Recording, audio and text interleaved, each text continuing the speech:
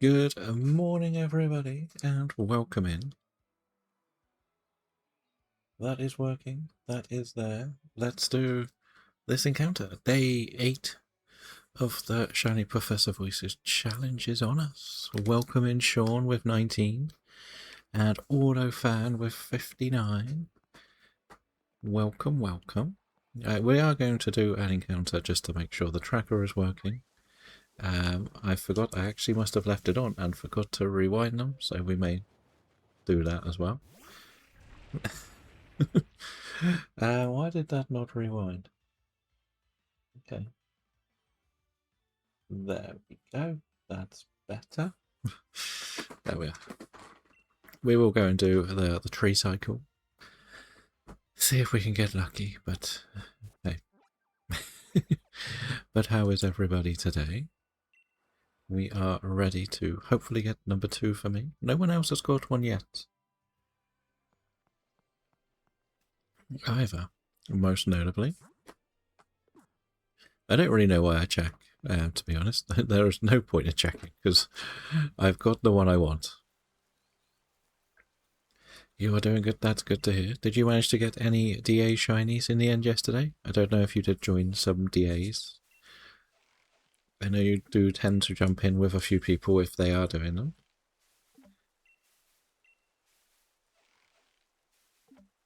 We had a slow day yesterday.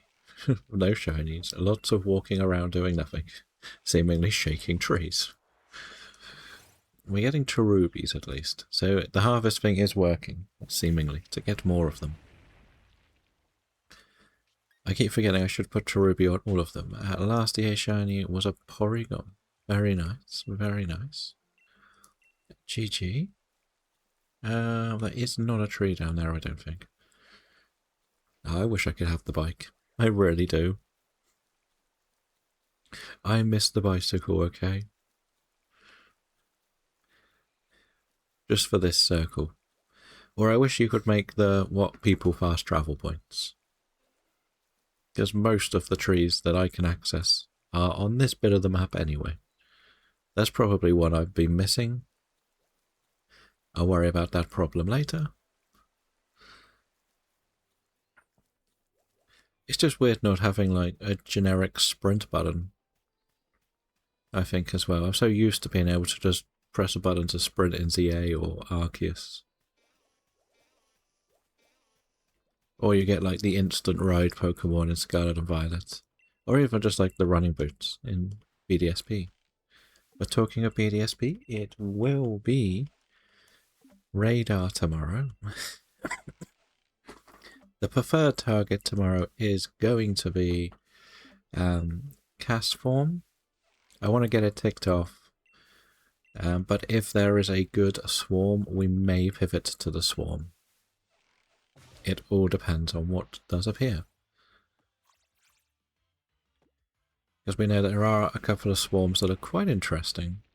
Quite rare, shall we say.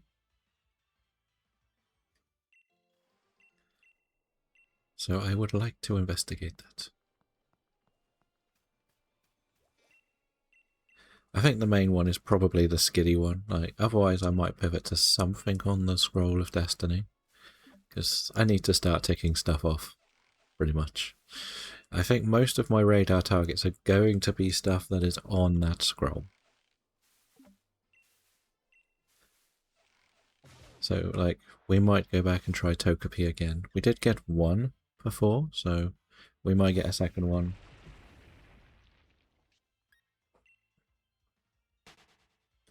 But we'll have to figure that one out. Yeah, we don't care about the berries that much, but I guess we could curry. If that's a thing we want to try. I swear there was a tree here. I swear there was. There it is. I am not going crazy. I did know there was a tree. I was panicking that I missed it and lost it.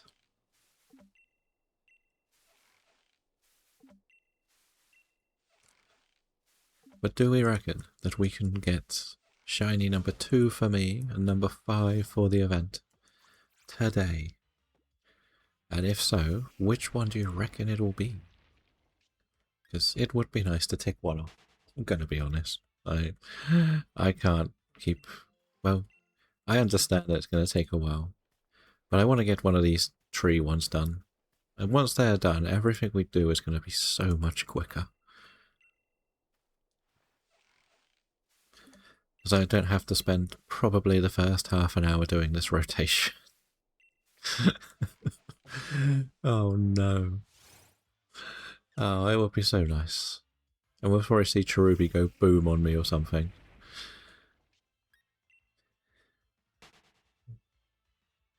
That'll be what'll happen. They have generally haunted me because of ZA. No, Arceus even. There a tree there? No. Okay. Well, there's one more on this map then. Pretty sure there isn't any more around the other way. Probably find out I've been missing one, if I'm honest. I'm not too worried if they only spawn Squovit, then they're pointless. Like, we got so many Squovit spawns, we'll worry about Squovit. It can appear everywhere. It's the Cherubi that is most essential. I know I mentioned I might try and move the story on. I didn't do it. So, an oops. That's my bad. But hey, we will go over to the Isle of Armor then.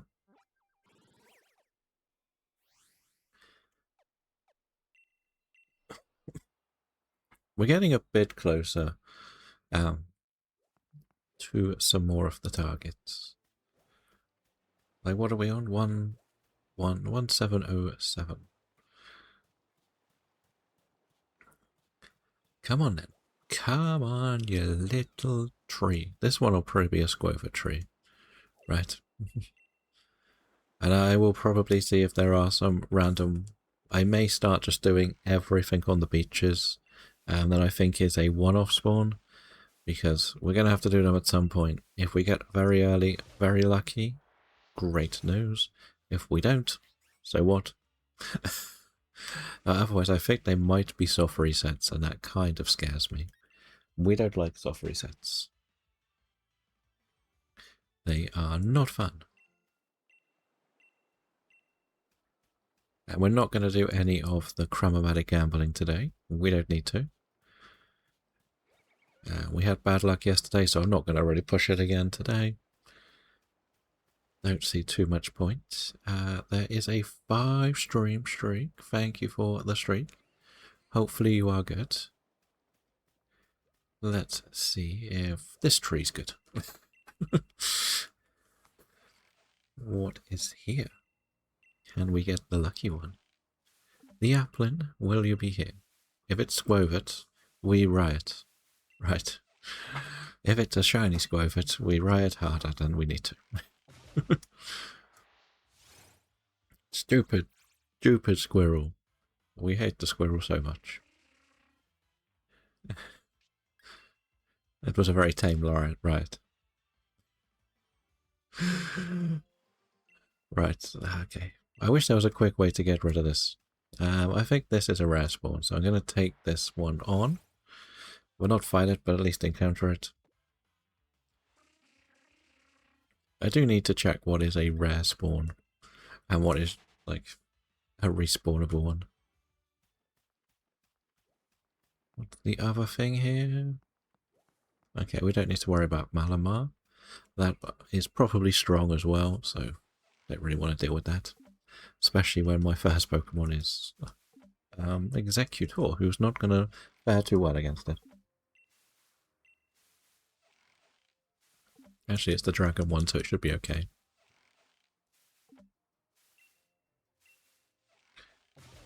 Oh. Okay, we're getting apples. We're getting apples. How do you like them apples? As they would say. I do need to check, actually, whether you can get the sweet apples here. I guess that's something else I need to investigate for the Cramomatic. Can we get the Galarian Slowpoke evolution items out of it? That would have been... Then we do technically have them to get at this stage, which is fine. I just keep forgetting to check these little things. Why do I feel like this lady has something? Because she's here every day. Okay, you just sell them. Okay. So you're basically a disappointment. As we say with most of the salespeople, don't get distracted by items. We don't need items. We need to shake trees. And only trees. Nothing else. Focus. Focus. We want to hit a minimum of 2,500 today. That is the goal. If it means we finish Route 1, no, Route 2, even better, but I will have to do some battling if we have to go to Route 3, so I need to just get that done offline. Like, the battles don't matter. I'll go and fight every trainer on Route 3. Oh, but that scared me. Why? Okay, we will get the item. We said we're not, but we're doing it.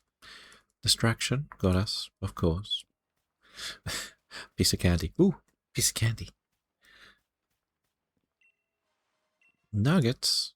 Do we need money? Well, we could get more cloves, I guess, but don't think there's any more clove shops. Unless there's a clove shop on the Isle of Armor somewhere. Or in the Crown Tundra. Is there? Oh, this is not the good weather. No Scraggies today. What do we get? The Buffalant is always there. The Comfey is a rare spawn. Drev with 16, welcome in. How are you doing today? Hopefully we can get ourselves a little shiny here. Maybe. As we say, it's the slow bits. I am good, thank you. Yes. I'm getting a bit frustrated having to do this every day. I will be honest. At least when I do random encounters, I can just get on with it, but this is just annoying me now. But I know it's part of what I built with my challenge to make it more difficult.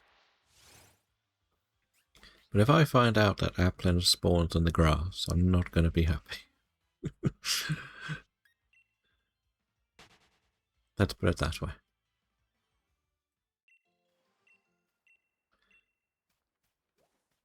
Right, tree.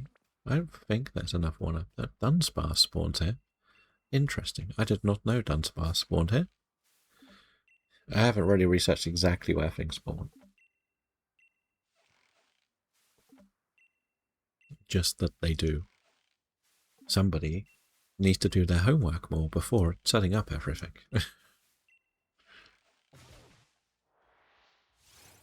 There's not many left. There's what? I think there's like 5. I feel like there's 5. Well, I think we're like... No, it must be 25 that we check. Because I swear we're at 17. We did one random grass one, yeah. I don't know. I'm losing track of everything. Tree! Tree! I think I'm getting it down a bit faster. Again, it also depends how many decides to come out of the tree. I'm hoping most of the time we just get the one and it turns around and says, here you go, leave. There is a marrow in the chats if you would like a marrow. I guess we'll try and catch things. Oh, no, we're not in the right bit to do that. We're just going to do a basic ball on that one, I think. Don't need to worry too much. I think most of what I need to do is... Actually, it's miss flying types, isn't it? This week. And there's something else I haven't done yet. But I forgot what it is. I did a lot of the tasks last night. So the battling stuff, so I could actually hatch my painted egg. There is a Huxley coming in for his marrow. He's celebrating, but not throwing the Pokeball at it. Old Tribble for marrow. How are you doing, Mr. Huxley? And you got a new badge. What is the new badge? Went outside. Fair enough. Went outside badge. Where do you get the went outside badge? Oh, and there is a Bree as well. Swimming in. Searching for that Bulbasaur still, I believe. 15-minute lurk in an ill right stream. Kind of ironic just sitting at the Sounds about right. Fair enough. That's a strange one. That is a strange match. But I did see that Bulbasaur didn't appear again last night, I believe. Also, a side note for both of you, it's not really going to affect either of you if you are going to actually stream it, but Madar doesn't start till 7 o'clock at night in the UK. So, we can't do it on Friday. It's a bit strange that it's starting so late at night. But I think I understand why. I'm used to them starting at 5 AM UK time. I think, from what I understand, it's got something to do... The wording that I used, again, it's not the exact answer, it's got something to do with the fact that where it wants to give the European audience more time, but I think by saying that it means it was originally going to start the next day, if that makes sense. So it's kind of starting about 10 hours earlier than what was originally idea because of TwitchCon, because a lot of the European will miss out, but I don't know for sure. It feels a bit weird to sort of advertise it starting on the 22nd and it's like pretty much the end of the 22nd. And I'm imagining if you're in Australia, it's probably the 23rd. Was up to do his cosplay idea again. Do you hear the rumours of what he's recommending for me? Probably Golduck.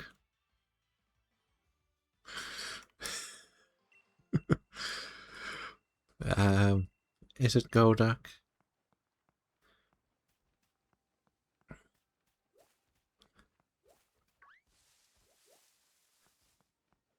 I think you should do it. What will it be? I like how Bree goes, I've not got any more room for a onesie, to, okay, I'd get one. I'll get a costume.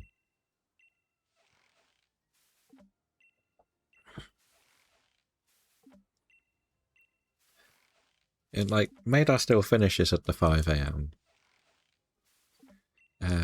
A Voices cosplay, what's that in English? It's like a t-shirt and glasses.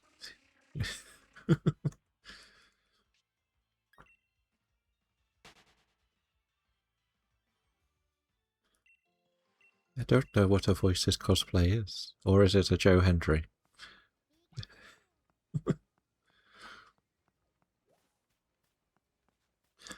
I blame the midnight for spilling whatever it was. No idea.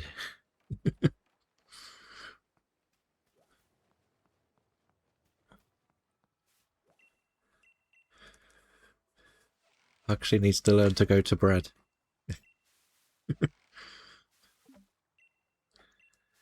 I'm still recovering from the football as well, so getting robbed by those thugs from up north. As the headlines would tell you. As the headlines would tell you.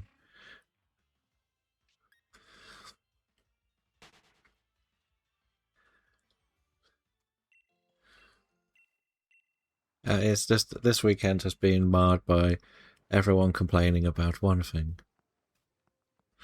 And it's the same thing, and it gets a bit boring. It works in our favour. It means West Ham have to win a game of football to stay up. That's all we've got to play with. They've got to win a game.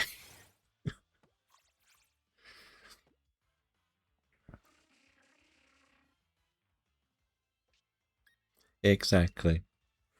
They play you. And we play Chelsea next.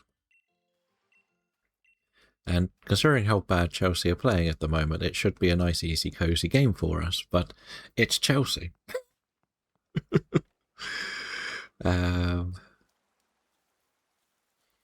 But we're better away from home than we are at home. But we'll see. Let's go duck again. Have us see our daily go duck. Not much point doing anything with the gold duck, but can't catch it if it's shiny. I think there was, what, 2 more trees on the beach. And then we probably, like, I do have to spend like half an hour doing this rotation.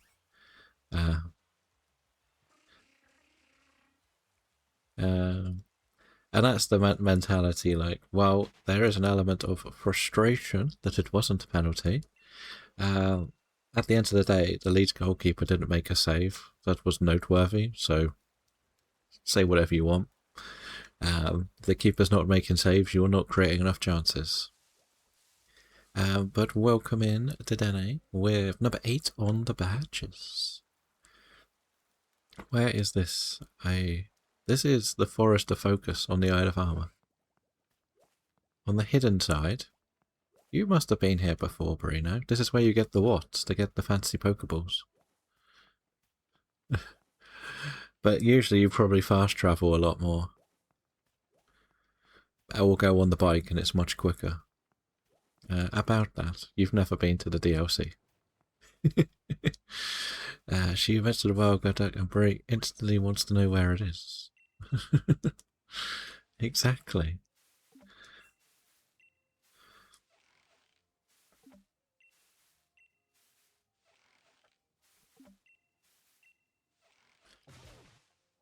Done. I think Brie doesn't come to this area of the DLC. She only goes to the Dynamax Adventure area.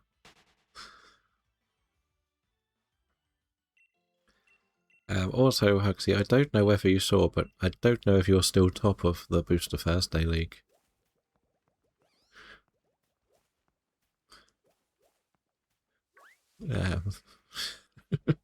Somebody has already. I did just look at it. Not. I think then they got what? I think he said 8.5 Starly. I didn't know it was this DLC that gave them. I just assumed I did something wrong and gave up. Okay. Well, the idea is you can come this bit. The reason why this bit is included in the challenge is they're lower levels. If you've finished the game, this will be level 60. But this one of the 2 DLCs is lower. And Elite has hit 155. And Bree has hit 125, which means Bree can pick a new on-screen appearance if she wants. But this is the reason why I say get the DA ones, because there are a couple that are quite high level. But I gave it a go last night. refer to your notes. 6 failed change in a row, 1 at 15 meows and 1 at 16 Pichus, and now you know the pain. And now you kind of see why I say I'm one of the people that says 17 is good enough. And you push and push and push, and you break it, you'll be more, like, it's frustrating to break it at 15 and 16. Imagine what it would be like if you broke it at 30 and 40, or at 30.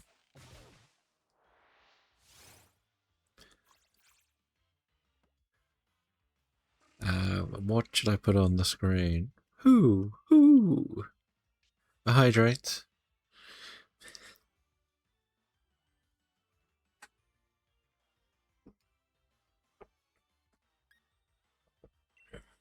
And Golduck. Part of me just wants to put Psyduck and Golduck in a rotation, that one will appear.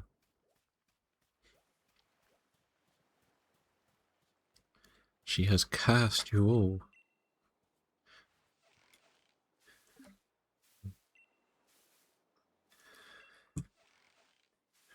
Now, when you hit the 25, you can add another Psyduck if you want. There's 2 Psyducks that can appear. I'll point that out. There is 2 options for you. So that is why it's kind of nice. Like, I made the mistake when I originally set it up by just putting image, but now with Mix It Up I can set it up as random. So I pretty much guarantee that even though I've only got 1, you'll be eyeing Shiny Scrafty with love hearts around it. Hi, Golduck. Are you a very strong Golduck? You are. I had a plan in place the next time I get to the on-screen appearance, but all this Golduck has inspired you.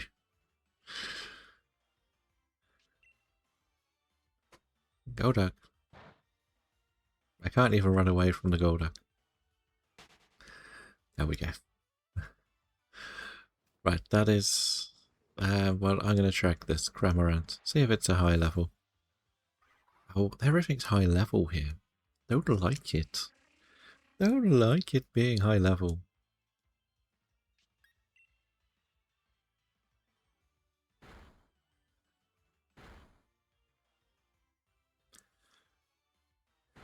And do you know what days you're planning to stream your Maydars?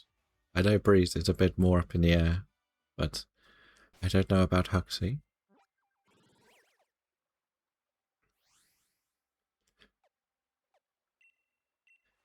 I think I saw the sign-ups close on the 17th as well. I think they announced. So I know it was being asked a bit yesterday. I saw the answer.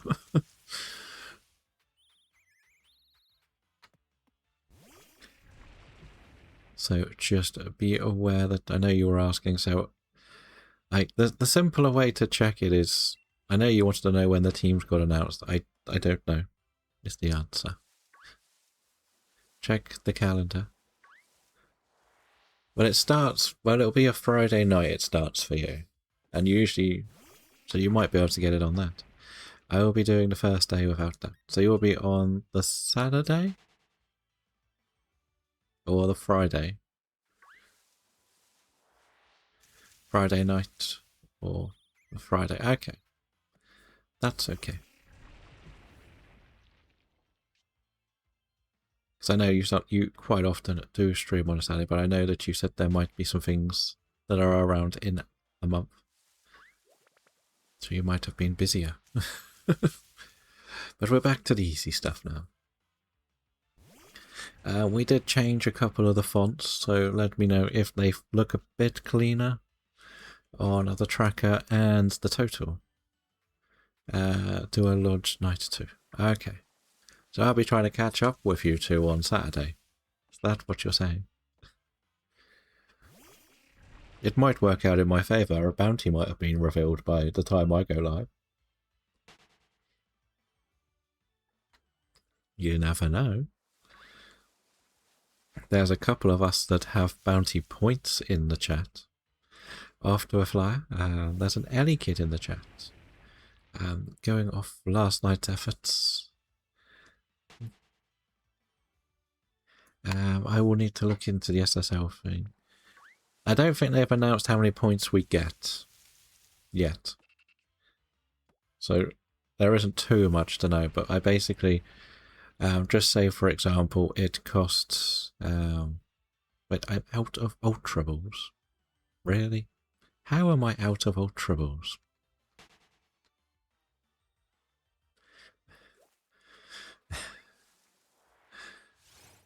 So it sort of goes... I can't remember, it's on certain numbers that we've earned. So, for example, I think you're 8th at the moment.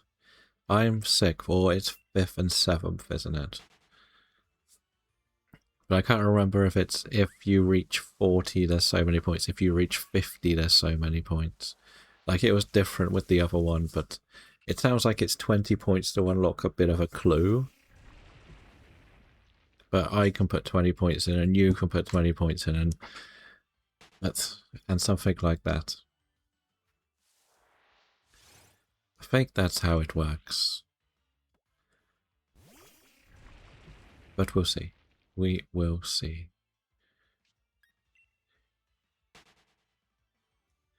Because I learnt a bit more about it yesterday. I was having a little chat with one of the organisers. Oh, we've hit the Adlands, so we will wait a moment. Pokey Shop. Ultra Ball. 100? There we go. We got some more Ultra Balls. So let's be honest, we've done half an hour and we've only done 41 encounters. That's not very good. It's not. I do need to remember to set that radar idea up between streams. I don't want to be doing it live, so I have to find the VOD. Tree hunts, though. Yes, the tree hunts take so long. But I will agree with what Wool said, is put the harvest Pokemon up there. I've got more Cherubies and more Applins since I've done it. So I would suggest going to do some Diglets to get this Alolan Executor. And Mr. Astro has 121. Welcome in, Mr. Astro. How are we doing?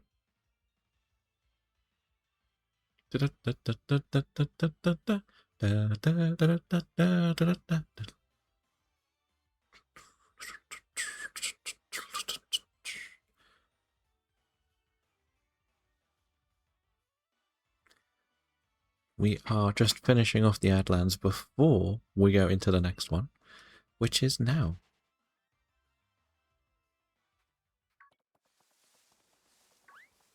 I love the Holucha. He does. But you can follow a Huxy Rocks, who is Psyduck's #2 fan, right behind the Golduck. Happens to be a radar mastermind with his 8 shiny Psyducks in his first ever radar. Will be taking part in radar, does do building in Pokopia. Also has put his rental shop up for sale. May have a lot of Psyduck merch to cover his glorified love of Golducks. But you can have 2000's music if you get the right gig ticket and get your MSN login. Usually on a Wednesday or Friday evening in the UK.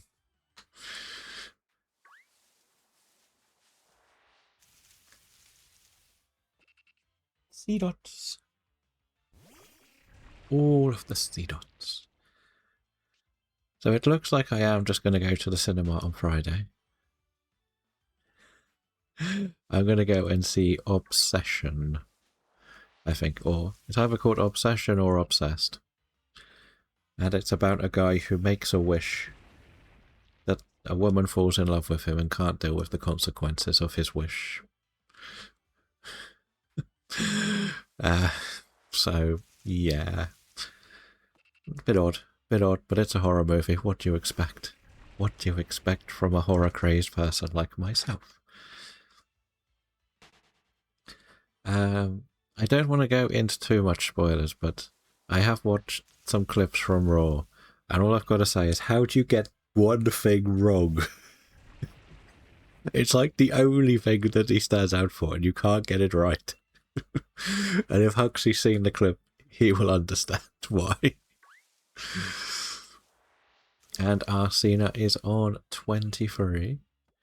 Very nice, very nice. Have you seen anything about Buffett's Infinite? I saw a description. I have not, no. Need to catch up. I plan on watching the first hour and then fell asleep. I don't really watch most of it now. I've just watched the highlights. I've watched the Vision highlights. We do, but I don't think we've made it a command. I don't think I did that. One, I can never remember how to do it. It is on, if you go in to here, there should be a link on the Hoot Hoot there, I think. I think I did a clip. It's an indie horror movie coming out this year. The entire thing is told via TV commercials and news clips. That sounds like an original idea, at least. That's the thing that's quite interesting. Because is it more, when you say it's told via commercials, news clips, is that in a weird way a bit like what Pontypool was? A bit of a twist on that, where it's like a radio host getting phone calls about what's happening with like a zombie outbreak? Or is it going to be even more meta?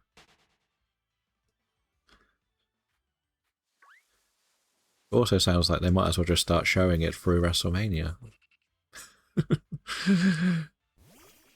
I think I put a clip on that for the Hoot Hoot, but I may have put the pictures in, because I can't remember. I might have done both.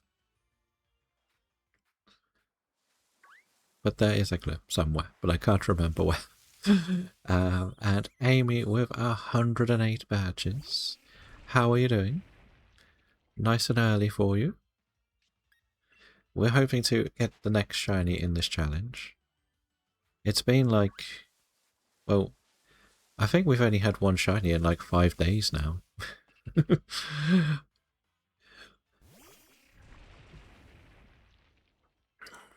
But that's the fun of this, right? It's meant to take ages.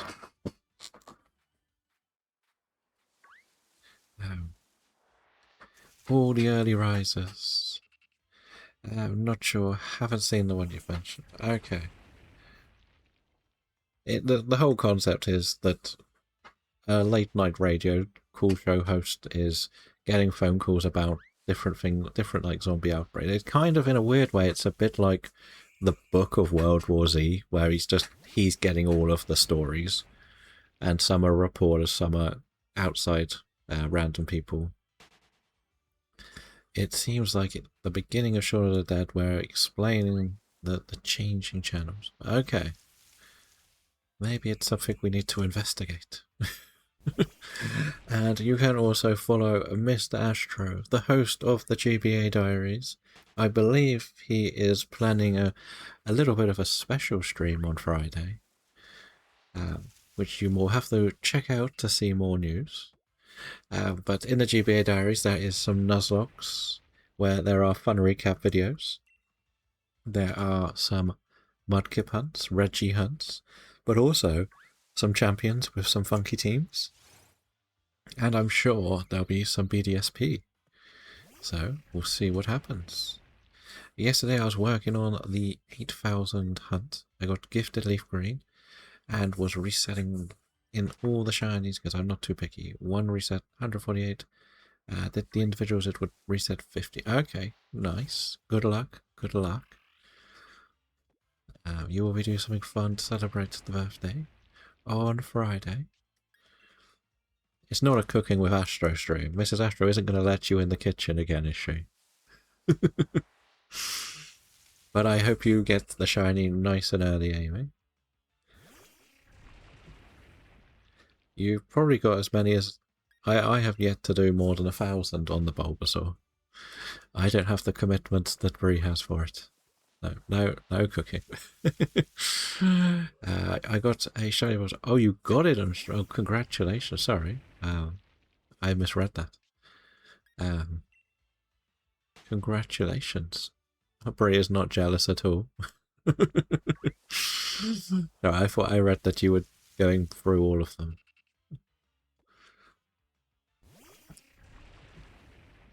So are you going to continue through the game? And do like a bit of a badge quest or something like that? or not, just play with the Bulbasaur. Yeah, playing through the game. Nice. I hope you have fun. Have you played it before? You're thinking of doing a fun co-op type game or some chat for a bit of fun. Okay, I do hope you find the best game. If a shiny happens, then it happens. I like how it's like, if I get one, I get one. There's other people who have been hunted for weeks and not found a single shiny. But yeah, I don't know if like when it comes to like the Eevee, you might try for the Eevee or the Lapras or something. That's what I meant more. Because Lapras is the one that's most annoying. At least Eevee, you can pick and choose when you do it.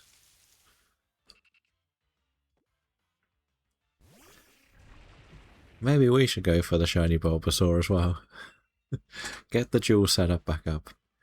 I have Fire Red and we're catching the female only ones. Oh, nice, nice.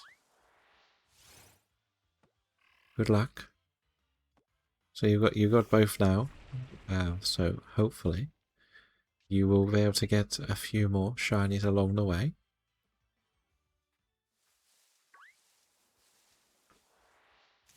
I'm starting to wonder what a shiny is. I'm going to be honest, I don't know what shinies are. They seem like they're invisible things in this game. And they just don't like me anymore. I can't complain when I've got one, can I? Right? I can't complain when we've got one. I have a question for you about Fire. I think you said there's only one chance. I think there might be another way to get it. It's just there's only one. If you want the static reset, there's only one chance to get it.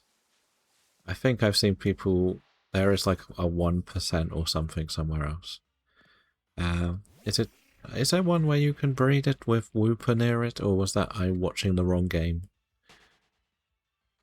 But it might be like fully post game, and I don't think you would fancy a 1% fishing encounter. But if it's not, the only other way to get it would be breeding. And breeding is 1 in 8,000. And yeah, you don't really want to do that. Because it's so slow. It's not like get the eggs reset. Once you get the egg, it's horrible in this game. Or in that game. You can't even just load, like, at least the positive with this game is you can go into home and delete everything. You can't currently do that in Fire Red Leaf Green. So that is a bit frustrating.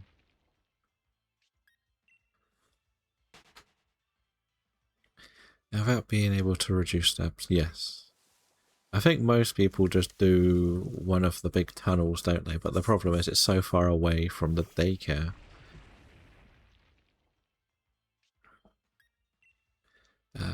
Only Lapras is via gift. Okay, it must have been another game that I was watching someone play it.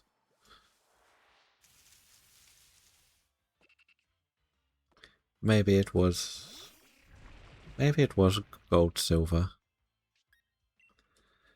But the problem with the Lapras is you have to take it if you want to progress the story. That's the hiccup about it. As I said, like Eevee you can leave and come back to whenever you feel like it.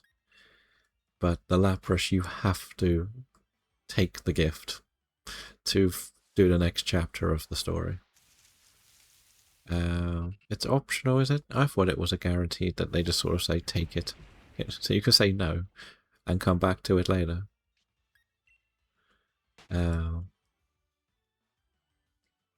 you don't. Okay. It might be because my head is more in tune to the others. I avoided the trainer in your playthrough. Okay. So then you might be able to skip it then.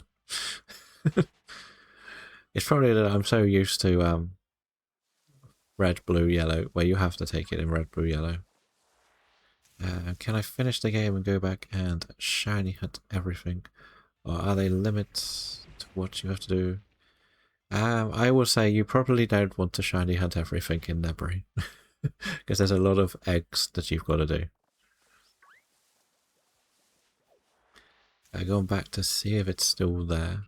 So it might be a case of save after you beat the rival, walk past the guy, say no, go to the next step, exit the building, and see if you can ask for it again on one of the saves. And if he doesn't offer it to you. But it sounds like, no, you don't even have to say no. Okay. Again, it's probably my brain. Like, they interrupt you in the original. I mean, like, will anything be restricted? Only, like, the legends, but that depends if you're going to catch them.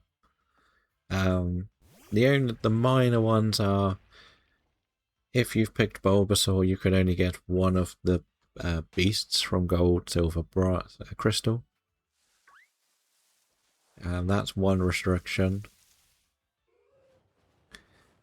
And for reach variants, everything else you get more than, like Eevee, you get one free, and the other one you would have to breed, so if you do want all the evolutions, you will need to breed, which is not fun. For the other, technically 4? No, 5. But you can't get 2 at the moment. And you can only get one of the 2 Hitmons. So you can only get Hitmonlee or Hitmonchan on one playthrough.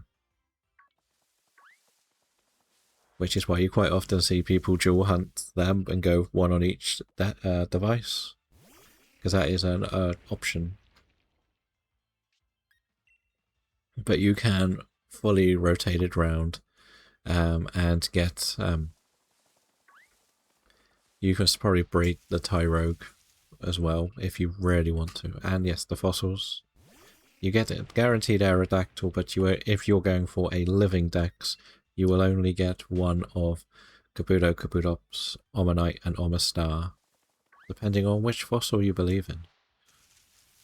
I don't think there's a way to get more. Only the roam of the specific release point starters. You will need to breed Eevee as well, and the legends can be soft reset at any point. They aren't, yeah. You don't even need to go through Articuno or Zapdos's cave. Well, in actual fact, I don't think you need to actually encounter the birds to progress the story. Which is the fun one. Like, you don't need to go through where Articuno is. You don't need to go where the Zapdos is at all. Moltres, you don't need to go as deep into it. If you need all 5, you need to breed. Okay, so it might be better to actually just do extra save files. And can you attach a fossil to a Pokemon and trade it? Do you know? Because if that's the case, then you wouldn't have to go as far into the game to get the fossil. But you can also follow along with Arsena Plays, who is doing some Pokopia adventures, where they've got all the recipes now, so they must be building the world of paradise. Elsewhere there is some champions. The rise to Master Ball has happened. Will they maintain it? Check out the sea. And of course some shiny hunting too, across many of the games in the Pokemon universe. If it's under... you don't need to go to Playground or Sea Foam Island. If it's under items, yes. If it's under key items, no. Okay. I can't remember. I reluctantly had to make one of my fossils in the Nuzlocke. So I was going to save them to Shiny Hunt later. The other little thing to note is if you are planning on trying to do a lot of the DLC and stuff like that, not the DLC, the Sevi Islands, you do have to register 60 Pokemon in your Pokedex to have access to it all. Paradise is a stretch. I have just Pokemon in prefurbs. Prefurbs are usually more sensible if you want to do more. We're finding out the hard way on the Cloud Island. It's really difficult to figure out where anything is. At least if there's a prefurb, it's easy to go, well, there's a prefurb. Who's in that house? Who's in that house? But when you're just building, it's hard to remember where things are. And if they don't spawn, it's just pretty annoying. Like, I do think it's a little bit bad for a Switch 2 system to only handle 25-ish Pokemon on screen at once. I may only be doing that since you can only have 2025. Yes. Yeah. And that's what frustrates me, that it's so limited. I could understand that limit on the Switch 1, but I don't quite get it on the Switch 2. But it's a me thing, which is why I haven't played it in a while. I have not touched it in a while. So, I haven't even collected last week's stamps. And to leave 25, and the rest in prefab up until Rocky Ridges. I'm not sure what you're going to do with the Skylands. In fairness, I don't think many people know what to do with the Skylands. It's a mess. I hate it so much. It feels like a project I'm just not close to even considering touching. I despise it so much. I know some people that have put a floor on it so you can't, like, die. But I wish there was a way where you could kind of just pull the islands together again. I know that sounds a bit cheeky and it goes against the customization of it, but it just feels like it's set up to actually just press a button so it just pull them all back together.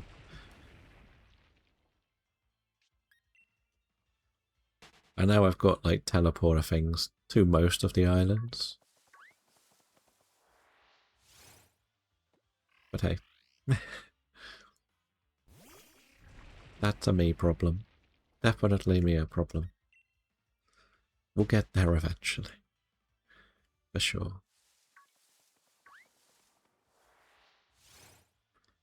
I caught up on the raw highlights. What do you think they got wrong, without spoilers? Well, Austin Ferry was talking about a nerd. I was trying to leave the area as each area is so clustered. Yes. That's pretty much the way I would word it, Huxley. I pretty much decided to turn the Skylands into my area of useless Pokemon, so the search Pokemon just got exiled to the islands, and Magikarp.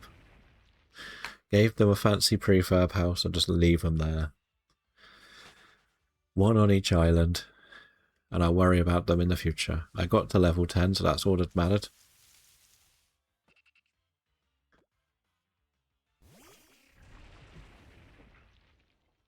Because what I find slightly frustrating a bit about it is part of the story is using the Tinkerton, whatever it is, to rebuild that big fancy house or building.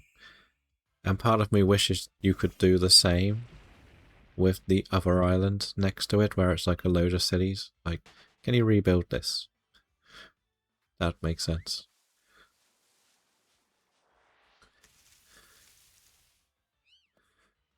That's the thing. It's a bit frustrating.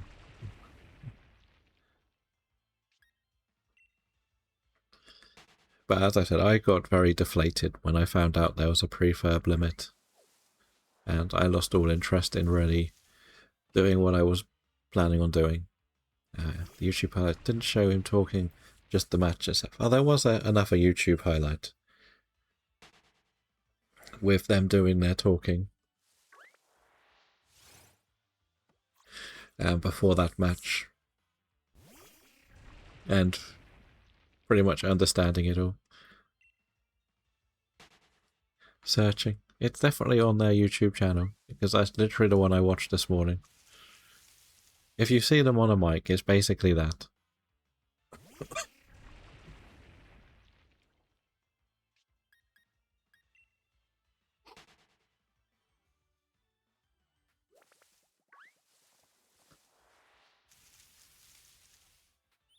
We are getting close to another Adland. How have we... Okay. Good morning, Kitty. How are we doing today? Oh, yes.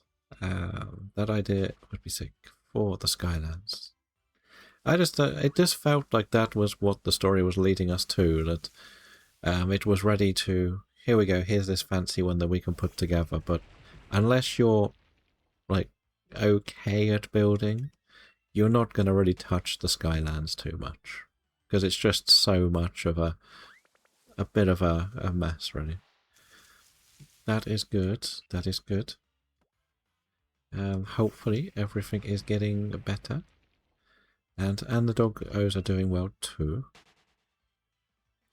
You can follow along with the awkward kitty cat, who has been stuck in grief case for a while now, looking for her shiny monkey. There is also some Pokopia, where you will see the dream world being built for all of her special Pokemon. We'll let you decide who those special Pokemon are. But there are other cozy games, but they're on a little hiatus, so they'll be back soon, hopefully. So when they're back, be sure to check them out and see what they get up to.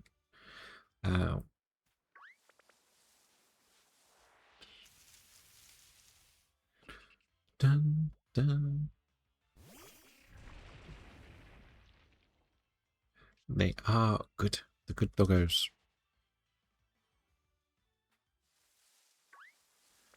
Oh, I didn't want to do the spinning thing. I keep forgetting because I've been doing so much BDSP, and I say this every time. Quick resets, quick resets. Oh, I get it now. Joeflation has reached the upper echelons. Something like that. Like, how do you get that one thing wrong? Like, that's his gimmick. Like, oh, I have... Oh. What happened? What happened? My gifted sub ran out. I'm missing your favorite Lickermout.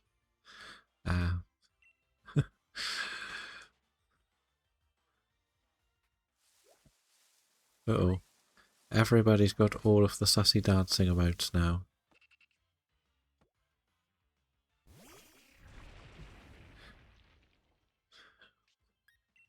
Huxley will have to make a Lickermout on his channel. A Psyduck Lickermout or a Golduck Lickermout. Maybe a Golduck one.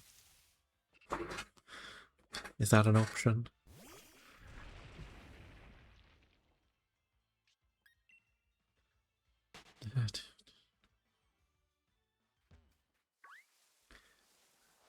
Or stealing the Yamper. Go suck emotes. As cursed as it would look, it sounds kind of funny. I don't know, Huxley is now making emotes of his favourite Pokemon. I imagine my Canva trial ran out, so no more emotes for a while. Couldn't find the ones I wanted most. Couldn't find a good Lotad picture.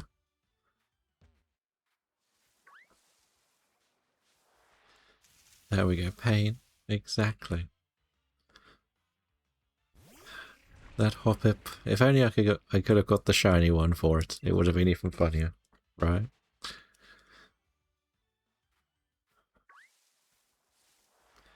And it's just the smile Hoppit has.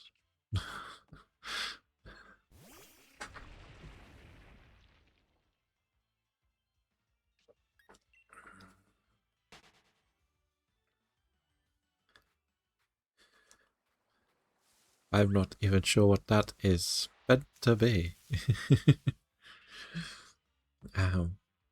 Remember, our nickname theme is, in fact, video game characters. So be sure to have some saved up if you want to name stuff. There's a Houndstone in the chat, but you can also follow along with a Bree Spills Tea, who has been stuck in the lab for too long now looking for Bulbasaur, has touched in a few other shiny hunting games, will be taking part in some radar, also does do Mario Kart, a little bit of Luigi, Phasmo, Peak, Metroid and Confusion, but a minor disclaimer, no tea will be spilt on stream. Yet. Awkward Kitty Cat gets to pick a legendary for the scroll. What will you pick, Kitty? And has confirmed on doing Nuzlocke. Oh yes, shiny Nuzlocke.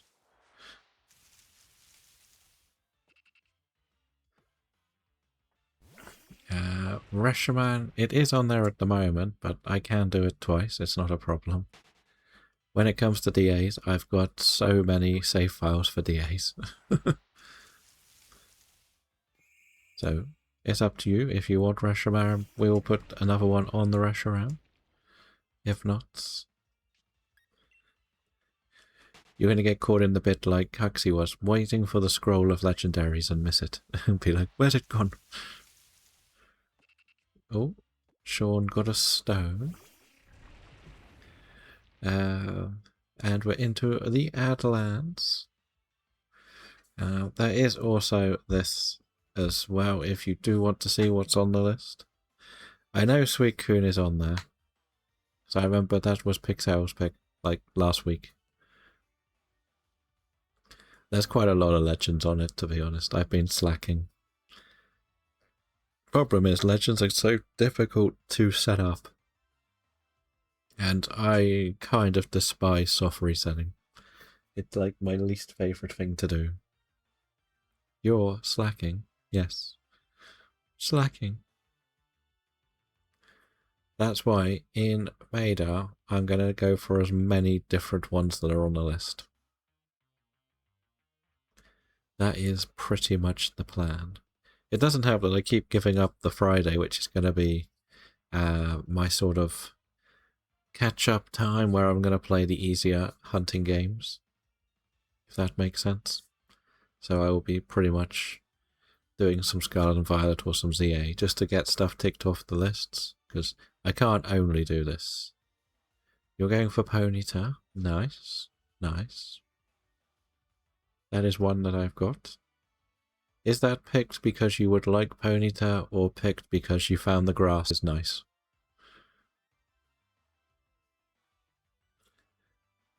But we are back from the Adlands. We will keep going.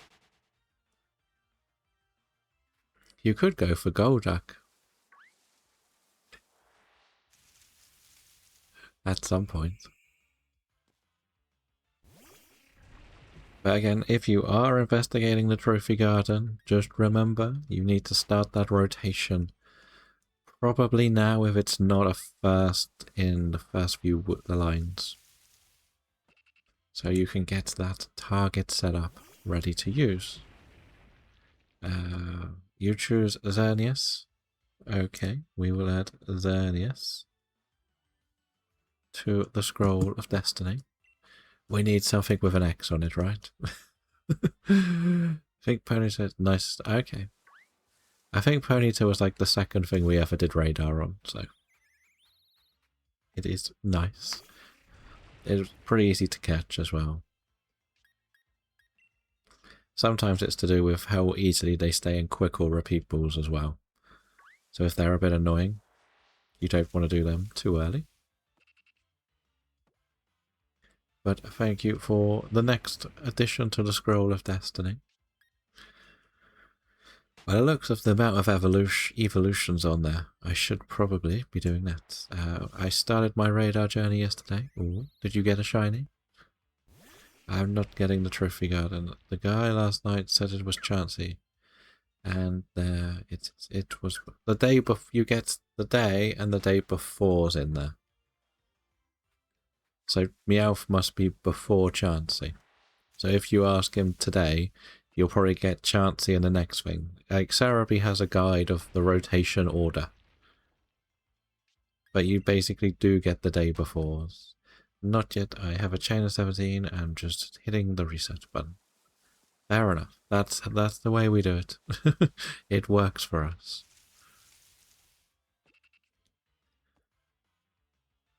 So hopefully we can get some. Is Kitty going to be the surprise contender for Booster Thursday? Is Huxley and Dindo going to find that they've got more competition?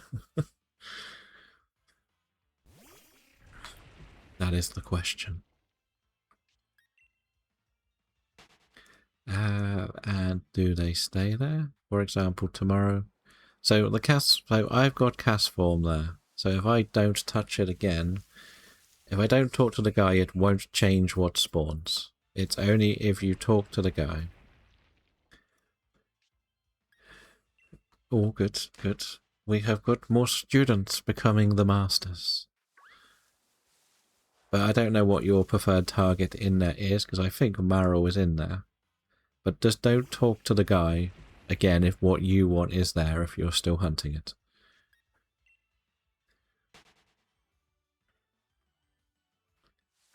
Like, we'll do it tomorrow and we'll just keep breaking the cast form. It'd be ridiculous. Everyone we go for. Just knowing my luck.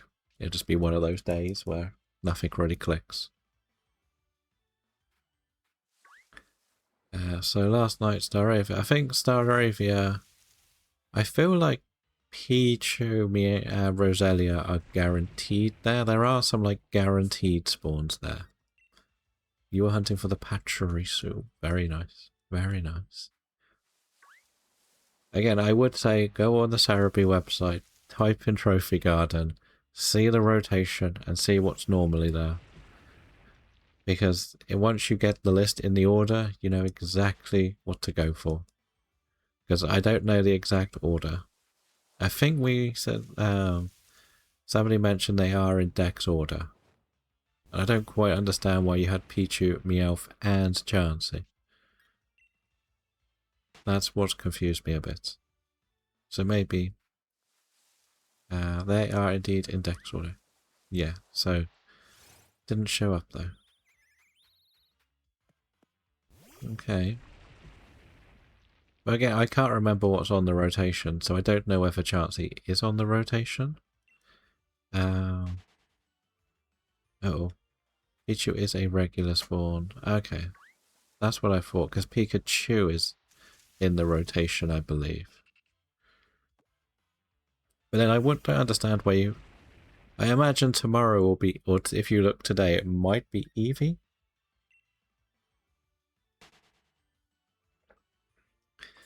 You also have to know that they will still be a rare spawn.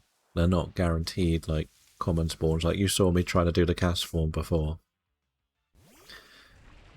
Roselia, Pichu, Staravia, Pikachu, Kirkiton are in the garden. Okay. But I didn't find the Chansey. But if it isn't... I think it's sort of quite a rare spawn, whatever.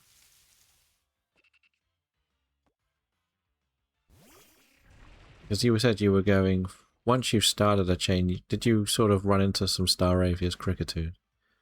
Back to back, so the NPC says Chansey and Meowth will also be there. So it's 5%. Yeah. So you've got to sort of deal with the bad ones. I imagine the next thing is going to be Eevee. But do you know what you're actually looking for in there, Huxley? Like, it's all very well setting it up, but if there's nothing that really appeals to you, there's no real point doing it. It's just like, because cast form is a rare one, that's why I make a point to go for it. If you're after Marrow, I think can spawn there. Because it's easier just to use the other ones.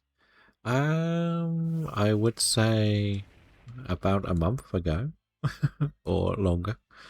But how have you been? Additional 5% is the challenge, yes. And that's why we say, we don't, go over the 17. That is good to hear. That is good. And a good morning, Huntress. How are we doing? Evie is next to Chansey. Huntress is up to 14. I'm not sure if that was A, she remembered, or B, got reminded by the chat message. I am good, thank you. We still don't know what shinies are in this game. We're just preparing everybody for radar. And Wall is up to 22 as well. Because I only learned yesterday that I don't... Are you planning on streaming all of Radar, Huntress, or just a bit of it? And Spike is on 125, which means an on-screen appearance can be picked if you would like to. But you're not ready at all. It's one like the little tiny bit of research as we're sort of going through is the trophy garden. There are a few rare spawns there.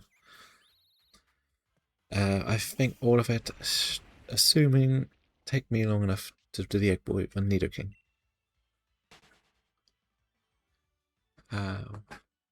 But are you still considering doing like your DA Friday/Saturday in your normal rotation? Just take a break from the barbecue, the Dream Team quest. Because I learned yesterday that it starts at 7 o'clock at night UK time. So that's probably going to be past when you would traditionally stream as well on a Friday. So I just thought I would let you know that the start time. There is the event on Shiny Dex now, so it should translate to your time. But if you want to take a quick look, you can see what time it will be. So you, instead of you going, oh, we're going to start it on this Friday, go and do it, get a shiny, go to enter it. It's like, oh, it hasn't started yet. You might get a bit disappointed, so you can probably just keep your DA Friday on the first week. I was surprised personally, because usually they start at like 5 o'clock in the morning for the UK time. So Fridays, then Safari, and more pain Saturday. Fair enough. You are joining the Safari hunts. Hopefully. And Spike has hit 140 on the streak too. Thank you, Spike. So I will start mine on Saturday. But you can follow the Shiny Huntress, who is doing a Dream Team quest in Fire Red, Leaf Green. They have 1.5 Pokemon at the moment. Don't know whether they want to keep the half. They are after an Oddish. They are doing some Grief Case Simulator. If you're there early enough, you might be able to help pick whether it is a monkey or a penguin. Everybody knows the penguin is the most popular. There'll be some DAs on a Friday, but they are on a partner push. They need 2 more ticks, so if you can support, any extra luck is helpful at the moment. And of course, get your gacha collection going. I believe I've hit 10 out of 15. So hopefully we might complete this collection and we're not going to have another Entei moment. No more Enteis. But we might get a shiny at some point. You never know. I'm hoping to hit a minimum of 2,500 today. But we'll see if we can get lucky. Why do we not like Piplup? That's a question that you have to ask.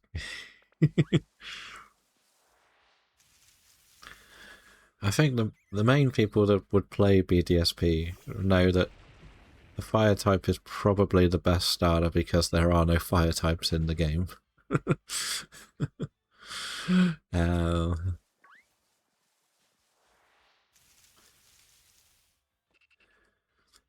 Reset him so much on the first one. But didn't you get the Turtwig on the first run? That's why Turtwig's not on the rotation. That would be even harsher if you let chat pick Turtwig again. That would be funny, but harsh. I wanted Turtwig and chat kept redeeming to make me Pip and always Pip. You want Chimchar. But yeah, for the gameplay itself, Chimchar is the most sensible one to go for. What was the number? You can get a Matang in the chat, so I didn't add him to the rotation in case, because I know we've been trolled. That sounds about right. 4K, 320 hours. So you pretty much got it on odds. That's the frustrating thing. It's good and bad, that sort of total. Because it's you know you haven't gone over, like Charmander was. But you getting it early is a bit... Oh yeah, I got it early. But... Took you 6 months to get the shiny Arceus. Yes. The thing with BDSP is the reset is so slow. We hate it so much. And I think we're gonna feel very spoilt because of how easy it was in Fire Red Leaf Green.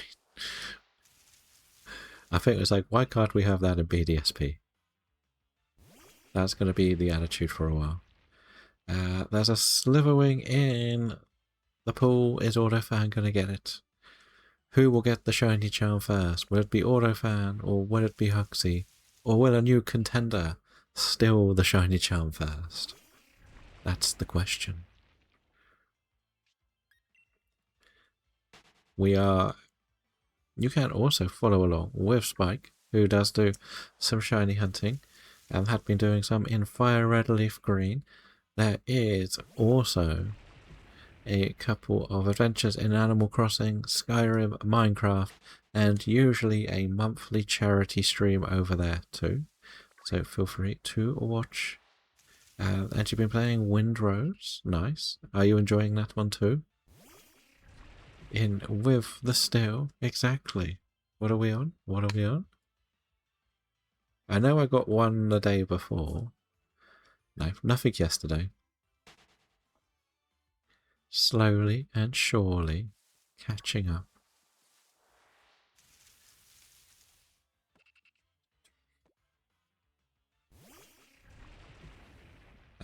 And you met the girlfriend playing the game. Oh, very nice, very nice. Congratulations.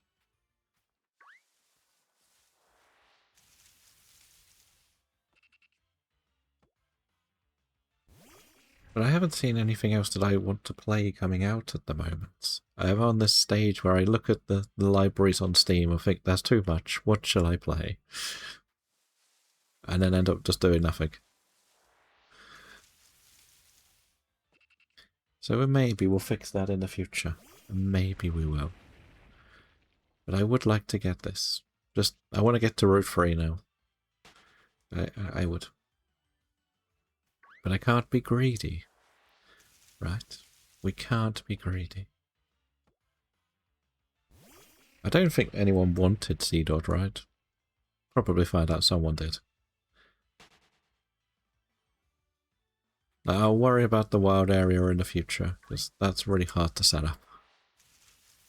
Like, I just don't know how to set the wild area up. I don't know how to set, like, each tracker up per weather per area. It's a little bit confusing in my mind. But we'll get there. We will.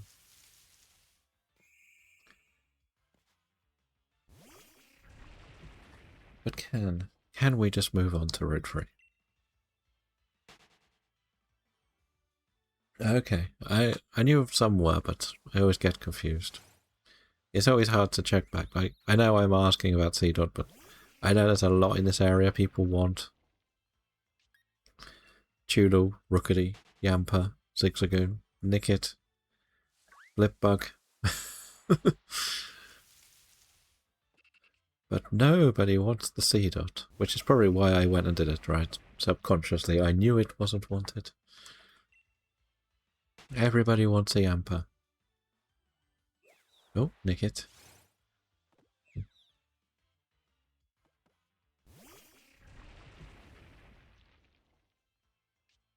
Shall we get more?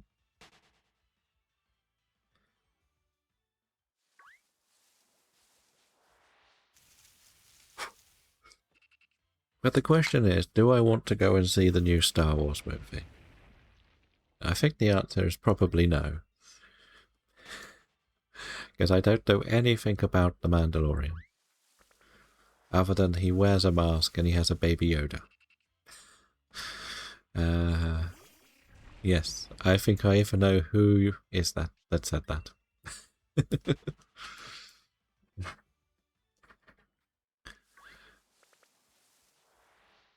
I'm pretty sure.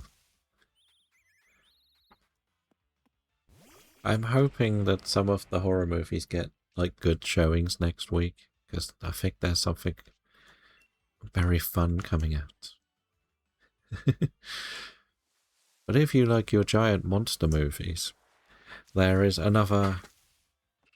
I don't want to get it wrong, but it's probably Norwegian movie about the Kraken. So, yeah, that's coming out on Netflix soon. I do like myself a big dumb monster movie, and they've done the troll movies that were very fun. So, well, the first one was good, the second one was a bit meh. But they've been doing the good disaster movies, like The Wave, The Quake, The Burning Sea. They are very interesting, and they play into potential current situations that places are dealing with.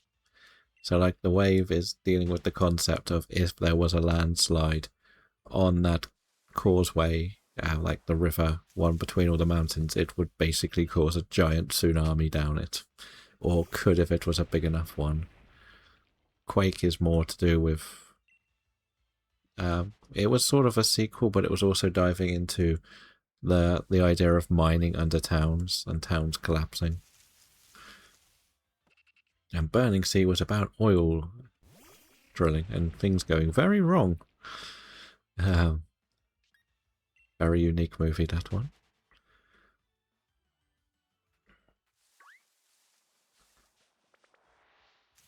So I've seen a few.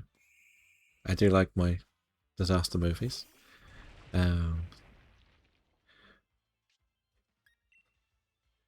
No? What will Mrs. Astro do? What will she do? RKO him.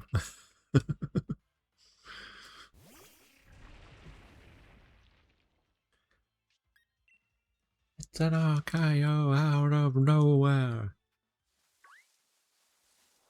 I think Huxley should make an emote of Psyduck RKOing Golduck.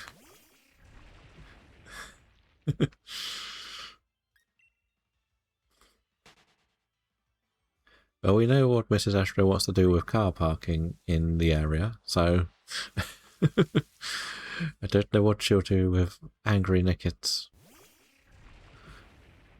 or Vulpixes.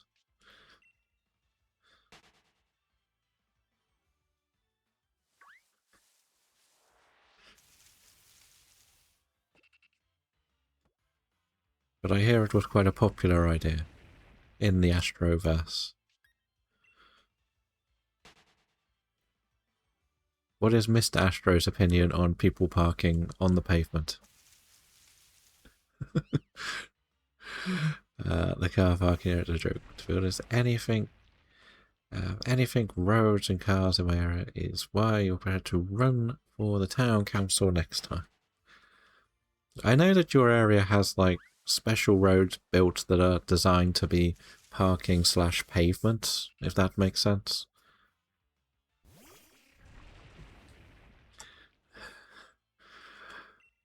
Astro for Parliament. Well, apparently there's going to be a job opening in September, so if you feel like having a real hard push for it, there's a very spacious house opening up in London. It has special guards that keep out. There's a cat there. It might smell a bit of like whatever Boris was doing there, but it's going to be open. uh, Pavements are for people, and there's no reason in the direct area for people to park on the pavement. You're out of this world. That sounds like what someone else uses, to be honest.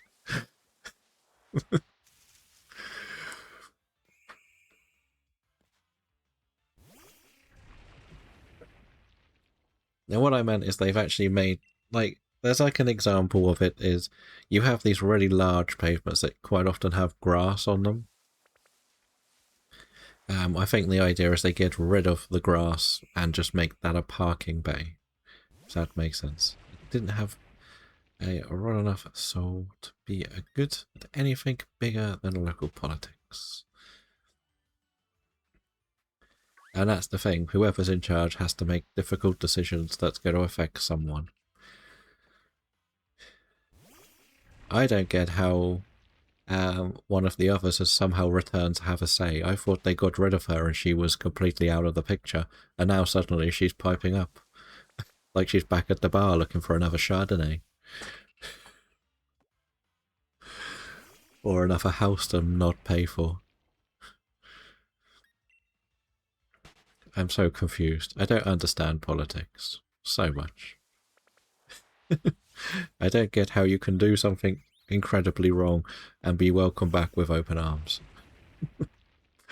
That's my opinion with it. Like, if you get replaced from a certain role anywhere else, you sort of get put out the window, and you're never welcome back. The little suburban, a lot of the houses have driveways, and the roads are very spacious. And you could fit cars both directions, even with people in the road. People parked on the road, but people still park. I kind of see that a little bit where I am. Like, my road is, there's no reason to be driving down the road I'm on unless you live here or you're delivering something. And people still park on the pavements. There's a block of flats with their own car park, with security gates and everything, and they don't use it. They park on the pavement directly in front of the maisonette doors. I think I know why. I imagine it's probably that they only get one parking space. Right? Is that what it is? Most flats only give one parking space, and people quite often have a car each. Like, I knew a friend who, they had a flat, well, two of them rented a flat. I think one ended up buying a flat and the other one rented the room off them, but they only were entitled to one parking space.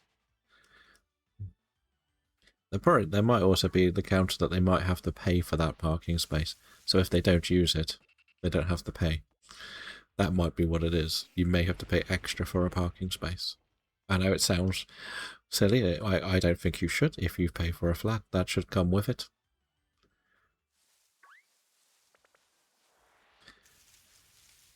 But I don't know. Like, each area is slightly different with it all.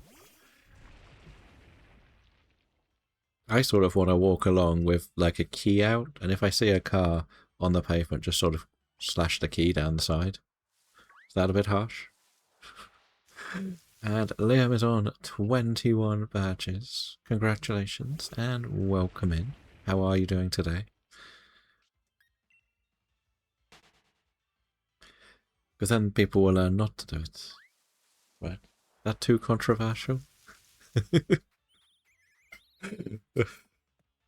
That's not hill move.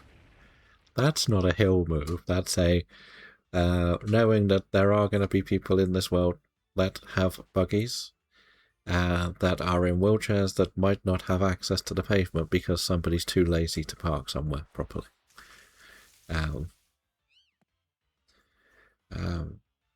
It's not paid for the flats, the social accommodation, the parking provided.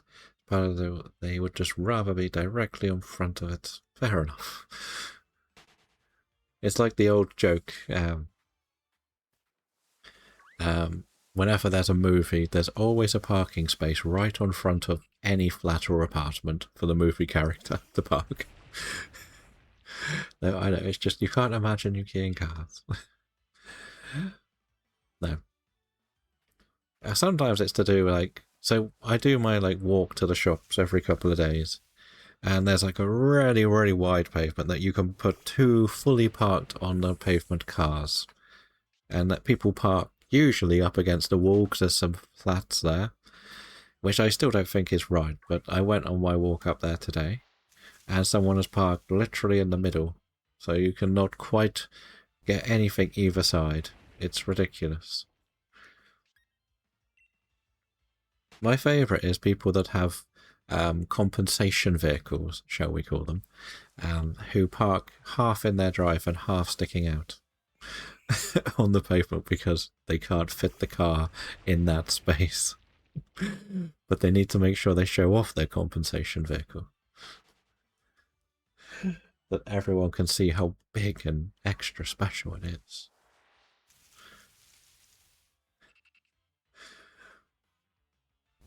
But there's those type of people out there.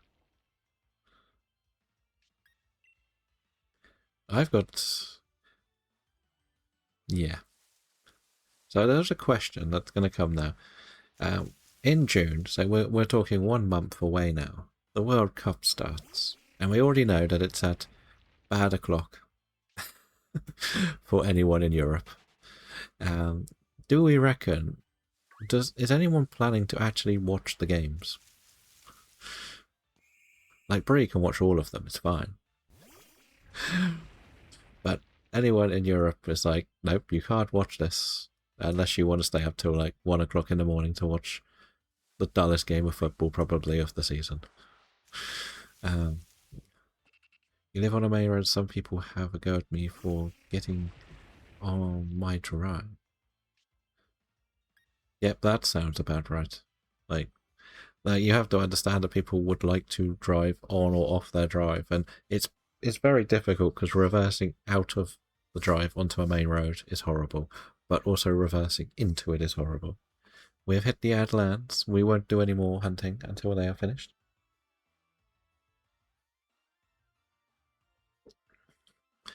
You swamped, so you probably won't. Well, I think like the first game of each day starts about an hour before you stream. I think it's like 9 o'clock the first game, and I believe that is what, and you start at 10:30 UK time, so you might miss the first game. So I haven't watched an international game in nearly 2 years. I'm only interested to see Terry Henry, David Seaman, Sol Campbell play. Why would you want to see all of those horrible, horrible players, Mr. Astro? The last one, I sort of watched one when I saw my friends for my birthday, but that's because we were in the pub and it was on. And it was like watching paint dry. I don't ever want to watch another one. I think England are 9, 9 and 11 o'clock UK time. Scotland is like 3 o'clock in the morning. Which is horrendous. So I'm not looking forward to it. But yes, what we're saying is it's very frustrating on the main road because, one, it's very difficult to reverse onto the main road. And it's also very difficult to reverse off a main road. I'd rather watch 90 minutes of radar hunting. Wait, that's not even boring though, because you can chat through that. You might have missed our stream last night. The talk got onto Arsenal at one point, and I was asking if we still played, because there are big names who really remember what they were when they were a kid. All I know is one of them is a scummy player. We hate him. One of them is hated by a whole nation because he cheated. And David Seaman's alright. He's made one of the best saves I've ever seen. So, which one? Just don't mention Honoree's name in Neil's stream, or you may get kicked out, timed out. Basically, when there was a World Cup a few years ago, well, early 2000s, Ireland had to play France to qualify, and basically one of the free kicks came in quite deep, and Henry basically controlled it with his hand, crossed it, and they scored. And like, you can't blame the ref. There was no way the ref could see it, but the linesman might have. But it was also quite hard. But it was such a blatant handball. It wasn't like it just sort of touched. He literally went like that to control it, and he's absolutely despised by the Irish because it was such a bad decision that they allowed the goal, and that goal put France in the World Cup and knocked Ireland out. His actual team is Man U.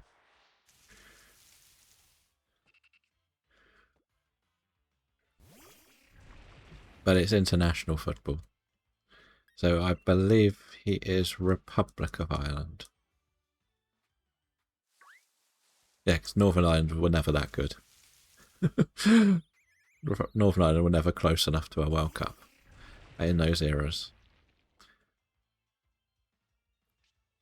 But it's just like, it's one of those biggest robberies in football history, sort of. And it just sort of, it stings still to this day. Like, it's a bit like, I know it never actually affected anything, but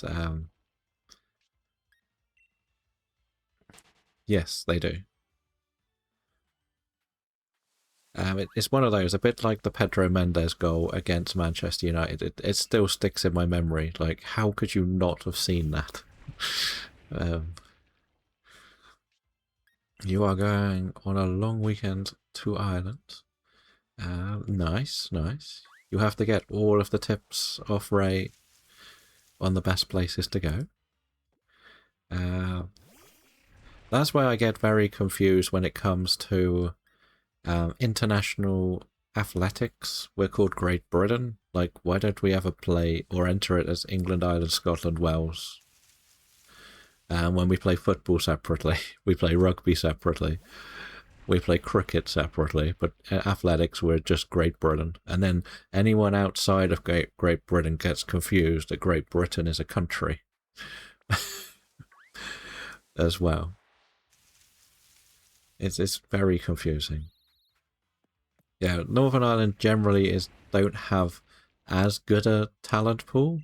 They did qualify once, I think, this century, but Republic of Ireland are like where Roy Keane, Robbie Keane played.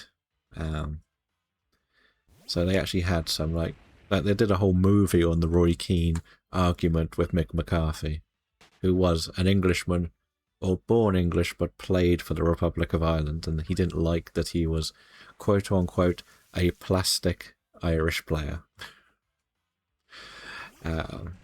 Because technically Declan Rice and Jack Grealish could have played or have played at the lower levels of Irish football before deciding to become English.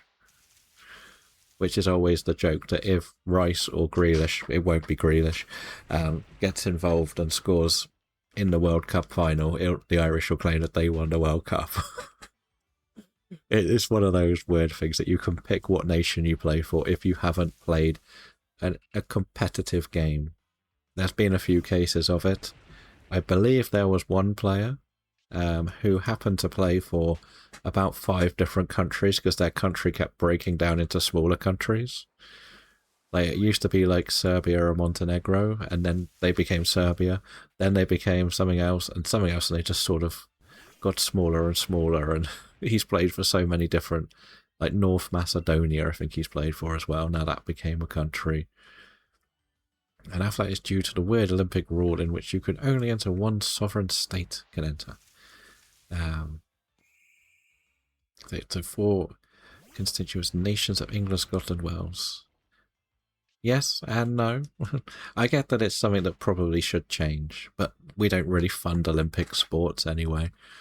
I can't wait to see the Scottish breakdancer in the next Olympics against the English one. It'll be like going down a Wetherspoons on a Friday night.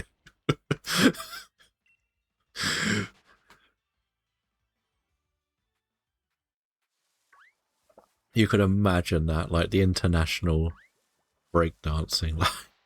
How was breakdancing an Olympic sport? Especially when they actually took wrestling out of the Olympics a couple of years ago. Like proper wrestling, not WWE wrestling.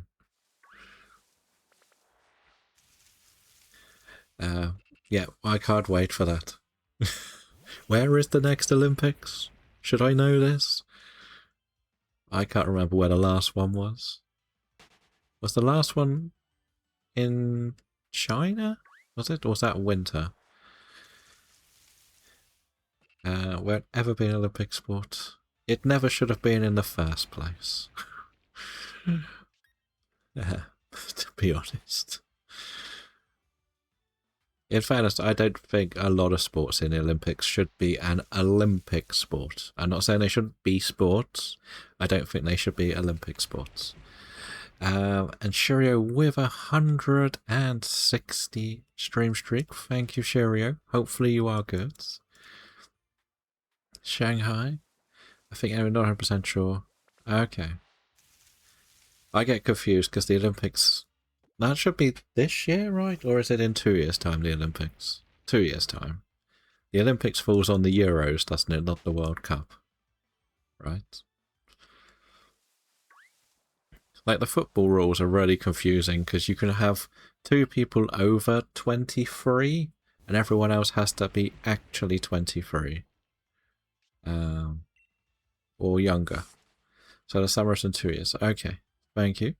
It's an actual sport that requires athletic ability, but it's not a lot of dodgy stuff happening that got the Reagan into the Olympics, and that performance made complete a mockery of the sport, which pretty much cements the no breakdancing. They need to bring in the singing as well, like in Pitch Perfect. You have to sing and breakdance. I'd watch that at the Olympics.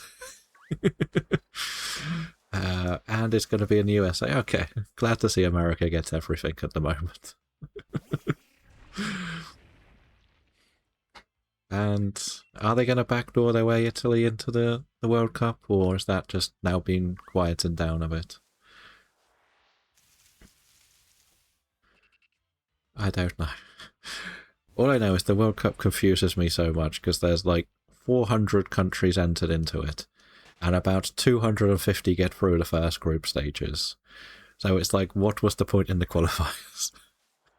They found out the Australian basically rigged her way through the qualifiers. I think her husband was the one that judges people low to make them score high.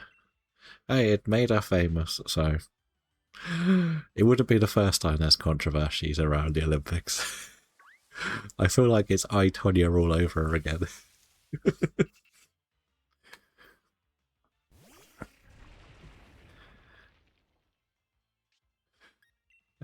But because I don't really... for me, I think the Olympics should be mostly based on track and field sports, like a bit of swimming, a bit of like the long distance stuff. I don't think things like tennis and golf, football should be in the Olympics, if I'm honest. Like, for me, it should be about individual, or not necessarily just individual, but what you would call endurance-based sports, not competitive points ones. Like, they probably put darts in it soon. Sure, Luke Littler will have a field day mocking all the Americans if it's in America in 2 years' time. But I don't know if they're... It'll basically be England versus the Netherlands, won't it? Maybe Belgium have got an okay darts player, so do Germany. Any other countries got like good darts players? Maybe Irish, because I think Ireland can still be individual, can't it? Is there any other good darts players? It might be able to put a bit more of a spotlight on the women's darts, because that's sort of faded away after the little hype around that Farron Sherrock, wasn't her name?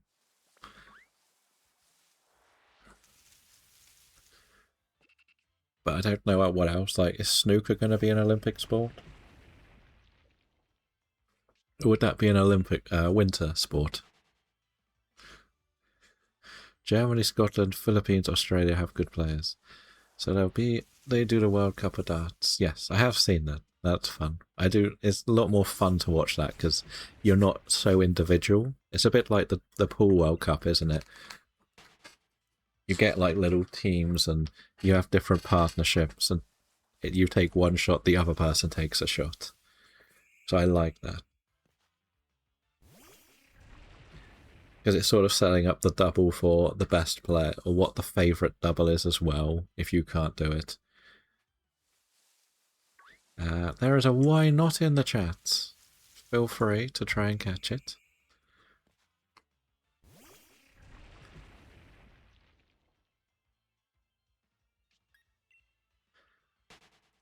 But they're talking about having proper water breaks, aren't they, in the World Cup as well now because of the temperatures in America. Yes, there was a whole thing about she had apparently made her own governing body where they break down. I know we can't really say too much. When we had like Eddie the Eagle about someone not being good enough to do it but wanting to take part. Like, yes, he's a bit of a legend, but he was never really in the position to be in the same standard as the people he was competing against. And what was it? Who was the ill guy? There was the swimmer from a country where they didn't have swimming pools or something, who came like really bad. He qualified legitimately, but oh, technicality. He was the only English or only British person that. So according to the movie, so don't take that with a grain of salt. You had to jump a X amount of distance to be eligible to qualify, and no other British person would enter the ski jumping event. So he was the only one who would take it, and as long as he reached X distance, he qualified. That's what I think he had to do, which is why the movie is hilarious. I absolutely love that movie. But that's where they started getting. Eric the Eel was Equatorial New Guinea was the swimmer, yeah. And like he wasn't never going to compete, but he went there, he represented his country, so you got to give them praise. And I guess that's the argument with the Australian woman. She wanted to go and represent her country. She might have been rubbish, but there's that element of determination and pride that you want to be known as that person that took had to learn in a 12-meter hotel. Yeah. And I'm sure if there was another sport that England weren't very good at, like tiddlywinks or something, we could try to get good at that and enter the Olympics at the end of the day. So there was other actual good breakdancers who tried to qualify. True, true. Maybe if she had just asked her husband to break their legs, she would have qualified too. A bit too dark for the humour. So here's the question then. If you were to be an Olympic athlete, what sport would you represent your country in? Can we also make shiny hunting an Olympic sport? No. It shouldn't. I don't think most dancing should be an Olympic sport, to be honest. Because it's a competition. Like 1,500 meters is what you ran at school. Okay. There we go. Mr. Astro, the middle distance runner. What about Huxley? Headbanging? So, football?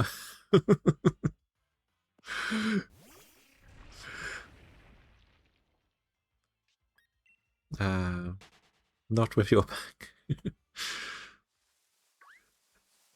Where's your gold medal? Is it in a duck shape?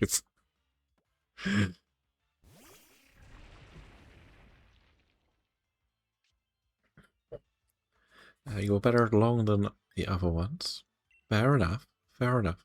I used to hate cross country. I used to just go and skive in the woods because we had to run through the woods. Or we would walk it. We would run the first bit, and then when you were out of sight of the teacher, she would just walk.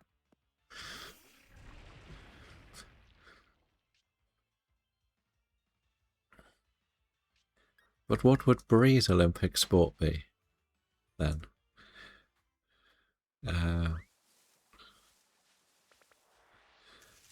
Or anyone else? What would you pick as your Olympic sport? So half marathon PB of in 4 minutes. Very nice. Very nice. 4 hours, 4 minutes. I know I wouldn't do running. I know for a fact we wouldn't do running. It's not for me, running. What have I had? I suppose maybe you did a lot of breakdancing.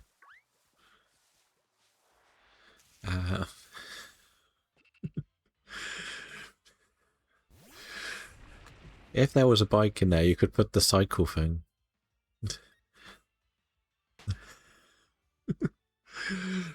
Maybe do the triathlon.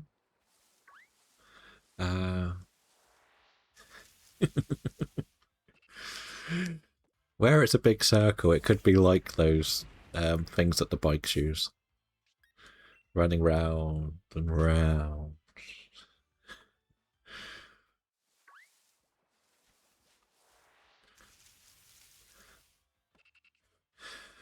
But yeah.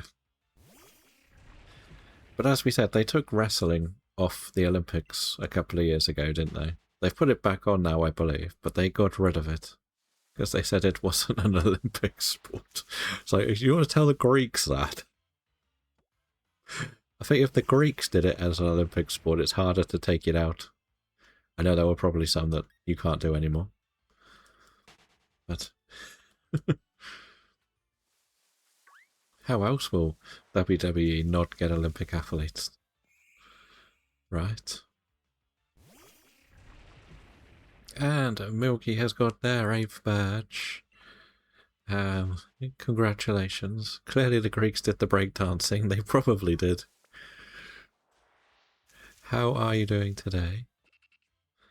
We still need a shiny of sorts. They're not being friendly today. But hey, that's what we expect. We're at nearly 2,000 on this list now. I really shouldn't run into the bird type, should I? Especially knowing our history with the bird types.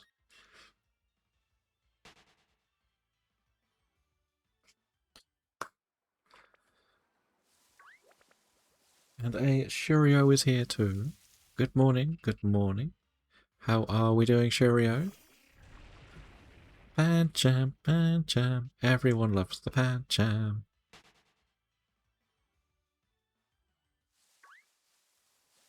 We all love the Pancham. Hoot hoot. Hoot hoot. Hoot hoot.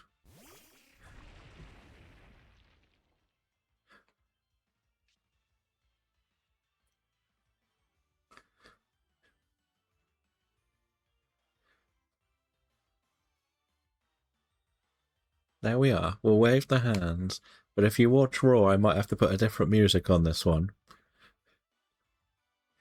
If you want some smoke.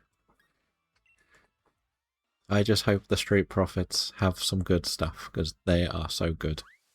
Remember when they used to say Montez Ford was going to be the next big solo star? Do you remember that era? They said they're definitely breaking the Street Profits up, and Montez Ford is going to be world champion within like 3 years. Because he's just unbelievable. His frog splash is probably the best in the business at the moment for the height he gets on it. But then they started pushing Angelo to be really good as well with like his pounce. Because he's a ridiculous athlete as well. And then they just seem to disappear for, well, it felt like a year we haven't seen the Street Profits. I don't know what happened. I don't think they were injured. Then I heard reports they got released in January. It's good to see them back. But they seem to have gone back to their post-NXT characters rather than what they were slowly turning into. So it looked like they were going to make them heels for a while. One of them was injured. Oh, okay. I'm guessing it would... No, but then that would have given them the chance to do a Kid Wilson with Montez Ford and make him really over. But now he's back because he needs to pay the bills. I can't believe they're making that the storyline. You got to get back to work because your wife is pregnant. That's a storyline from the 90s. Let's be honest. Like, I don't think they quite understand how contracts work, but yeah, it's not like Bianca's main evented like multiple WrestleManias. Have any overtime, please? Good thing is, Hunter did look after the Street Profits when he was running NXT. They were at the peak of the tag team division, weren't they? DIY, Authors of Pain. They were really on top of it. If you're always tired, well, hopefully you will get some rest soon.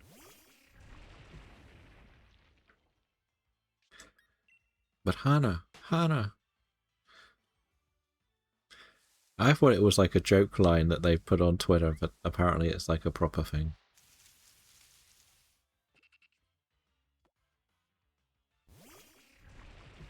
I have a random burst of energy, which means I'll be tired very soon. Uh-oh. Is this the time to get the Bulbasaur? Is this your moment?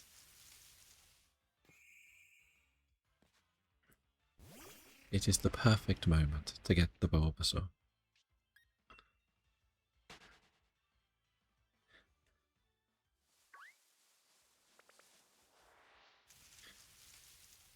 Get the radar prepared. Find the Golduck spawn, which also has Togepi. So Huxley has the ultimate decision. Does he go for Togepi and risk seeing a Golduck? Or not? And hello, Ricky. How are we doing today?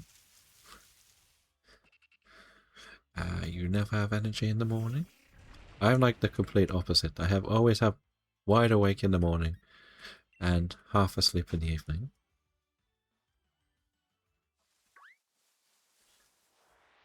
And a 25 stream streak for Briggy.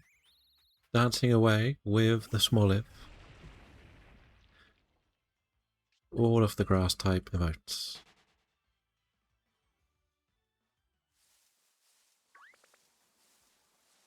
See, if we ever deal with too many Golducks, we'll just send Briggy after them with all of the grass types.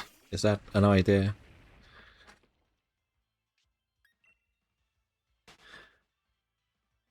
We will see. What number should we stop on for the break today? A Golduck. If we see Golduck, we send you over with all of the grass types to destroy it. And Jim is on 76 badges.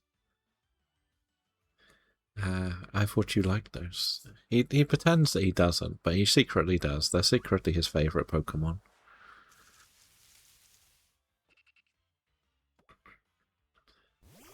There's 2 Tatsugiris. Ooh. And 12 on the badges as well.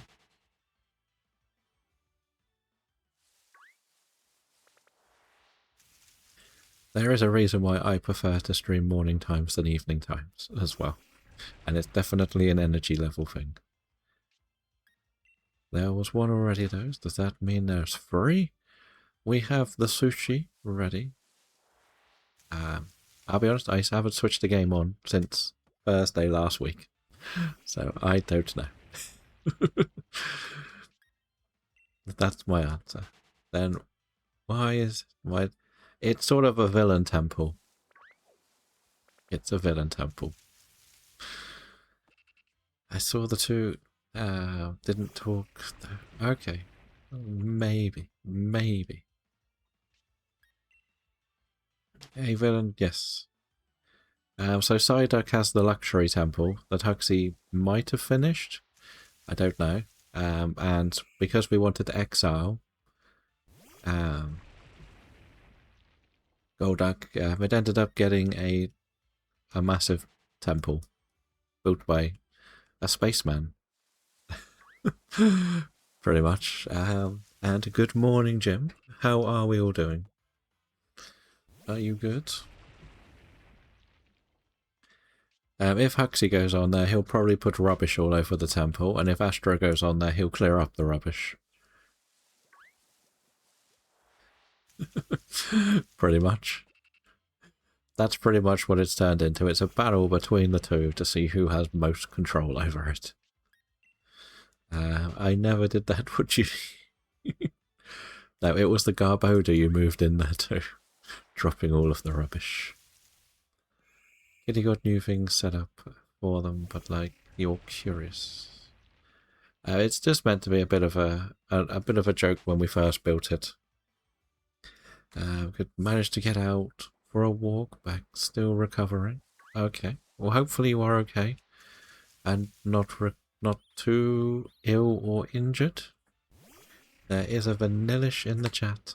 I believe one of the weekly challenges is to catch a monotype.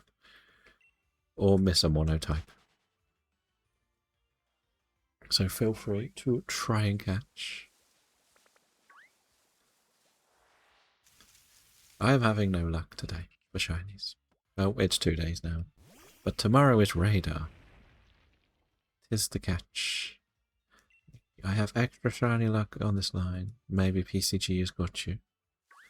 For he only gets shiny ice creams. You heard it here. Shiny ice creams all around. Second, left the house 3 months, but getting there. Okay, well hopefully you continue your recovery. And we hope you get better soon. I'll always get good recipes from the Cloud Island. I'm going to go and do the round to steal them all later. I think I actually have all of the... I think I got told I have all of the special random spawned recipes. So the only ones I need to do is buy everything, and I can't really be bothered to do that. We have hit the Adlands. We have Bree collecting stones. And a few others with the catch.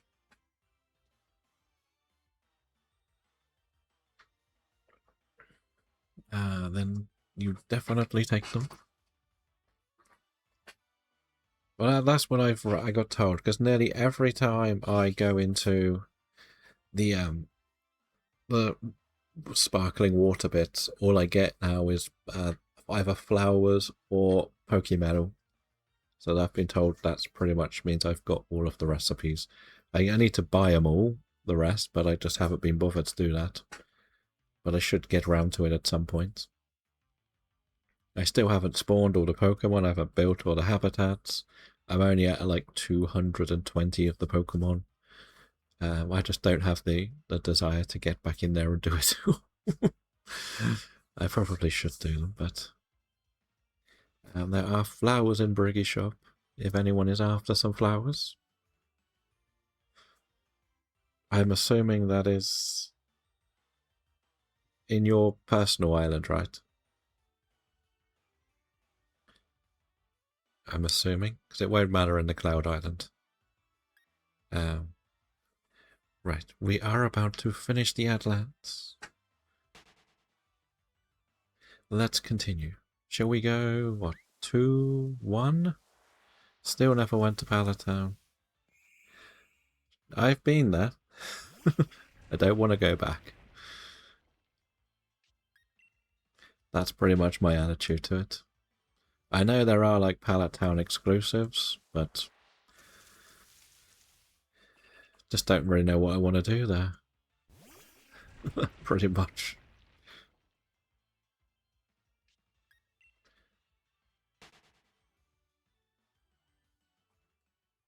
I still can't think of a name. I think you can change the name if you don't like the one you pick.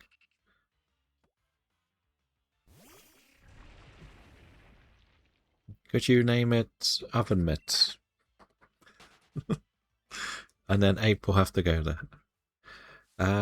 Because everyone... you would have to check. You'd have to check.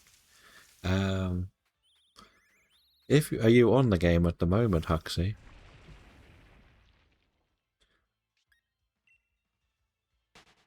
At all?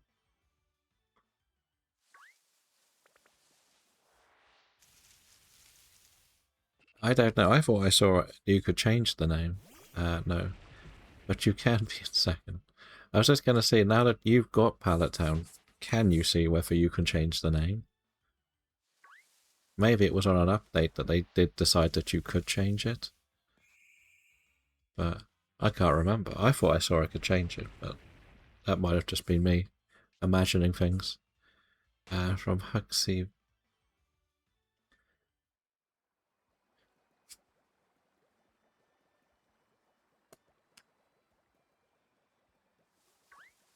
Jim can afford some Joflation. You renamed it. Was that when you say renamed it, did you just leave it as default name? Can you rename it now? I'm not asking you to rename it, but can you rename it now? Because maybe it's sort of defaulted. If you keep it as Pallet Town, it doesn't matter, but you can name it once. Yeah, name it just once.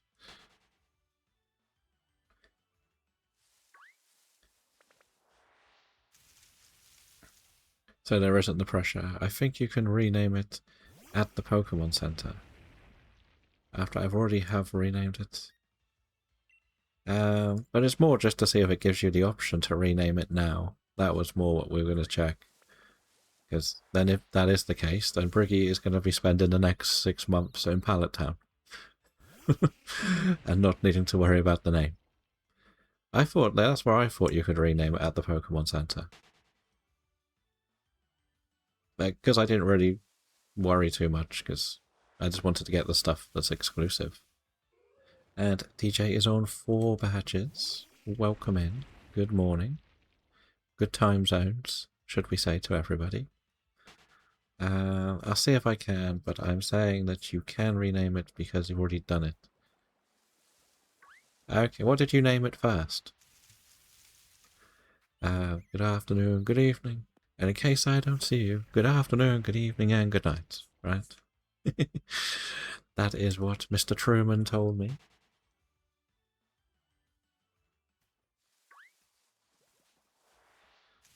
We are still trying our hardest for this. It's not being nice. But it was called Pallet Town, and I named it Huxleyville. It is. So you can just... So what we're saying is you could go over there and just keep it as Pallet Town until you think of a name. But we don't want to send someone there and then be told they've got to. Truman Show. It is probably my second favourite Jim Carrey movie. I like that it fit the era perfectly with the idea that these reality shows were just starting to boom, but they hadn't quite become as ridiculous as they are now. And the idea that everybody is a character in someone's life also can play into an element of paranoia that people have too. So at the PC, you can click the plus and it says rename town. It just lets me do it again. So I assume, okay, there we go, Briggy. You should be able to rename it as you want. If you did want to touch Pallet Town's grass. Decide what to build there.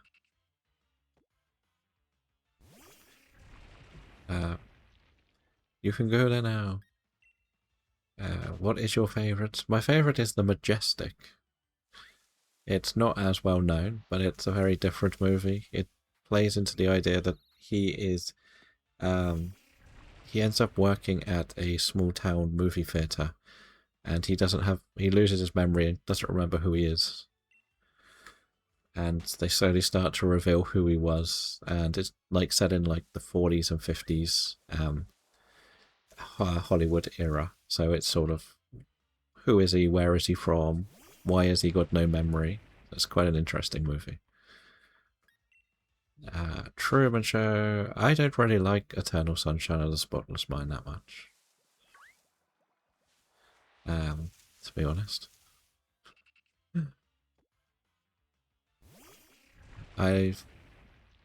Yeah, I'm not a big fan of it. I get that it tries to do something different, but it's not really one that clicks for me.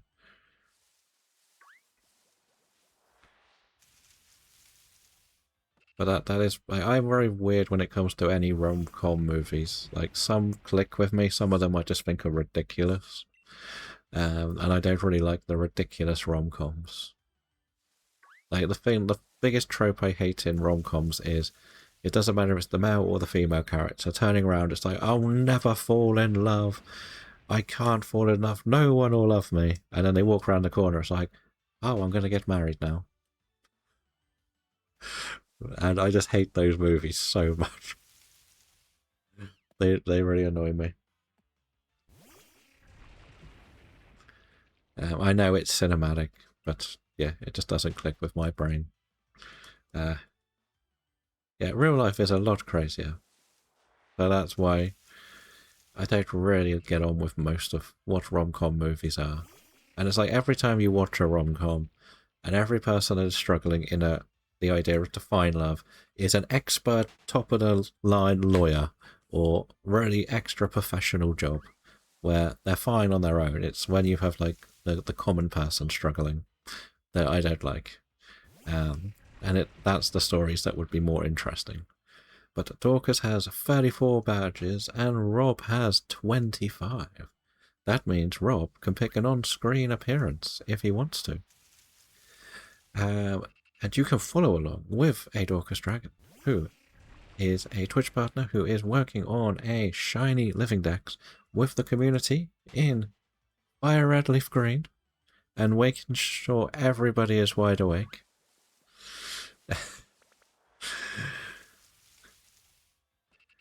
But there is a lot of different shiny hunting that goes on over there. There will be DAs and a few other things.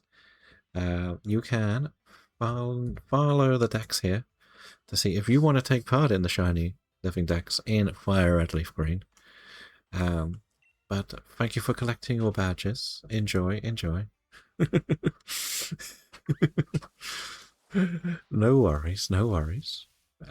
We can add another Umbreon to it. The idea is it will randomize which one appears. So that is fine. I can do that. Big Daddy with Adam Sandler. Well, I don't think many Adam Sandler movies make too much sense, to be honest. But he's definitely an actor. Let's put it that way. Like, the thing, again, it goes back to comedy. I'm not the biggest comedy fan. Like, most comedy really needs to be the right sense of humour to click with me. And not all of it does. And most of Adam Sandler's doesn't click with me. Like, I think there was a time and a place for it in the 90s. It doesn't really click now. Which is why it usually just gets rubbish reviews, but people watch it. But I did like the movie he did called Hustle, I think, the basketball one, where he sort of had to try and nurse a basketball protege or something like that. So it wasn't really a comedy, it was more of a drama. Morning typing will ring the hype for the shiny. Yes. Shall we go and get the Golduck? Shall we get the Golduck? That's the question.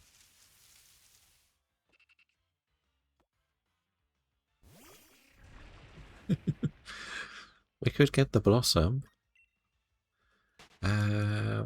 Farfetch'd, I believe one is. I think a Farfetch'd is.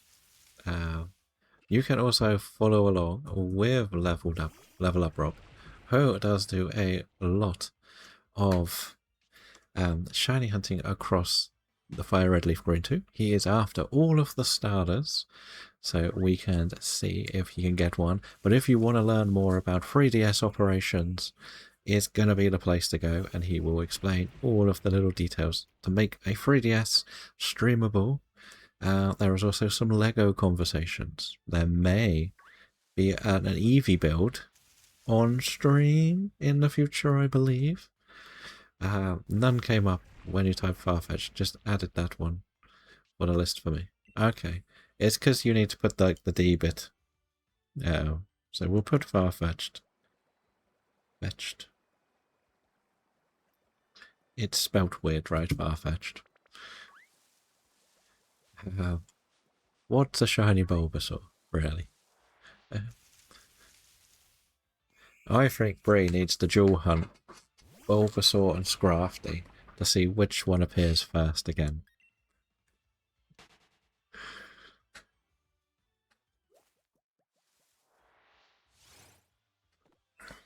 Maybe. And I guess the awkward bit is you technically haven't even reached the odds yet. There is a Gligar in the chat. If you would like a Gligar, feel free to catch. We gotta do some shopping in the PCG later. Oh, it is Miss a Flying type, isn't it, this week? Oops.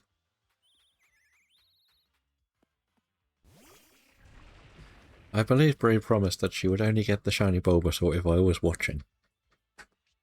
So I'm hoping Saturday will be the day. There will be an EVD build stream in the future. I just need to find some time. I think July. And then you'll have Mondays off again. Fair enough. We will hopefully see that. So if you want to see Lego Eevee, Rob will be building one.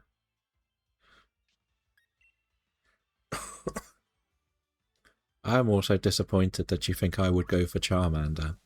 I think you should reset your game and name the rival Huntress, because Huntress was going for the Charmander.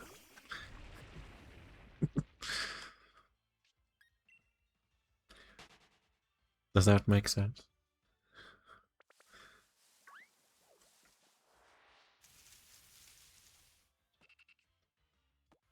But we'll see, But yeah, this challenge has taken a bit of a slower hit in the last couple of days. When did you get the Psyduck, Huxley? Was it Thursday or Friday? It wouldn't have been Friday, it would have been Thursday. So we have only had one shiny since from Friday onwards. So that's saying how long the gap is. Shiryo is on 188 badges as well. Congratulations, Shiryo.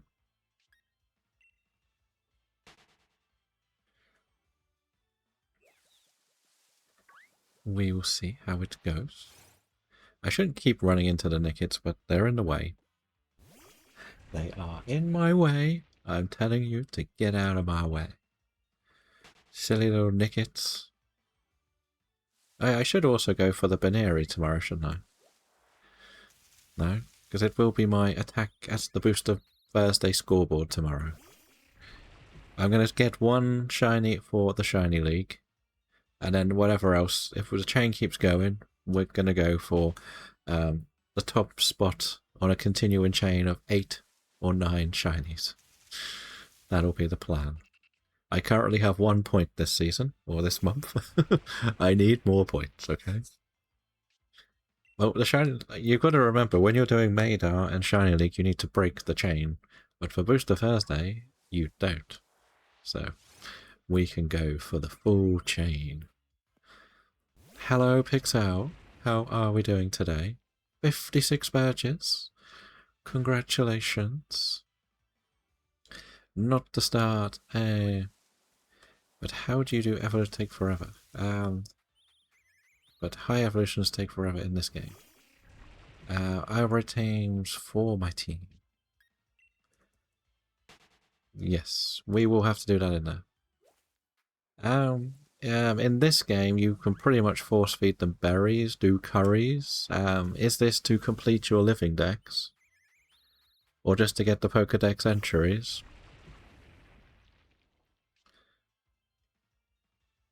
That you are looking for. I'll break the change when we're on the Maida. You heard nothing? I just said good morning and hope that you are well, Pixel. If you go through your berries, let's see. It will increase the holder's defense. Berries. I probably should sort them out a bit more. There are certain berries you can use. If I can remember. So like this one here. You can get some of these berries. You need to evolve type now. Yeah, so if you look at these berries here, you'll go through them. You can see some will make them more friendly and the stats will get bumped. There are a few different ones. If I sort them, it's probably a better idea.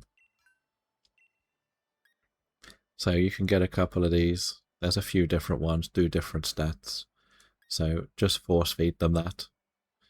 Out of most berries, because I've done too many curries. Okay, did you do the curry with the type no?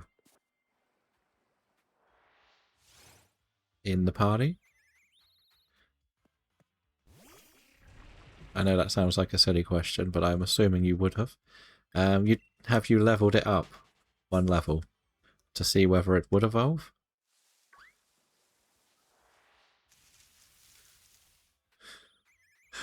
I don't know what you've tried and not tried.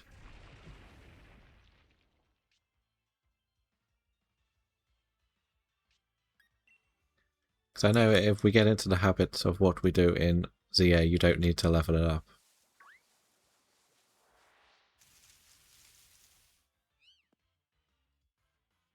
I'm talking to the guy in Hammerlock, and he's helping me know how to level it, when I can level it. No, it's Professional Voice Torture Challenge. Something like that.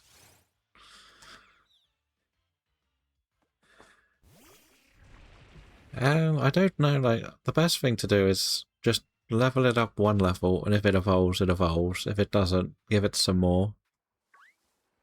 And if it doesn't, do a bit more. Just keep going back and forward. The other thing is maybe give it the Soothe Bell. Do some battles with it. Sometimes helps, like easy battles.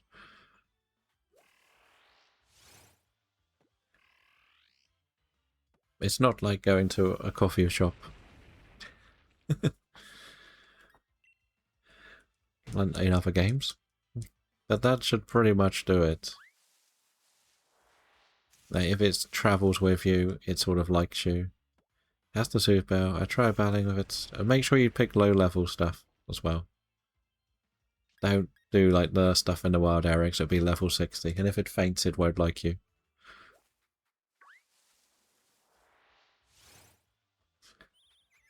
Maybe you could go and beat up some Golducks. Or Psyducks. Hello, Ape. How are you doing today? We're all here today. We're still looking for a shiny of some sort. The game is not being nice to us. You can also follow along with the Pixel Princess, who is doing some lab simulator as well, looking for a Squirtle, doing some Pokopia building, some ZA shiny hunting, some artwork, and on the 30th we'll also be doing a special event, a mixture of Pokopia and shiny hunting. Follow Pixel to learn more details. The plan is going to be when we hit 2,100 on the list, we will take a little break.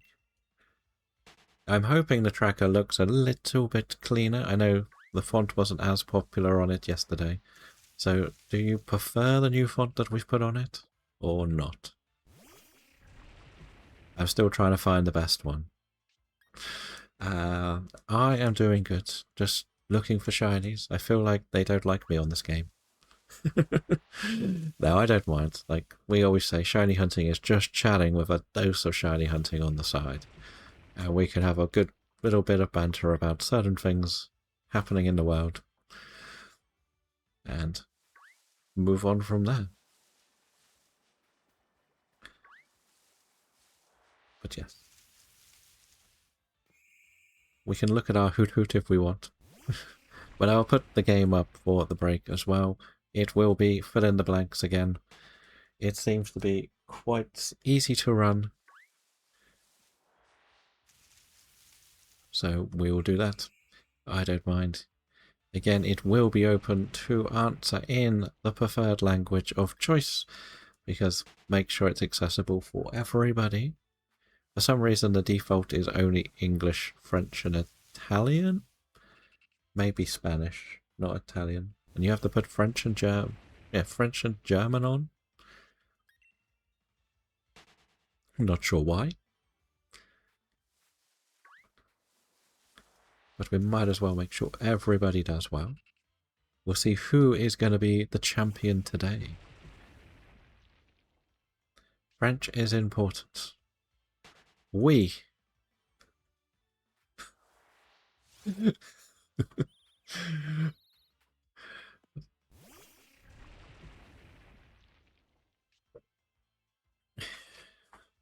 Oh, oui.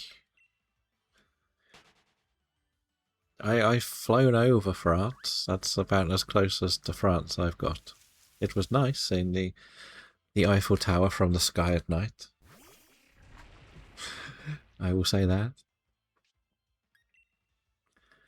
But it's not on the places to go.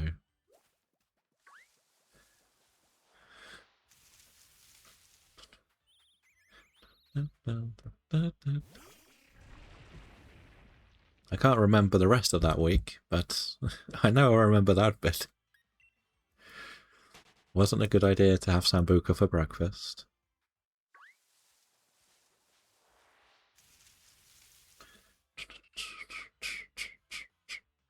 French Canadian are important, yes, because they have Kevin Owens. And we love Kevin Owens, right? Went to France once, went to Disneyland at one point. First started burning out of nowhere. Turns out it was Kevin. Oh. Did you get to stay in France for a bit longer? Or not? Were they allowed to let you fly home? Nope, you went home as normal? What? They let you back on a plane? That's strange. It's strange how time went from not being able to travel if you have it to, never mind, you'll be fine.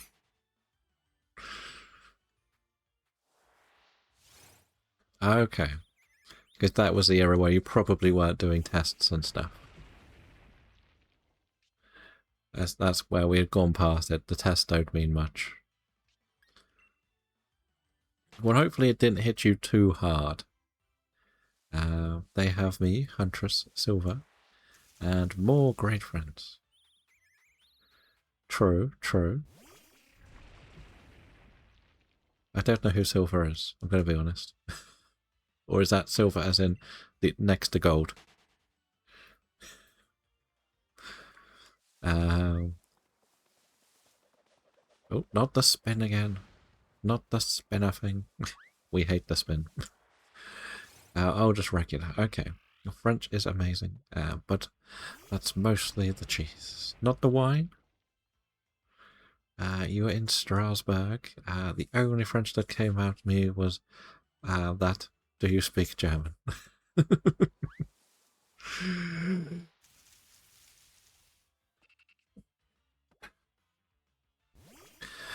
Well, everybody is back just in time for the game. We've hit the 2100, which means we're going to see how good you are at naming all of one type of Pokemon. I need to reset it because one has come through the chat. Today's choice is normal type. So it is normal types. We'll put a little pinned comment.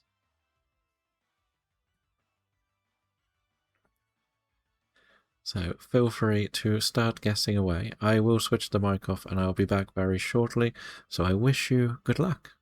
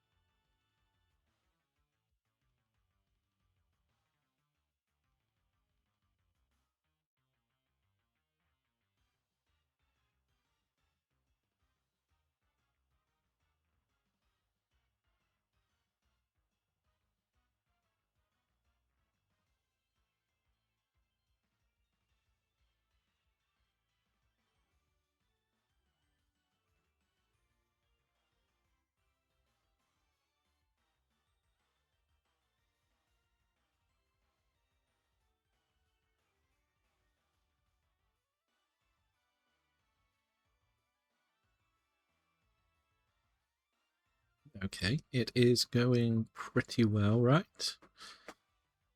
I'm not quite sure what song was playing that Brie liked. Which one was it?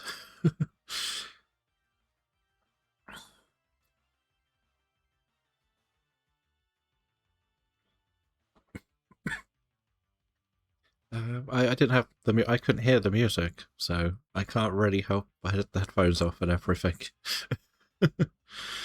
So it's a Choco Mountain then.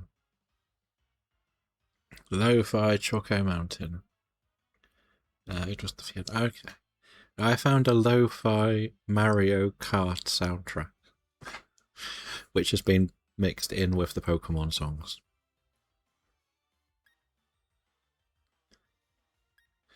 For a bit of fun.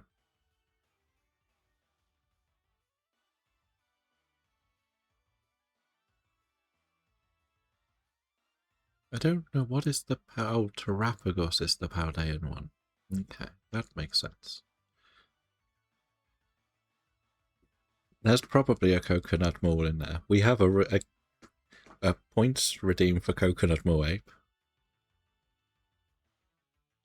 It has inflation on it and everything, like all malls.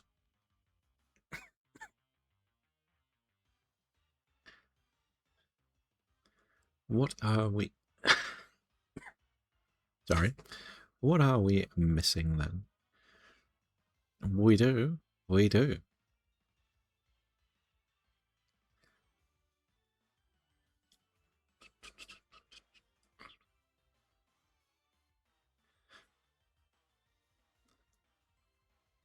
And every time it gets used, it goes up by 500.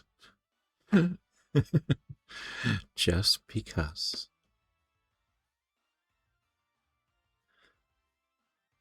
We wanted to make it difficult.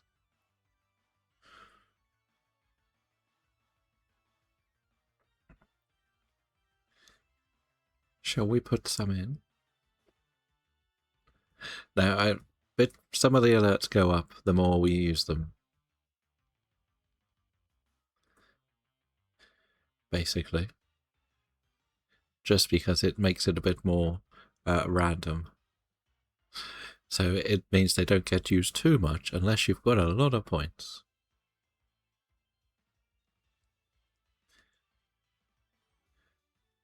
Pretty much, that's the plan.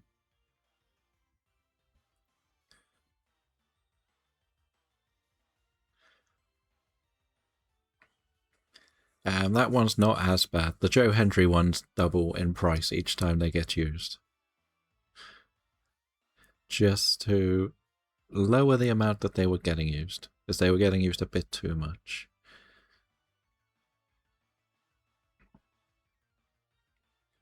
So I put a bit of a restriction on everything. Got to calculate how many Kokomalls I can get with 23,000. Well, it's also on a cooldown, so...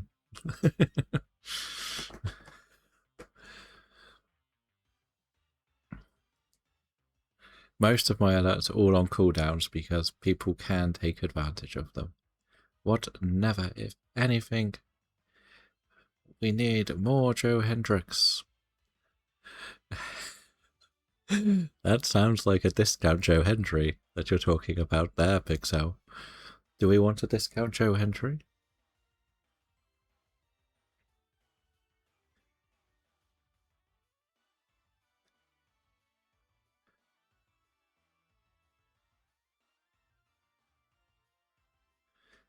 Well, you'll have to cash in some Joe Hendry coins if you want Joe Hendry to appear.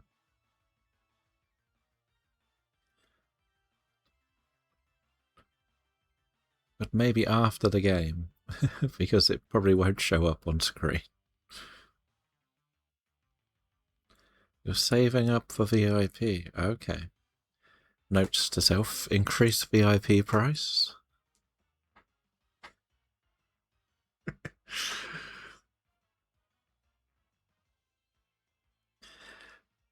We need to get one more little thing done.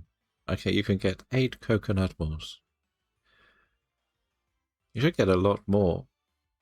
Only, maybe, 8 coconut balls, or...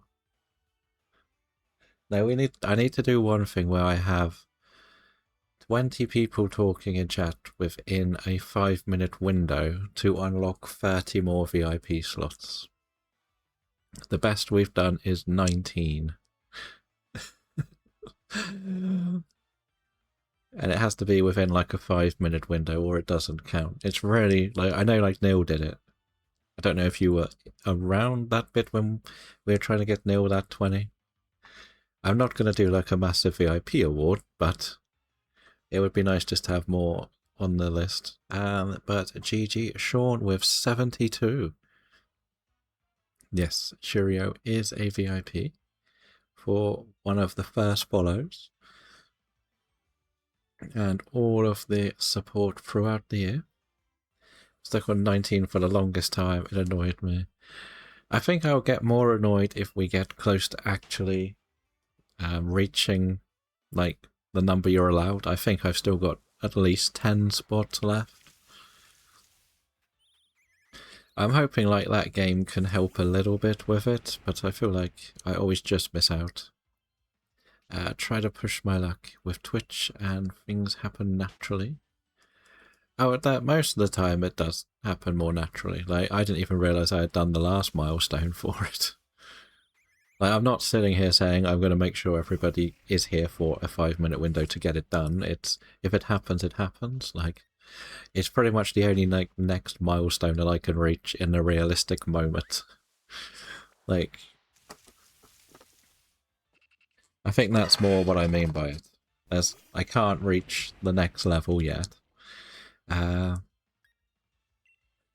dun dun dun dun. We're not doing a VIP award, Mrs. Astro, don't worry. I'm hoping you had a good sleep. Maybe the bees were haunting you. No. I'm just saying I would like to get the bit where I can unlock the extra slots of VIP. If that makes sense.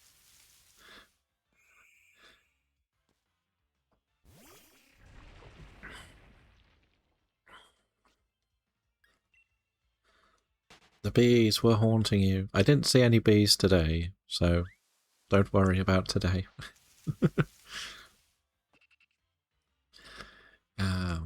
That's boring. Something like that. There's a Corvus Squire in the chat. If you would like a Corvus Squire, it's a flying type.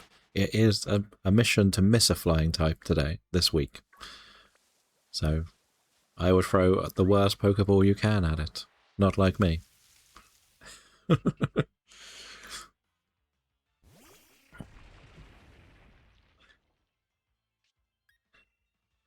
But we keep going, we keep going.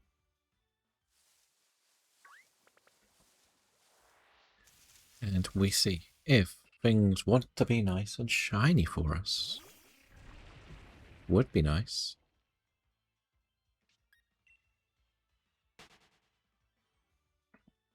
I do need to start finding another game. I need to see if there's a game where it's like a Who's That Pokemon that can be automatically played by Twitch, where if you get it, it does the next one.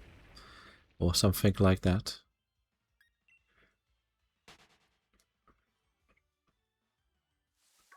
Head on. Apply directly to the forehead. Thank you for the bits, Autofan. An interesting sticker. Yes, we have a new sticker.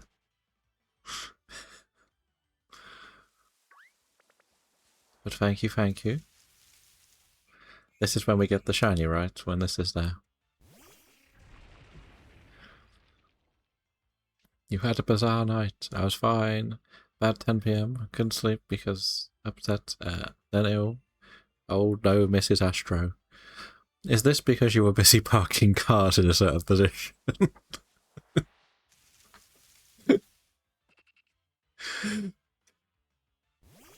I think so, yes. See, we told you that's not the best place to park them. But hopefully you do start to feel better soon. Tried and tested.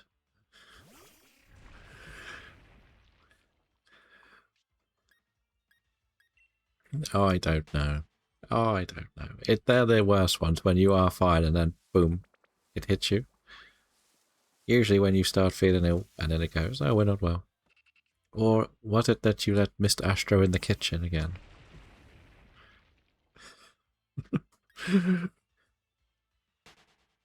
We may as well laugh at the odd things, right? When everyone is healthy. Or, it was me in the kitchen. Uh-oh. Uh-oh.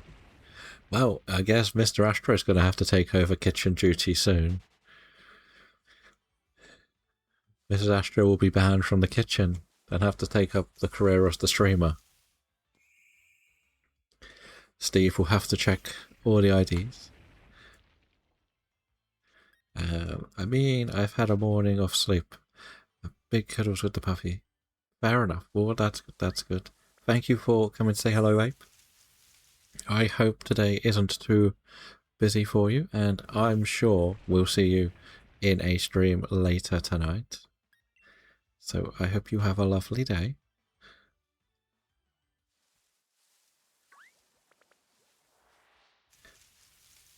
There is a bit of a question out there that for some people, I know somebody else has asked, are they okay? But has anybody heard anything from Bread Wings in the last week or so? Or know them a bit better at all? I thought we'd put that out there, see if anyone does know them at all. Or a bit better. No, not heard anything. No, it's intriguing. Intriguing and concerning at the same time.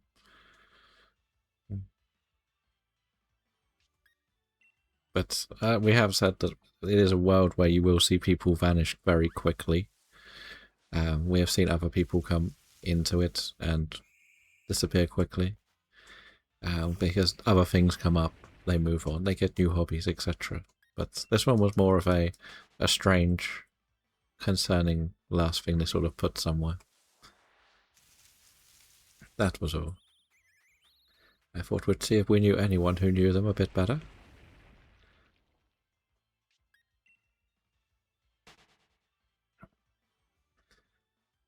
But how was the stream last night, Big Sam? I know I always miss your weekday streams, so I have to ask how they were the day after. Was it art, shiny hunting, Poco peering? Started to raid him often, then vanish. Yes. As we say, people will drop out of doing the streaming quite easily. Things come up, life changes. It is something you will have to learn. I learned that a lot from my time writing about movies. I would see someone come along and have all the enthusiasm in the world that they want to write and talk about all the movies in the world, and within 6 months they stop writing, disappear off Twitter, and say they got tired of it. Which is why I am very prepared for this world. Some of my main commenters were there for like 3 years and then dropped off the face of the earth. There was a couple of lovely ones that I chat to, but they both got married and started families, so they went and did their own thing. Like, it happened. Like, they don't have time to do what they were doing. So that's what I mean by it. I've seen both sides of it all. People were going to come and go. I'm so used to it. Procopia need to prepare the island. Oh, the Psyduck Temple will be built.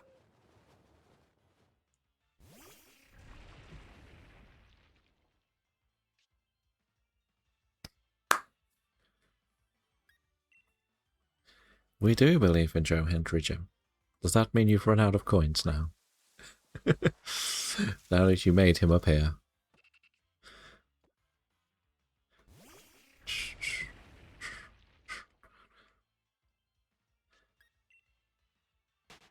You believe, you believe. You have to go outside, Badge, actually. How do you do that? Mrs. Astro needs more badges.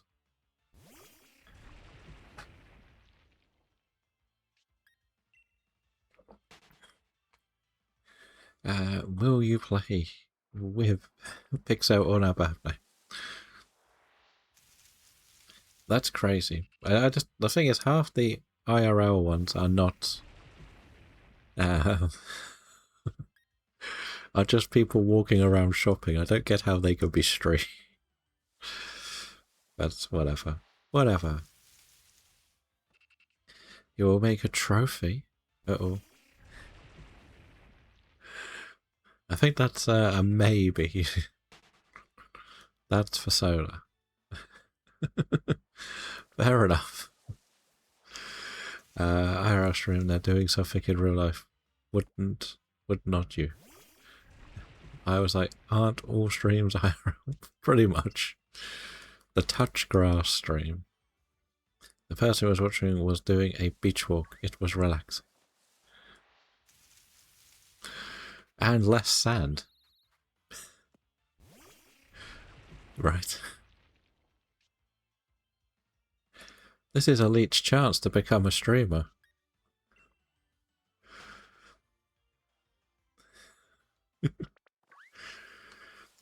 It sounds like Pixel's got a special building built on the island. Mate, did Kenny design the inside of it for you?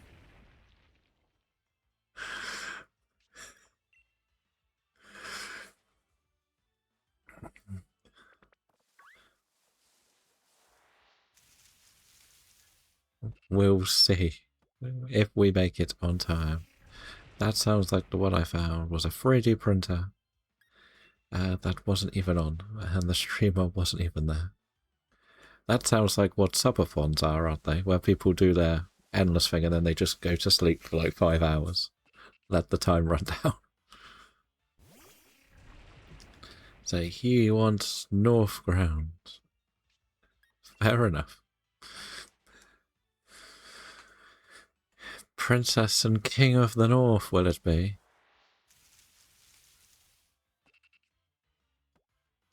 We're getting close to another Adland. We'll have to be careful. Not the bag, not the bag. I should revive the Executor a bit. Or tell Golduck to stop beating it up.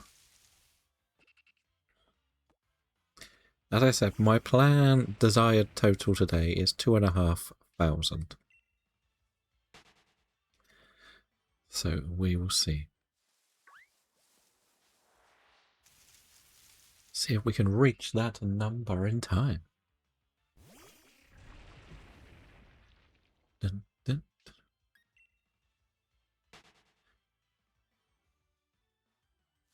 So when is it that Pixel's coming to the UK?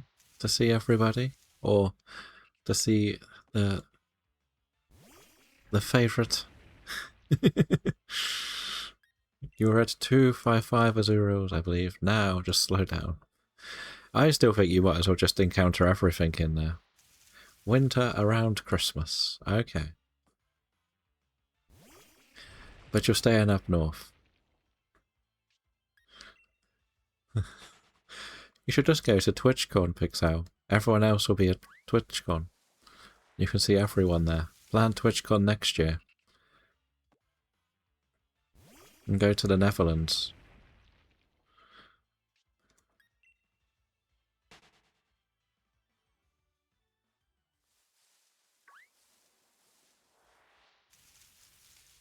Come on, C-Dot. Be friendly to us.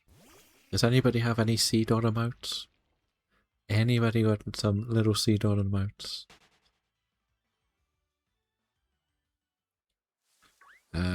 It's set because I work healthcare. I thought you would have been able to book, like, say, can I have this 2 weeks off? And then they're like, yes, you can. As long as no one else is off, they can't really say no. No, they flat out just won't let you take, like, well in advanced holiday booked off. Not one. I think I've ever seen a C-Dot event. I have seen a C-Dot one. Trust me, I've seen a few. They're ones Mrs. Astro would like. Um, they involve these.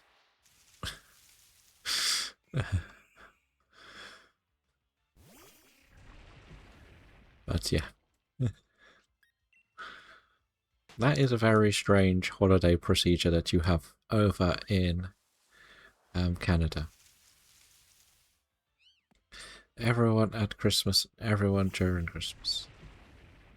Because it just feels like you're not allowed any holiday entitlement as an employee. You should be allowed to take holiday at some point throughout the year, other than just Christmas. What if you don't believe in Christmas or Hanukkah or any of the festival events that happen around those dates? And what if somebody needs medical care at Christmas? It's just like tough. It's only at my job. You have 2 weeks in the summer. Yeah, it all seems very strange. The government say so. No, just because the government want an extra 4 weeks off for Christmas and everyone else has to work. Do we have to go down this path, Mrs. Astro, for our government rant? Do you want a government rant, Mrs. Astro? Do you want a proper government rant?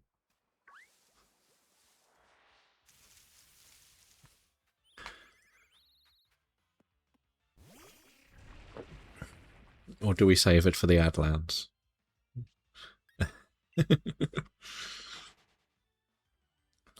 Set 2. So my question, with a lot of it, is why do they need the summer off?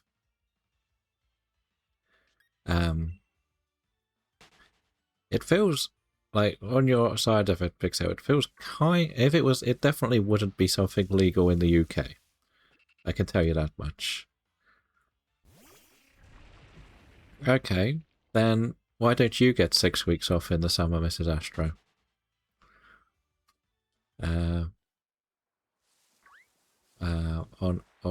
Without break. You have a child. You need to decompress. Like, how many times do you walk into work and want to RKO someone? And let's be honest, the government probably get paid more than you an hour or a year. So why should the person who gets paid more get more time off? So, like, the thing that made me laugh yesterday is that they turned around and said they want our Prime Minister to change in September. So the question is, why don't they change them now and the new person work through the summer to sort out what could be a problem? If you truly cared, you would do it. And you would tell them if they're interested in staying in their roles, they would do it. Because problems don't exist in the summer. Of course they don't. Of course they don't. That's the one that frustrates me, is that they all take like silly amounts of time off for. I know they're not fully on holiday, but like, why do they get it? Oh, if that, yeah, exactly. And that's where some like a commoner should really go and run for Prime Minister, not somebody who's knighted.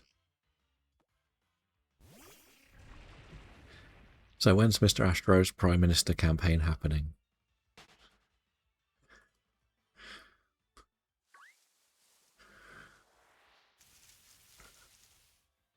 Oh, the sea dots. Oh, we've hit the Adlands, so we will wait a moment for the next one. But yeah, on your side of things, Pixel, I think like everything that you're saying sounds very controversial with your job and how your manager runs it. It should be a vacation. You're paid expensive national living wage, but you did it because you care? Yeah. Pretty much. Especially when you say other people can do it. Potholes.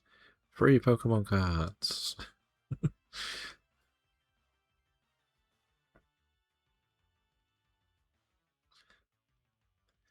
But yeah, it's very, very. Um, I think they say the same with like you shouldn't become richer by being in charge of a country. Like some people, we won't mention names, but they do have the same name as a type of card. Essential worker are tighter on because we are a bit enough, not but enough. Um, why does the MPs in charge of schools, socials, and healthcare, but have no expenses, no experience? Yes, it's like the argument that you should hire the person who has been like a head teacher to run the educational stuff. Somebody who has been in the military to run defense, rather than somebody who won a popularity contest in a council and then voted for you, so you got the vote. But not enough. As I say, I think it feels very questionable because even the medical side of things on our end um, would be like, I can understand you not being able to go in and say, can I have next week off? Like, that's the same with most people.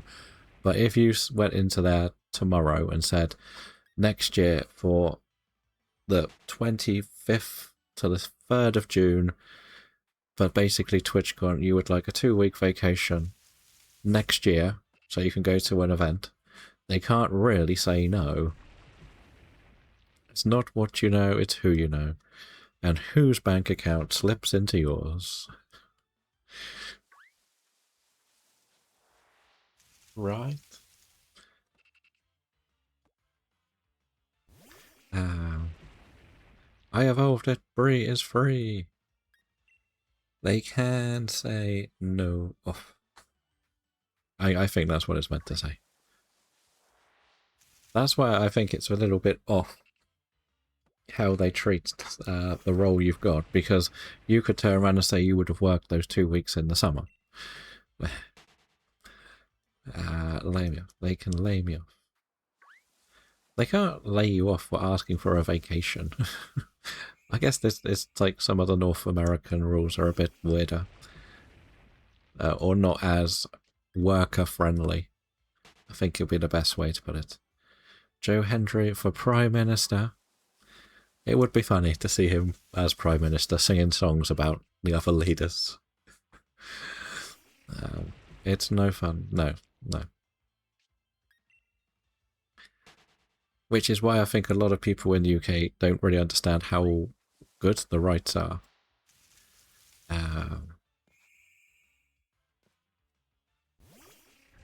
Can we... well, I think people in America have been trying for the last year. If I'm being honest.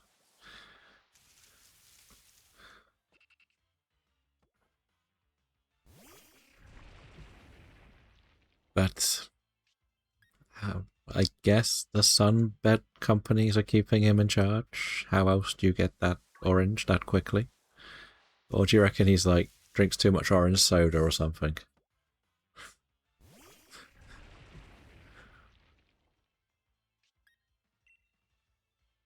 What's it lotion exactly?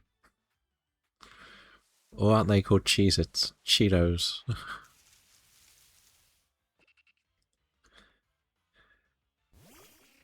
We talked about it a bit last week, but I can't remember if everybody was here for it, but did you see about the World Cup final tickets somebody was trying to sell? I can't remember who was here when I mentioned it, but in America, apparently there is not a law or a cap on how much you can try to resell a ticket. So the reselling tickets for the World Cup final. Does anyone want to have a guess what somebody either jokingly put a ticket price for the World Cup final? If you didn't remember me mentioning it last week. Good morning. You're in McDonald's. Say hi to keep him orange. True, true. How have you been? Welcome in.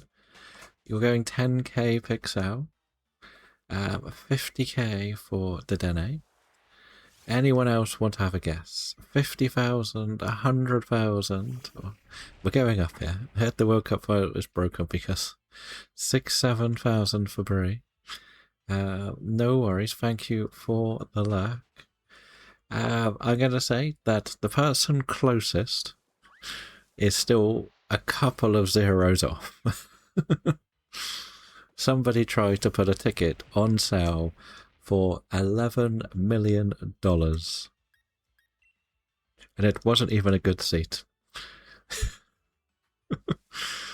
It was sort of behind the goal to a side, if that makes sense, like nearer the wall. And I believe they were saying the front row pitch side seats, whatever you want to call them, people were trying to sell between 70 and 200,000. Because if it was in other countries, there would be a law that you couldn't put it over a set price, but America doesn't have laws like that. So you can resell a ticket at whatever price you want. That tracks, like, every people always want to flip quick, yes. But in, like, certain other countries, I don't think you're allowed to go over potentially, like, maybe, like, I don't know what the number is, but there are caps. I don't know what the UK cap is, because there was quite an uproar with when Oasis released a new tour, when the prices were, what was the term they used? Scaled, was it? You have the scalper law, yeah. It's different if it's like you would like to sell it and get a bit of money back, but not like dramatic price. That's the one. Dynamic pricing. If you remember that for the Oasis tickets, you signed into the website. It said they were like, I don't know, £40, and because everybody wanted them, by the end of it, it ended up being like nearly 300, 400 or something silly. I mean, they may not just know that the 6 zeros mean. Maybe. The worst thing about it is FIFA gets, I believe, 15% of whatever those tickets sell for, and FIFA could have put a cap in themselves. But they didn't. So, you can look at it whichever way you want. Like, FIFA could have tried to say, no, if you're going to have this resale site, that has to be a cap. But, no. So if you do see somebody who suddenly becomes rich, that's probably why. I wish someone would fund the money, would take me in pity, give me $1 million. Which is what? About £750,000. I believe. It is close to the Joe Hendry cosplay. True, it is very close.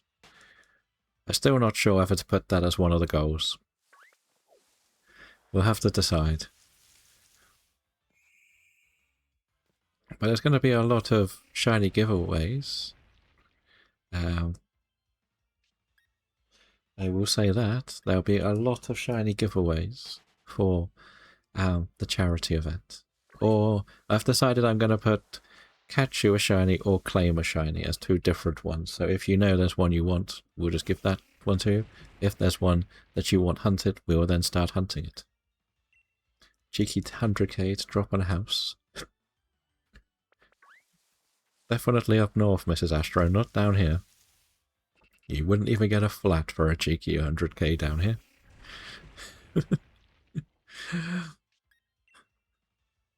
You'd be lucky to get a caravan.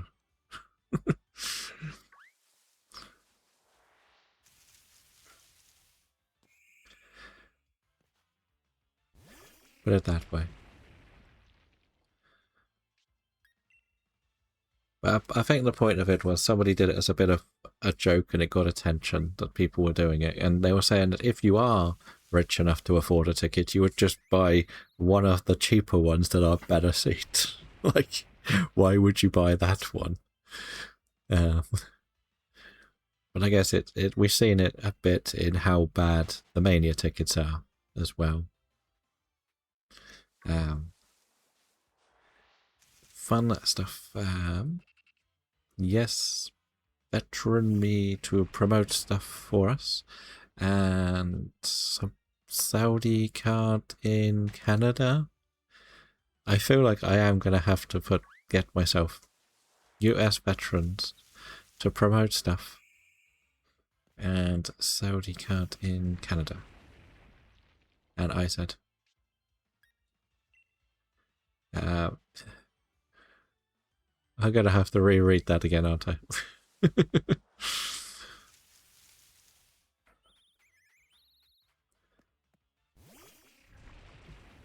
I feel like I've missed half of what that is. I can't. I'm in Canada. Okay.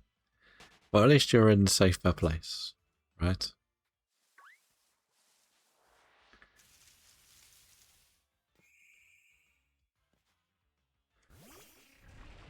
But you never know. You never know. We might see more.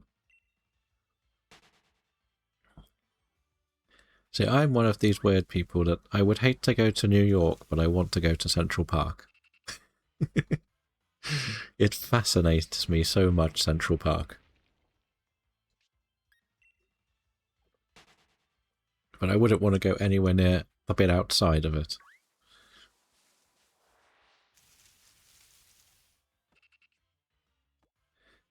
Maybe we'll go to Vermont, get some Ben and Jerry's. I don't know if anyone ever watched Stephen Fry's Tour of America, where he went to all the states.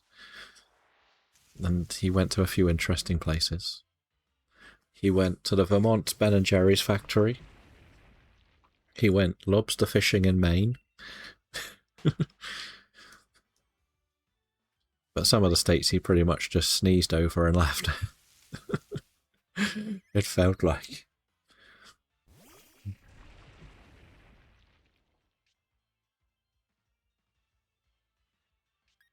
But that was then.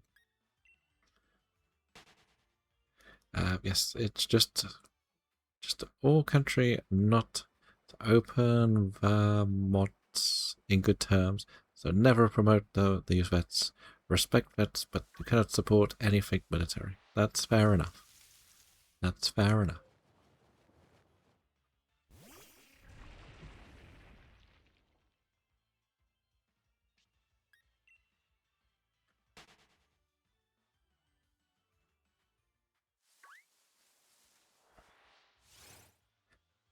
So, the Queen of Typo, is that going to be your new Twitch name?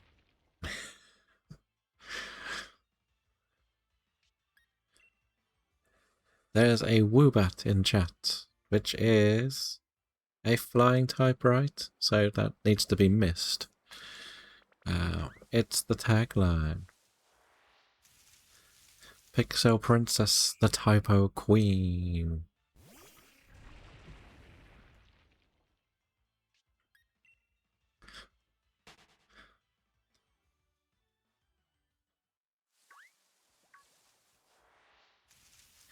But I would like C-Dot to be nice, you know? For it. Uh-oh. Uh-oh. Huxley's trying to miss. I think I only need to miss 3 more if I didn't catch this one. Then I need to miss 2 more. I've only got 2 more weekly tasks to do, so my painted egg isn't going to hatch. I kept getting confused because there was one to catch a base stat under 321. And I kept thinking things were under 321. I haven't missed any yet. That's good. That's good. Yeah, apart from Tadbulb. When was the last time we saw Tadbulb in the chat? Did it want to show up? Is it here?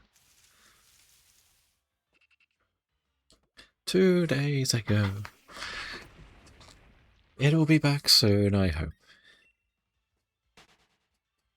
I didn't catch it, so it's definitely a skill issue.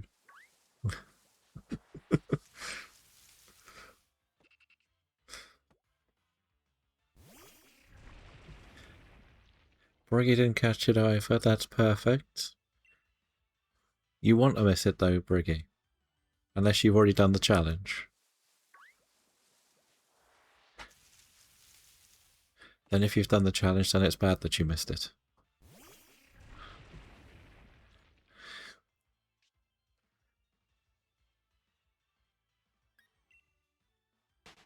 And Briggy is tired. Coming back to early conversation, I have a free sick day. Is that it? But then, I guess technically, does that mean you can just take a day and call it a sick day? By that terminology. Poor stamps today, Abra on the cloud, me health in Canto. So what happens if you are sick for more than 3 days? Like, it is possible. Like, especially if you're in healthcare, you really shouldn't be going in with any sort of sickness. I have V2 flex. I don't know what that means.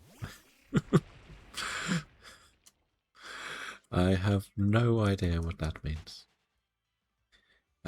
We got 2 Tatsugiri, a Toxel, and I added some fossils. 3 of them already spawned. Very nice, very nice. That's more crushers for more paint, right? All the fossils do crush, so they are very helpful. And I lost too much time, so you're going to go back to work. Blame me, fair enough. Enjoy the work, Briggy. Then need medical paperwork, and you got on lying leave but unpaid. Get moment after 3 weeks of long... Okay. Yeah, that definitely sounds like there are some not so good laws over there. Maybe with Canada isn't the best place to go.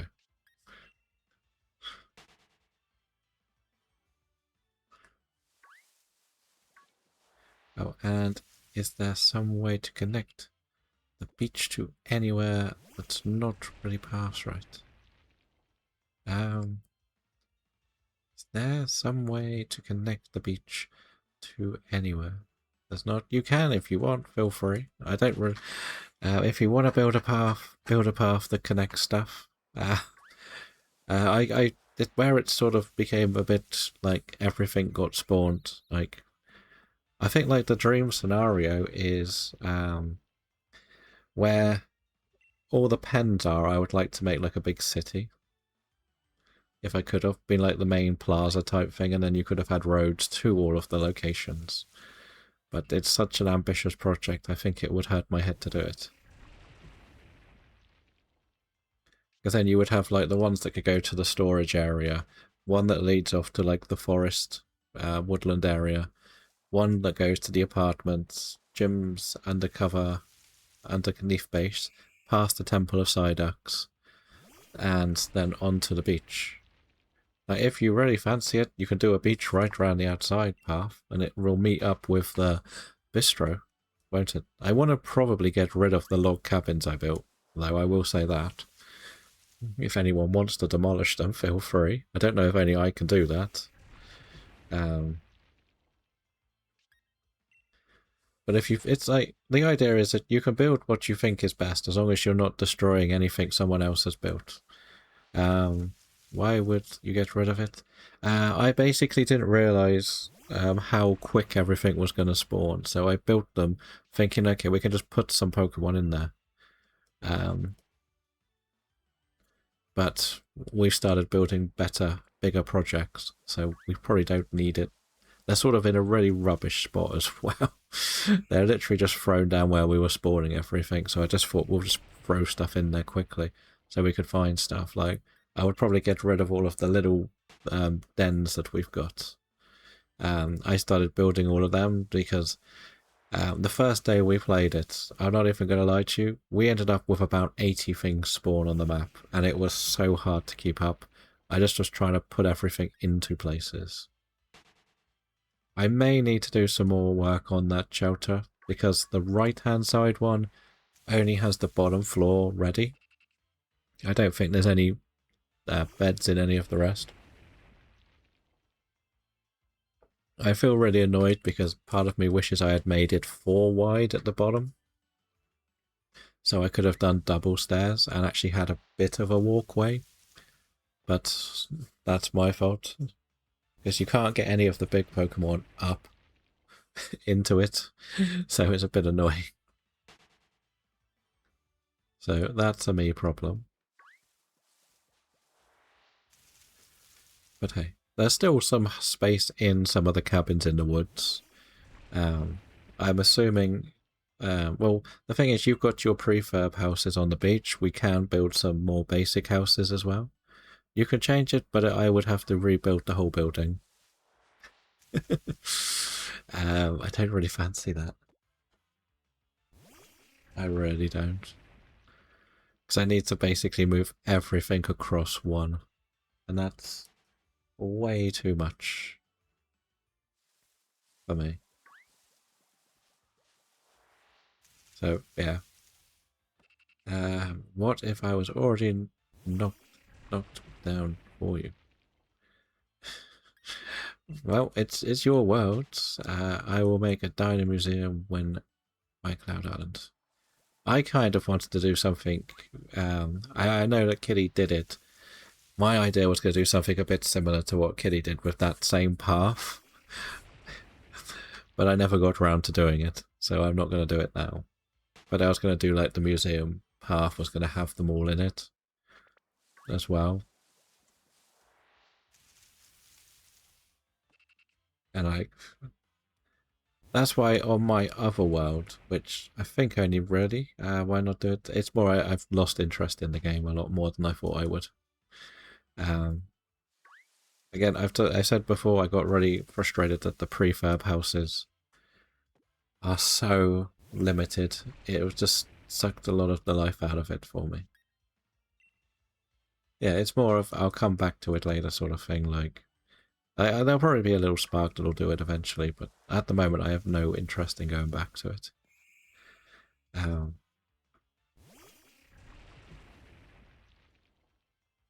but on my other island, I was going to sort of set it up as more of a series of buildings.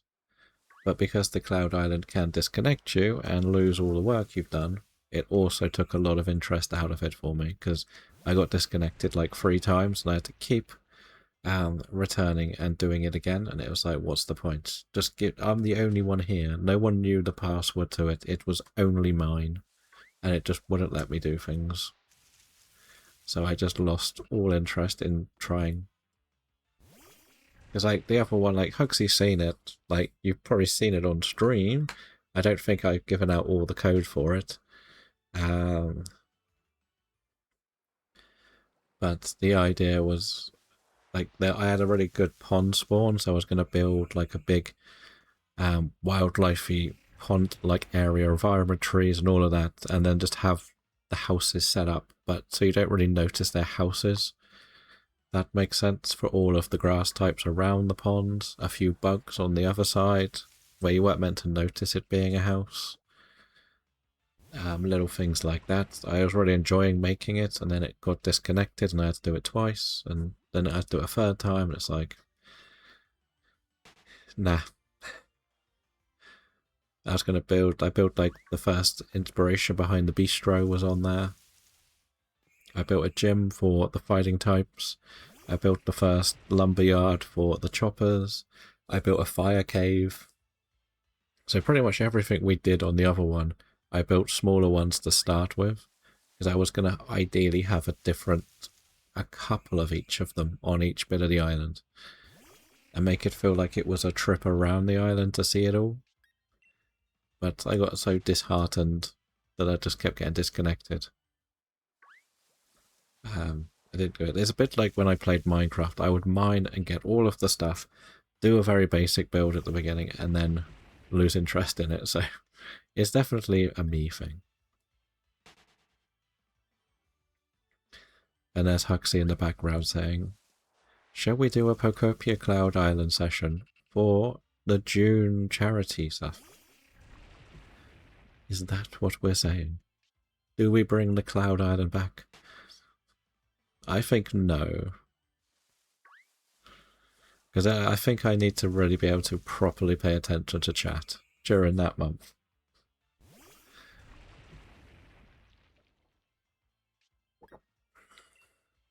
Do I release the prices? Do a weekend so I can help? I don't know if I'm going to do it because, again, if I'm doing a charity event, I can't, or the charity stuff will be going on during the week. I kind of want to be able to read chat. 54 badges for Mike. Congratulations. How are you doing? The silly thing is, it would just be nice, like imagine if when you went to Pallet Town now, you could bring 3 people over there to help build for you, and you would have your vision, and everyone could just go and do it, and you would get the build done quicker. But you can't. Then walk around us building. Comment, answer. Give us a challenge. It's one of those. It's a maybes. Like, we don't know. You never know. They may drop a surprise new Pokemon game. That's. Can anyone remember whether the Switch 2 came out in June or July? I think it was June, right? So, do we reckon there might be a Pokemon or a Nintendo and a Pokemon Direct in June? Another one, because from what I understand, the Star Fox one was pretty much just Star Fox. I mean, like, properly, this is what's going to happen in year 2. Thank you for buying a Switch 2. Oh yeah, the prices are going up. uh, and usually what they do one, then the others do one. And I feel like if the Pokemon do one, I feel like that's when they'll Shadow Drop one. Now more... now move my addiction to Snow Resort Simulator. Okay.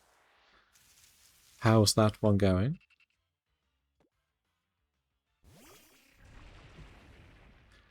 I did have a little look at the Lost Day progress last night. That's not good. Because power cuts, no manuals.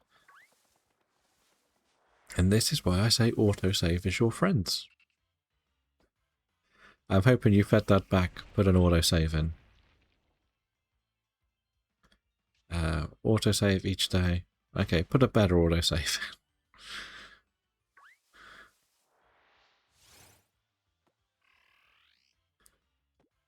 That would be the option. It goes back to what I keep saying to you, is like, I do think a lot of these sim games have a great concept, great idea, but they're not ready for full release. And you can see that by all of the constant updates that are adding so much more that would have been better to have at the beginning. And that's what really is making it difficult to enjoy them. There is an Electabuzz in the chat. If you would like an Electabuzz, monotype catching week 2.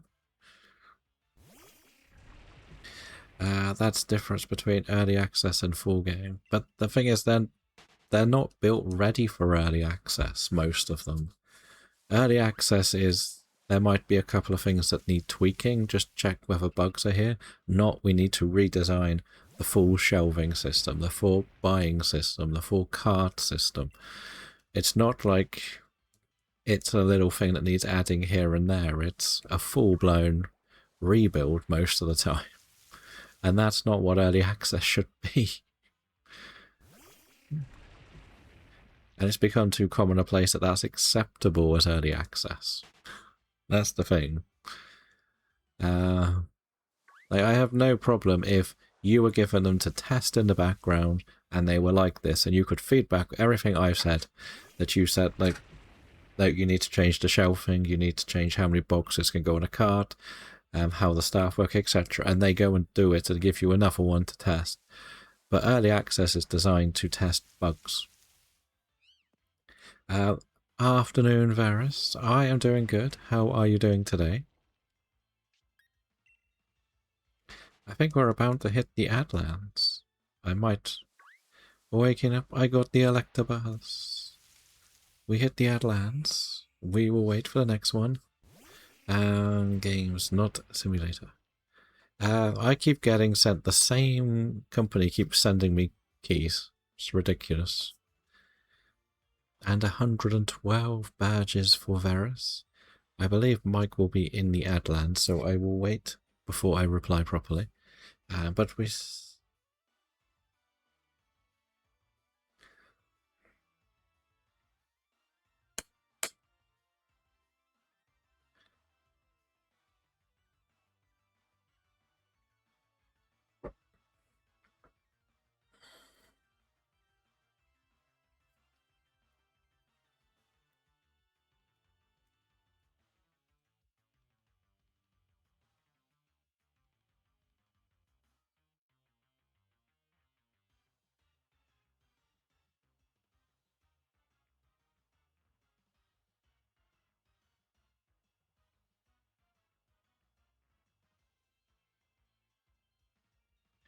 There we go. Most of the He Appears is done. You got the game All Hell the Orb. It feels good getting the almost full one. The almost full one, yes. Yes. So thank you for playing that during the ad lands. It kept the ads dancey. I keep getting sent the keys for Rogue Ducky movies. Not movies, games. So I got sent their vending one, which ironically I had bought and had refunded about a week before. One about witching, being a witch making potions, and one about making beauty products. And the one I want is the replay value one. But I had 3 emails in the last 2 days, well, in 2 days, with 3 different keys from them. I think they're trying to push a lot of the idle games at the moment. Like, I kept getting asked to join a series of an idler game where viewers can win prizes or something, which is basically a key to the game. Or something, or some coins in it. It's just like, nah.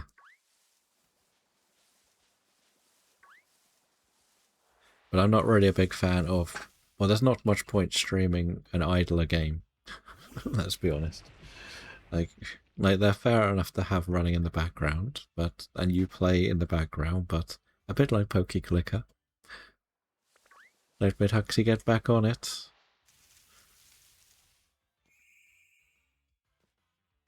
I had a look at mine. I've got some difficult ones left to get.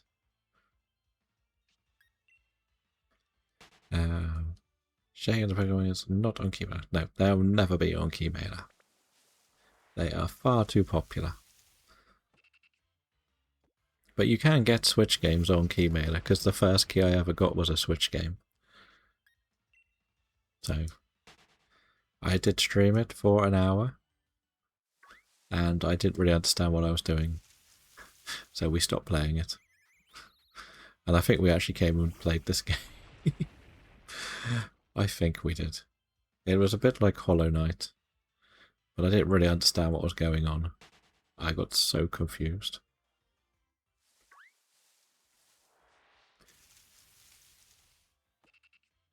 But hey, that was then. This is now. We'll see what comes next. But if we're honest, like you can barely go a day without noticing a new simulator game. I did see a game that I thought Mrs. Astro would like more than anyone else here. Well, probably both the Astros, to be honest. But I won't say it unless at least one of them is here.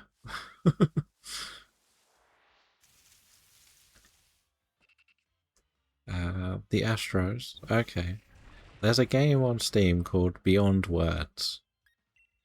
And it's like a rogue-like game where you have to basically fill out a Scrabble board with points to get certain things. A surprise? Yeah. Is that they just said no or they just ignored you? The last thing I got offered on Keymailer was what is it called? A prologue or a demo. Yes, it's a bit like Balto, but with words.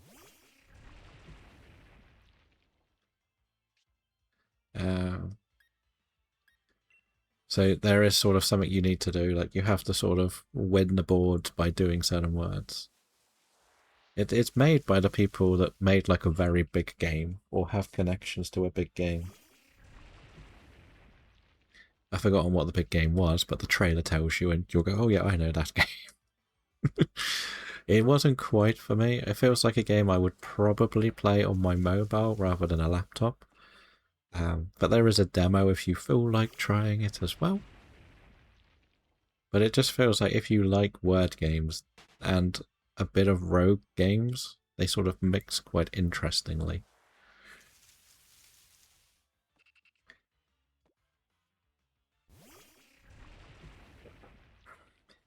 and you get sort of different power-ups for different things and everything. It's quite interesting. You've got to hit a certain score with like 5 goes or something like that, and if you don't hit the score, then it's game over and you've got to start a fresh one.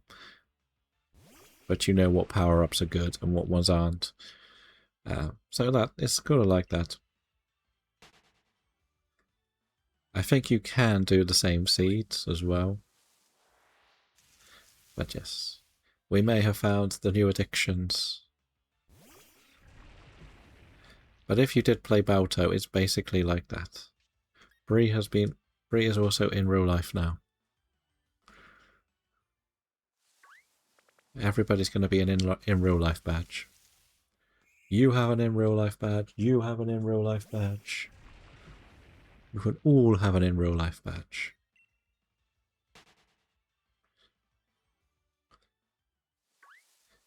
I got it yesterday while I was working. I didn't know. I didn't see you have the badge this morning. That was more.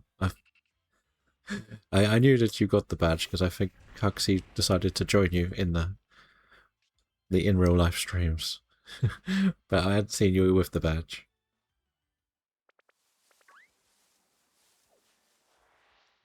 I always get confused while trying to swap mine out. That's why it probably is going to stay as the Chikorita. For now, anyway. Oh. Squirrel. Squirrel. Do you want to hear the best news? You have bought the words game.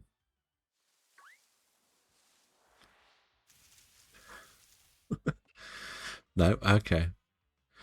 You now have the shiny charm in Sword and Shield. Chicken tikka? No thank you.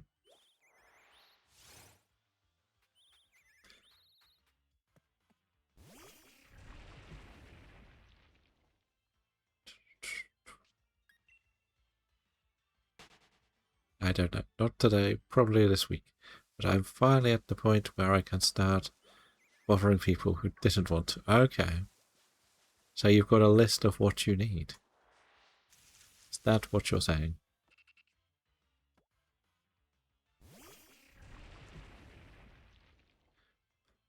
But it was like 50-ish, wasn't it, yesterday? If I'm not mistaken.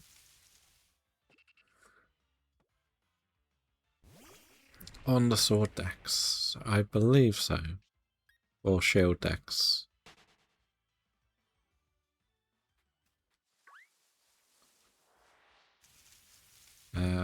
Nothing exciting.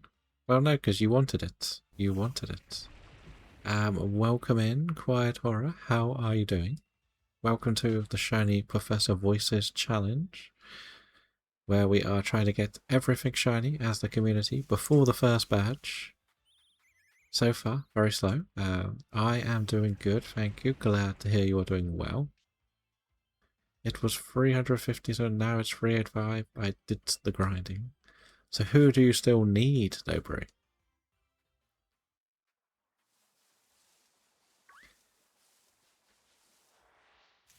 And that's why you wanted to join in as well, Pixel, right? You wanted the torture challenge.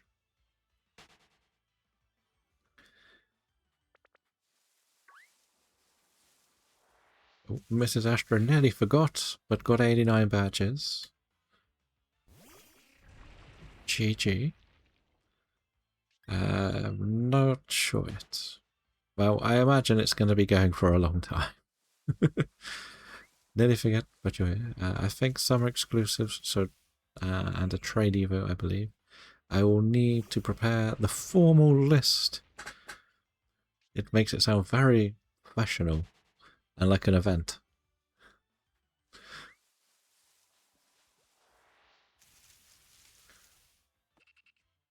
Really does. That reminds me, I need to actually put in BDSP and get rid of the excess that I caught last time. I now very dear Zada and madams. Bree, who spills tea, would like a chance to get one of these pocket monsters off you. If you could trade them, it would get us a charm that is shiny. Could you spare one? That's the question. But thank you for the follow. Welcome into our challenge. We do also do a Switch to Shiny Living Dex challenge. We're at 275, which will include some radar hunting, DAs, and some of the other games on the Switch, just not as often at the moment. But when you get badges, you can pick different ones for us to hunt eventually, be it a normal, non-legendary, and a legendary. The more you get, the more you can pick. So feel free, and thank you for the shiny luck. I'm really interested, but it scares me that I mess up. It's not as bad as you think. As long as you just program yourself to run, you'll be fine.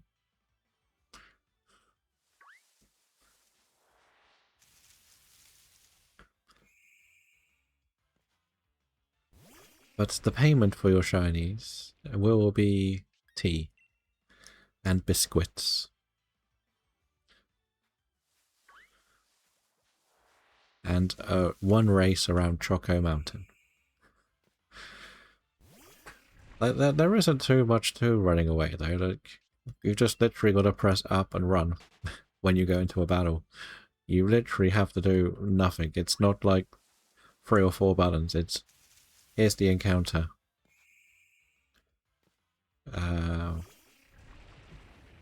Press up and run. And there is a Beth.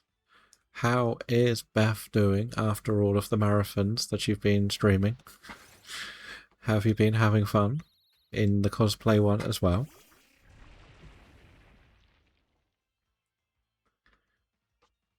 I did see. Out in the Twitter. Oh dear. Oh dear. There is a Mobostive in the chat, but if you would like to follow Beth, she does do a range of games at the moment. There is some older Elden Ring, some community games a bit like a Dead by Daylight, and there have been some Pokemon adventures, and they will investigate a lot of new games, so make sure you check out and see what they get up to. They will also have a potential cat cam if the cat doesn't fall in the toilet. Again.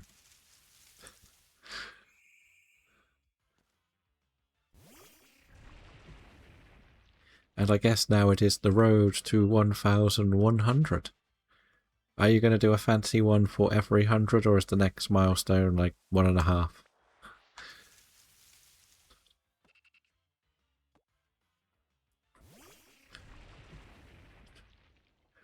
But yes. It would have been funner if you said the other cat had pushed it in the toilet.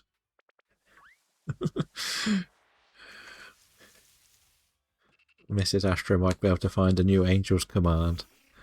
I guess, I'm not sure. Maybe not kind of a big deal. Fair enough. It is nice to celebrate the landmarks. Oh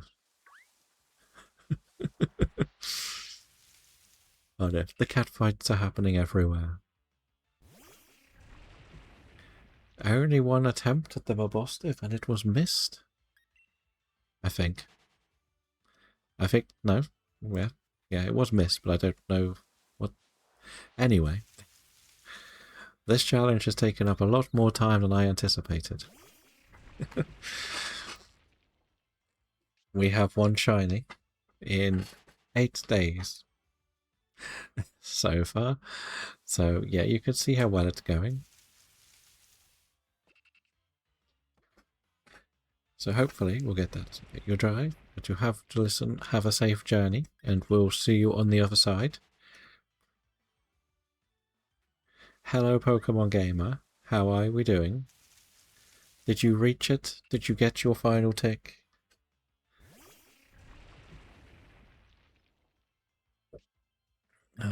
And Pixel is also in the car. Have a safe journey too.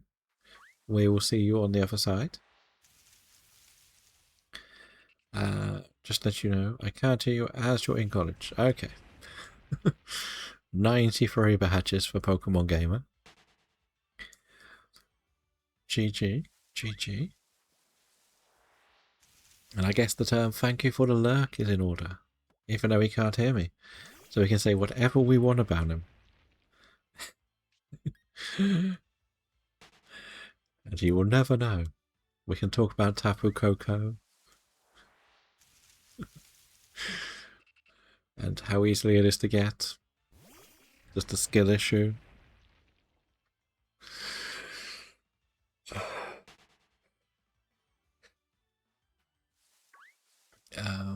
I'm still in the house. I can reply. Okay.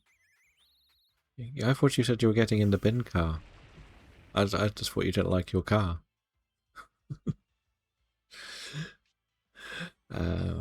Just need to stream tonight and then get the average of reviews. Then you should have the tick.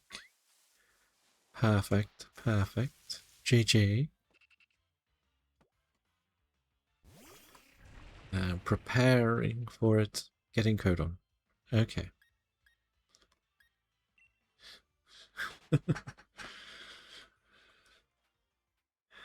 He's probably got it now. That's the silly thing.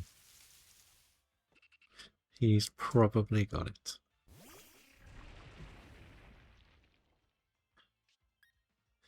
So, okay, whenever I get OBS sorted. Okay. Yep, he hasn't quite got OBS set up yet. He will, he will. It doesn't take too much.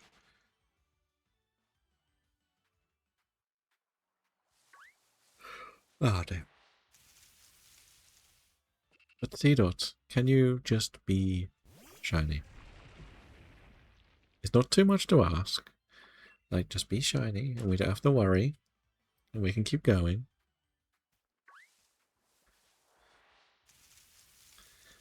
Or we'll get a phase on one of the funny. If we get another Hoot Hoot. If we get a second Hoot Hoot. I will not be overly impressed.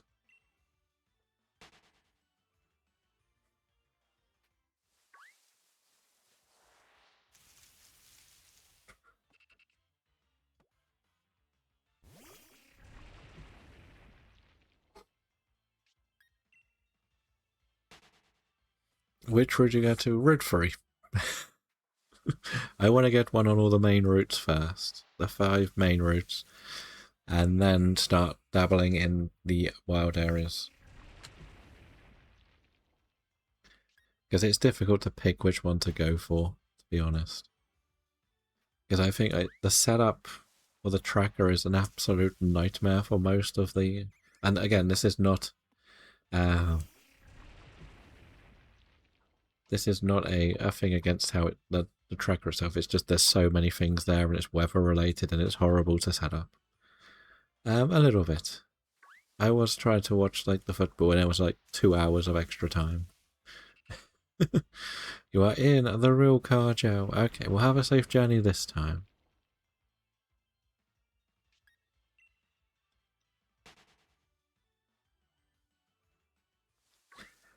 Have a safe journey.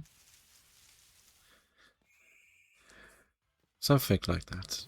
Oh, that's toxic.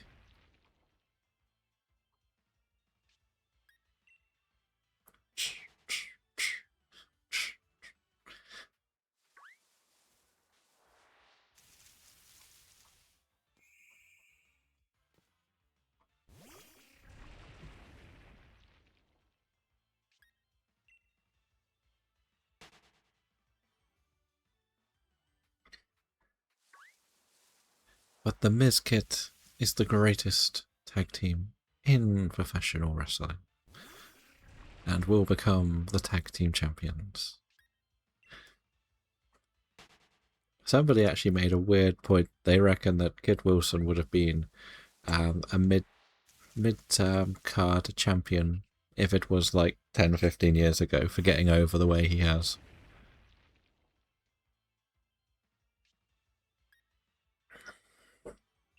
How has everybody been? I think good. I think good. Margie was Ziggler, Zack Ryder. There's a few. Now Kit is a sensation. But when he becomes the first inaugural John Cena Classic champion, let's face it, he surely should win, right?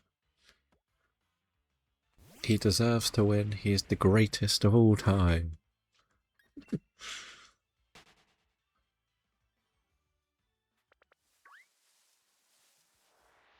Oh, sending shiny luck. Thank you, Pokemon Gamer. I hope it gives me some luck. We've got about 175 more encounters to do today. And then this gets put on a little bit of hold until tomorrow. No, till Thursday. We'll do the radar tutorial day 2 tomorrow. Why not? See if we can continue to do some radar tutorials.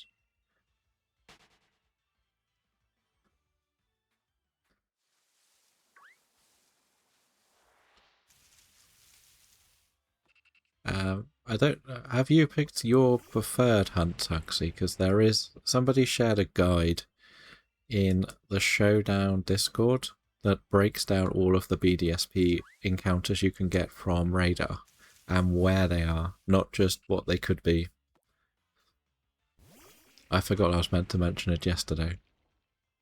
Well, they did a guide last year, so you can sort of do it as a tick box.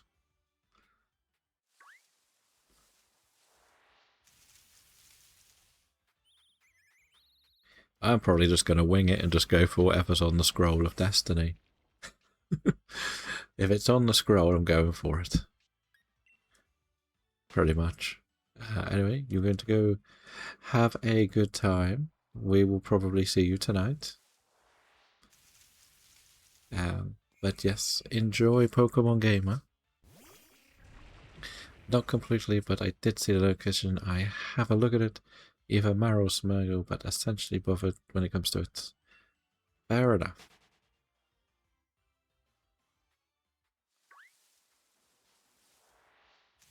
Because the bounties will be interesting, because I think you'll get 2 points potentially for a certain Pokemon.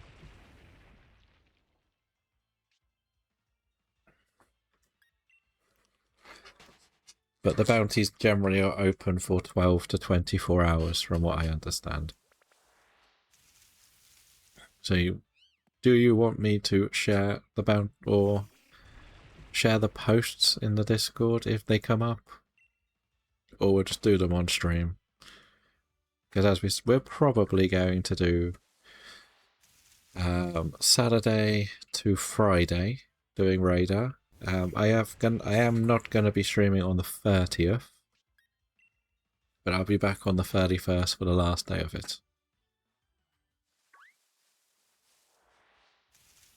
That's about all we're going to do, I believe. Shall we do this now that he's not listening?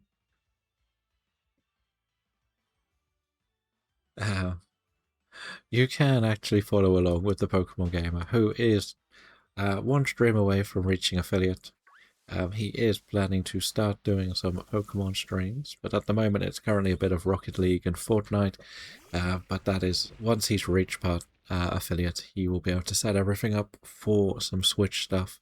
So again, he'll probably be doing DAs with people and other shiny hunting.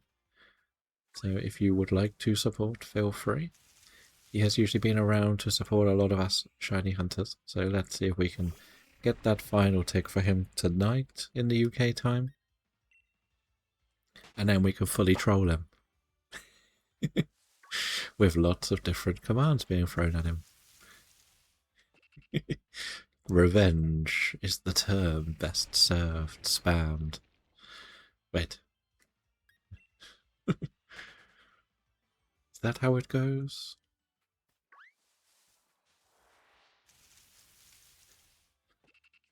This feels like a very slow song.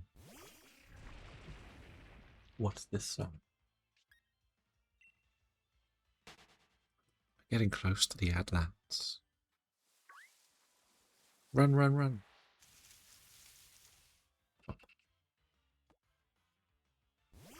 Let's go. Let's go. Come on. We need that last. Like, I've already set my trackers up for Route 3, 4 and the mine. So. Oh, there is a Ben with 119 badges. Good afternoon, sir. How are you doing?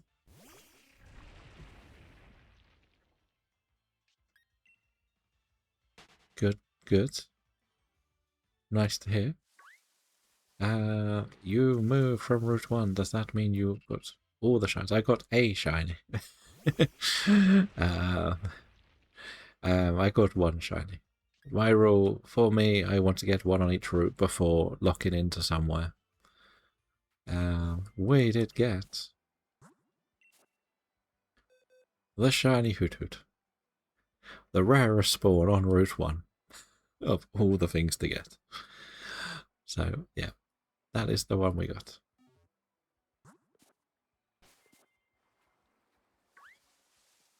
So that was good. That was very nice. So now we're at 2,000 in this route. Well, I say 2,000. This is including my tree routine every day, which is about 30 encounters. And this is what, day 3 of it? Now we got that Saturday. We didn't do the tree ones on Saturday, so... Okay, only 60 of them are those. So it's not as bad as I thought. We're going to try something with the auto tracker in radar tomorrow. So I do need to set that up. See how well it goes. But yeah, that's pretty much it. That's it. We got one shiny. The community has got the 3 others. I'm keeping all the trackers so I can just keep using them all as phases. That's way less than what you got me used to. I know, I know. This is more of the full odds though, isn't it? Like, well, the Switch full odds. We are at like 1 in 4,000. I used to join your stream when you caught a couple right off the bat. Yes, there are some that are ridiculously easy. There is an A-tier Haxorus in the chat if you would like a Haxorus. Feel free to try and catch. And that's why we sort of stopped playing some of those games a bit more, because it was a bit too easy to get the shinies. Like, if we're going to do this, we would like to go for the more difficult hunts, basically. But we've got at least one more week on this, and then we're actually going to take a week off it. Because we will be focusing on Maida, which is a little streamer and audience event, where people try and get as many shinies from Maida as possible. Either Diamond, Pearl, Platinum, X, Y, BDSP. Pretty much, they're the only games you can go for. And let's be honest, we're not going to play Diamond, Pearl, or Platinum. I don't have the time to set up an X and Y save. So, you guessed it, we're doing BDSP, and in fact, only Shining Pearl, because I don't have Diamond. I could get Diamond, but I don't think I can handle it on 2 systems, so there's not much point. We have hit the Adlands. We got a couple of catches on the Haxorus. GG to everyone who got it.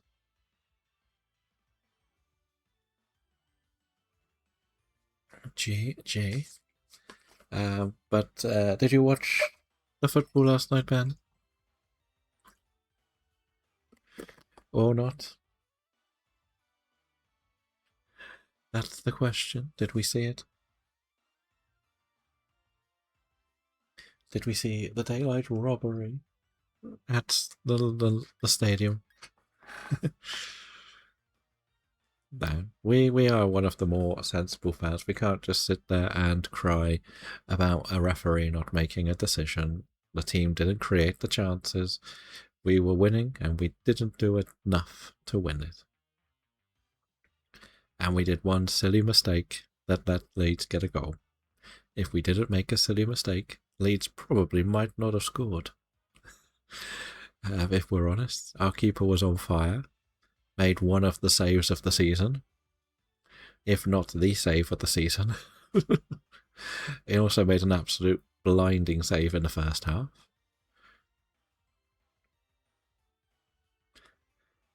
So, yeah. The only thing I really didn't like about the game is that De Zerbi got booked for coming outside his technical area. And you watch Arsenal play, and Arteta literally is playing a linesman half the time.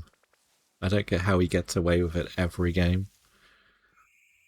That's the thing that frustrates me from just looking at the picture from the outside. Arteta is never in his technical area and never gets told off for it. But De Zerbi does it, and he gets booked. Or warned within like 10 minutes.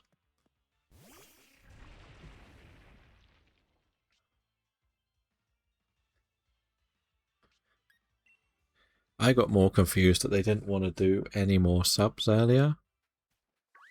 Oh, we have a big raid from a Jamie and some follows. Our follows are new, anonymous.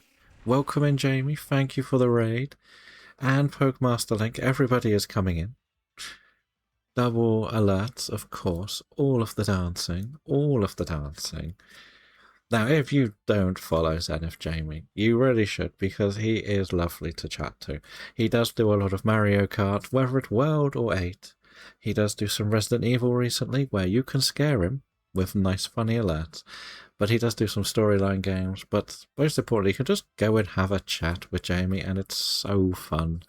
So you can really enjoy your time there.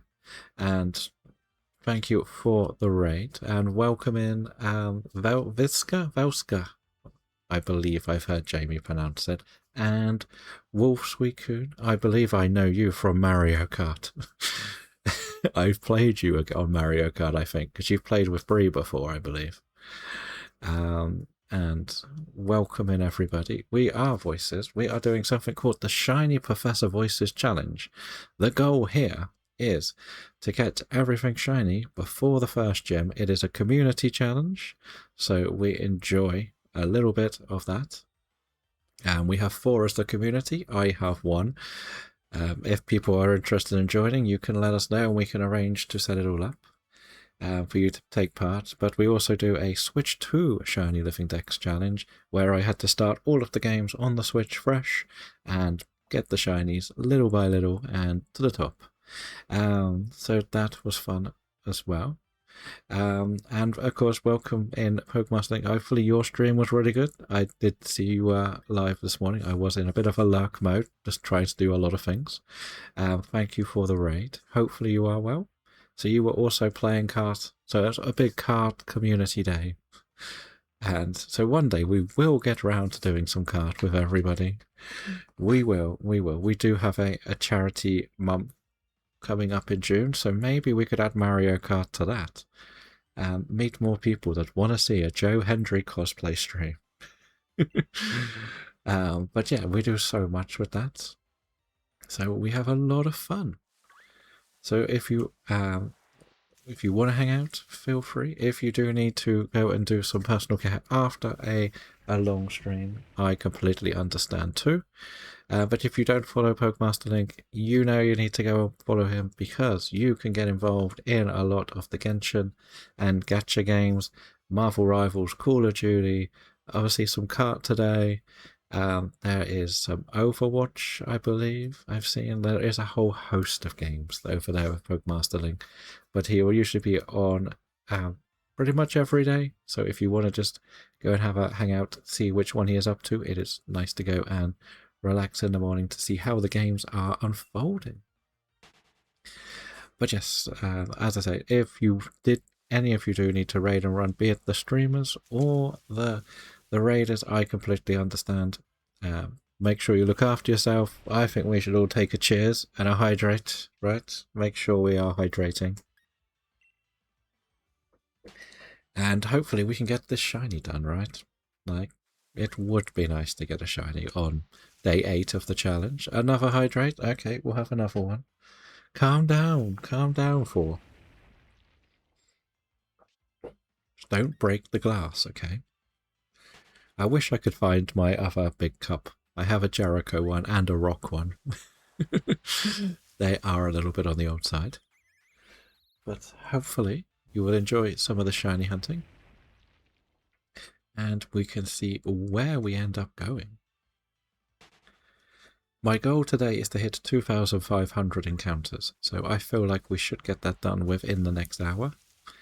I think the average on most of these, apart from the fact that the tree walking thing takes ages, is about 180 an hour we can get done.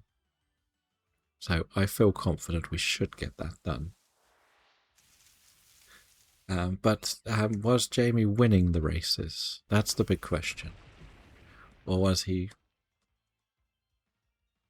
winning?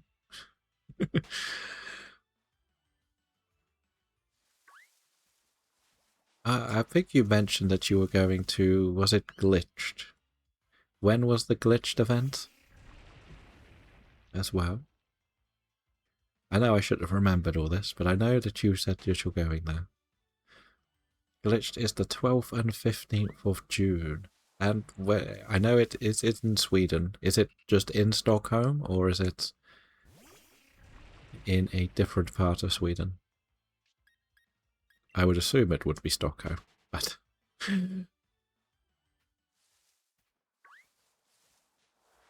So if you are in the local area of... Well, here we go. Do we try to pronounce that? If you are in that area on the 12th to 15th of June in Sweden, you might see Jamie in a streamer convention, so feel free to check it out. Jockenberg. Jockenberg. Is it like that? I know the J is a lot more silent, right? It feels sort of right. Oh, John Coping. No worries, Brie. Thank you for being here. Have a safe journey.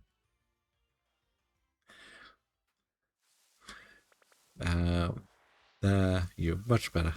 Okay. So if you are in that area in Sweden and would like to see Jamie, feel free to pop in and say hello. I'm sure there'll be a stream or two from there to break my stream streak. I had already a long stream streak on Jamie's, and I think I missed one of the IRL ones. If you want the IRL badge, remember, collect that by watching a random stream of IRL.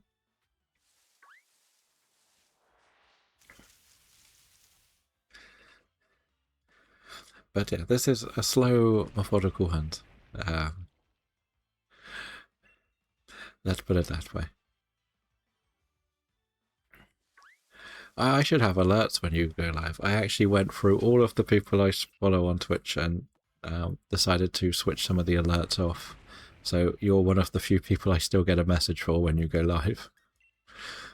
Because most of the time I will be at the computer when they go live. You're somebody who could go live. Like today was like 5 o'clock in the morning for me. So I'd rather get the email to say that you're live.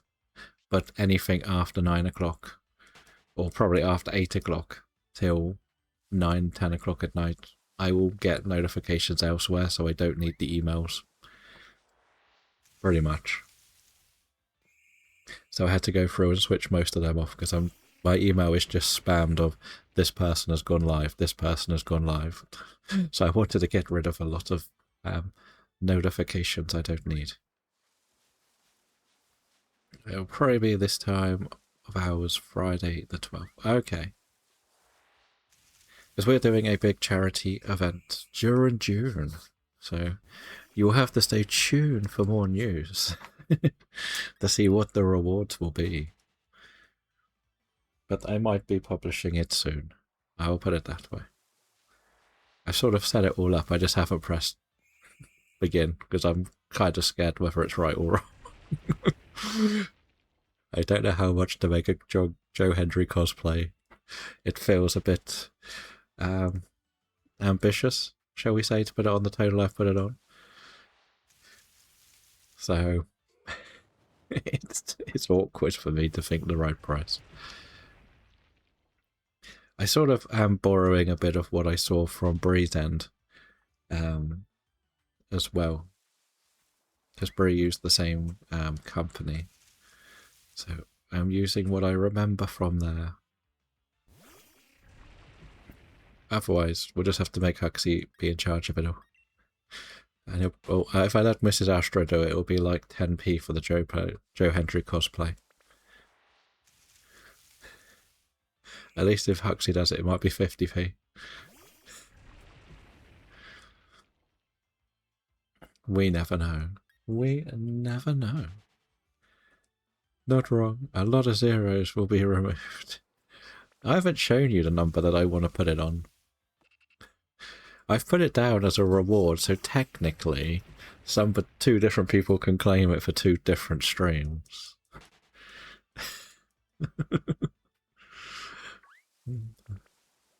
But there's also one that is like the final goal was going to be that at a X amount. That's the thinking. All in the name of charity. Of course, exactly. That's why you have to put it high, because I'm not really a cosplay person. I told you my Halloween costume is Shaun of the Dead. That shows you how much effort I put into dressing up. The only time I've done fancy dressed is Captain Hook at a house party and Woody from Toy Story, and nearly set myself on fire. So I didn't like that.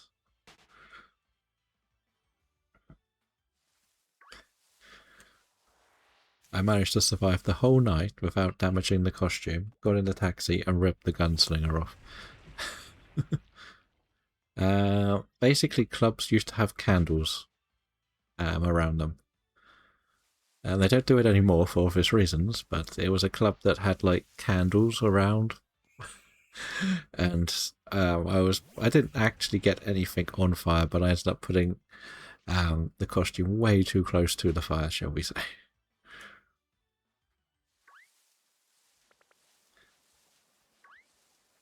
My friend went as Buzz, so we were Buzz and Woody. It was a strange night. Most of those bars are closed now. Most of them are. Not all of them, but a lot of them. Like most of the clubs down here have closed, so. There is a dust skull in the chat. If you need a dust skull, feel free to try and catch.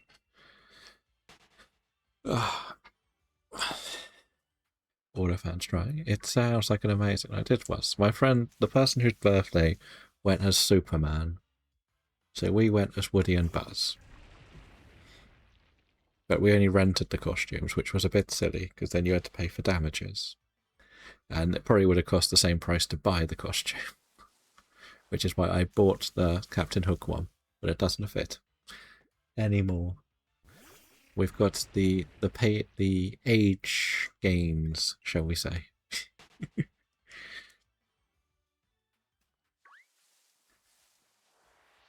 Should we say. And of course we do have the cork hat that Huxley likes, and the Becky Lynch sunglasses that could be used for a bit of cosplay during that session. Right? You never know. What are we at? We are moving into the final 114. Oh, the little nut is here. The little nut is here. Also, Huxley, I haven't figured out how to switch that walk on off. You got the blonde wig and blue shirts. No, I can't find the shirt. You got 3 simulator games now. On the thing we were talking about the other day. One is called Ice Cream. I have seen that. One is called Card Collections. Nice. Are you going to play a bit offline? Or are you going to just flat out stream them?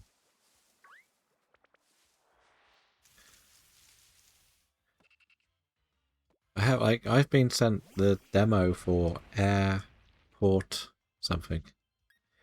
All will all be streamed on YouTube or Twitch. Just be very careful with the settings when you first switch all of them on. The sound will be deafening. I'll just point that out. I know you probably test all your other games, but most demos, yeah. And they're all going to be slightly different. They can be a bit annoying. But I look forward to seeing at least one of them. Yeah, I went through all of my walk-ons. It doesn't say that I've got a walk-on, so I don't know. I literally don't know how to switch it off. So, I guess I'm always having a walk-on.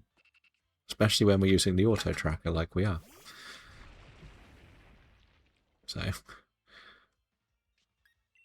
So the new thing that we've got here is the person behind Shiny Dex has added an auto tracker, so I don't need to do anything other than run around instead of having to do like pluses and minuses for each encounter. So this has become an easy job. A very easy job, very easy hunts.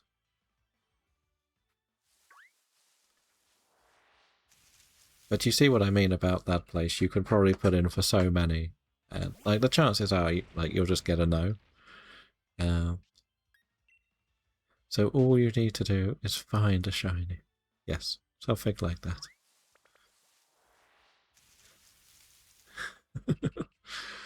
Pretty much. Yeah, that Chimera stuff does have so many stuff on there. Like, as I said to you, the simple thing is, at the moment you don't have any. If you ask for 10 and you don't get a yes, you didn't have any when you started. So what's the worst that can happen? To know that Piplup just won the vote. I'm sure we can go and say hello a bit later. And there is Jade with 20 gym badges, which does mean you can pick another Pokemon for the Scroll of Destiny, if you want to.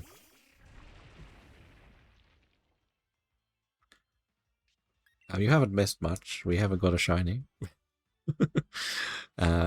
We were talking about some Swedish and Norwegian cinema. Talking about car parking badly again.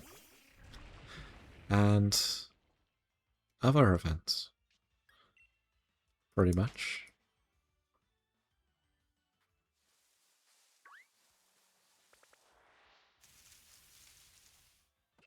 So that is, what, 2399. I will check the scroll in a bit. No worries, no worries. Luckily, it's nearly at the end of the alphabet. So it might be a bit easier if there is a set letter you were looking for.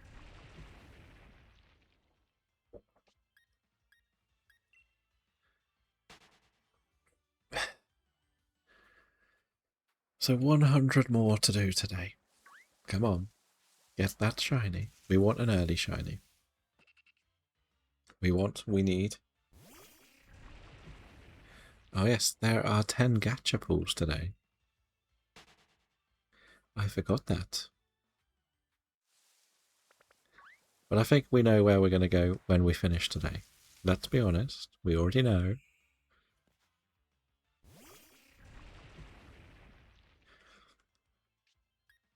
But you know what will happen? Like, she'll get the Starly.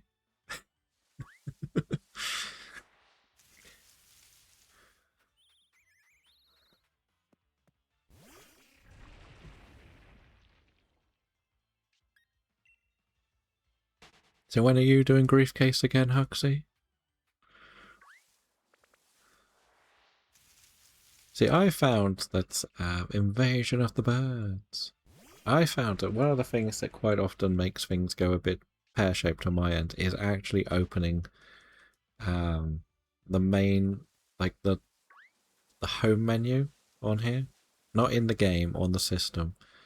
I find that seems to break things a bit more. I don't plan on ever doing it right now. I have never tried Briefcase. I get sick doing the Arceus. I was doing some EV in ZA yesterday for Zake's challenge, but I had like an hour free, so I did like an hour. Didn't get any. But we'll try a little bit. It's a bit like this challenge. It's something that somebody could go and do for like an hour and switch off and then maybe do another hour another day. It's like, I don't think many people are going to go for long stints on it. Because you have to also take into account that we have actually done, what? I think it was about 4,400, wasn't it?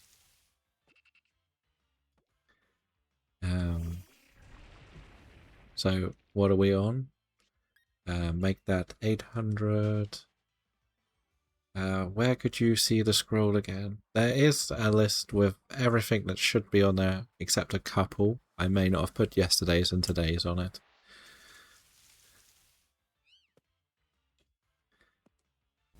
There are also things I have caught, so when I catch stuff, they'll just be on there. So if you do see it on the scroll, and you do see it on the list, I'm keeping it all there. So it's literally everything that is ever getting claimed, we're just putting on there now. My maths is completely gone. We've done, what, nearly 7,000 encounters in this challenge. It's not too bad. No, is it? Yeah, 7,000. Because we'll stop at 2.5. We're getting close to the Adlands, but we won't finish this before the Adlands.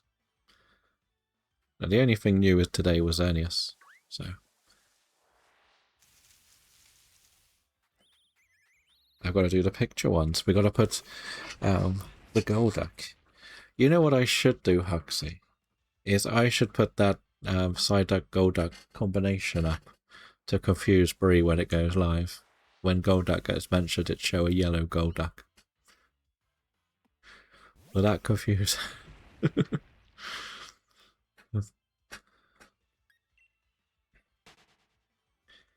I'm trying not to do the animated ones, but I can't remember where I put the other Psyduck. So I just stuck with this one.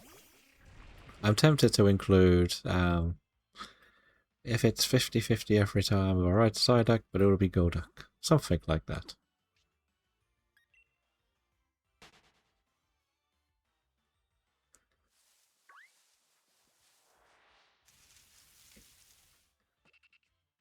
But that's the plan. Like you can see every time, well, you can't do another one for like 10 minutes, but that was that animated one because it was a second Psyduck. Like, some will be the old sprites, some will be the new sprites. So, that's something to make a small note of.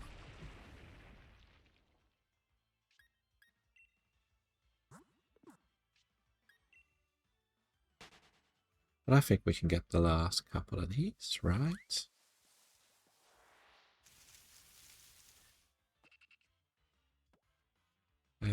But again, if you reach the next milestone, you can pick another Psyduck. And then it'll be a rotation of 3. I can always show the tests of some of them. There's only a few. 102 for Huxley. I swear you did that at the beginning of the day.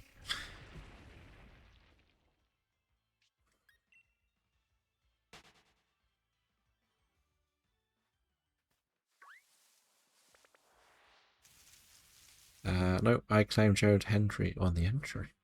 Oh, value for money. Indeed, indeed.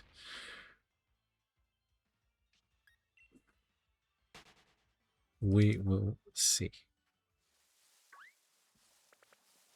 I would like to just get a shiny, you know, just so I can move on to the next area.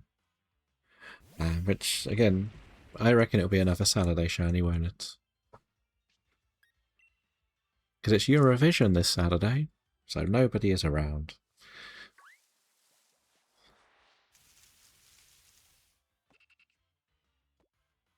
Most of the people I know would want to go and watch Eurovision, you see. I don't care.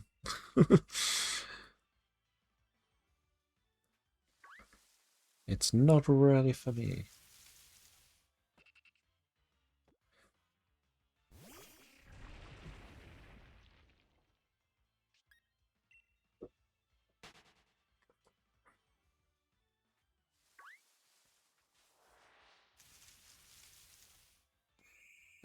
I won't be bothering watch. No, I think it's mostly. I think a lot of my friends, they watch it with their partners, and they've just sort of got into it themselves now. So it's sort of like one of their special nights with their partners. So because that was going to be the original pool night, was going to be this Saturday. Then they wanted to do next Saturday, and it ended up on the 30th. You have to come and visit the Huxleyville at some point. Being decorated, the ideas would be good. I never know what to build on any of them, to be honest. Like I see a fire type, I put them where they can use the smelting devices. Like part of me wants to make it feel like more of an automatic farm. When you get yes. I've actually switched it on like a couple of weeks ago, and I just stood there and I was like, what should I do? And it's like, it feels like too much of a project. And that's what's intimidating. I find it more intimidating nowadays because I want to fix too much. Like, part of me kind of wants to start a brand new save. And just do... But not unlock everything early.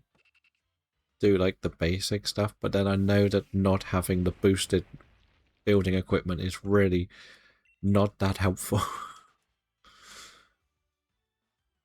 Like, we can even go back to what it was like when we played on stream. Like, the first thing I did was try and flatten a little area on the main map.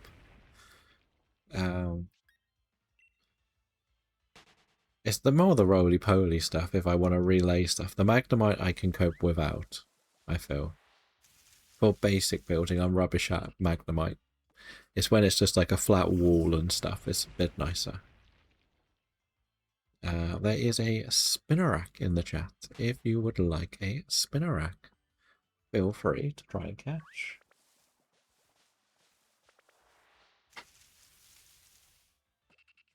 Because I wanted to do so much to the Withered Wastelands. I wanted to build that up, and like the whole bit behind the waterfall as such, where the other portal door is.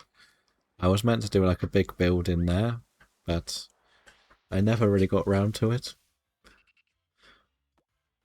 I made a little tunnel where I was going to make the waterway through, but never really did much more from it. That's why you're focusing on Palatown, less to think about, and ignore the other islands for now.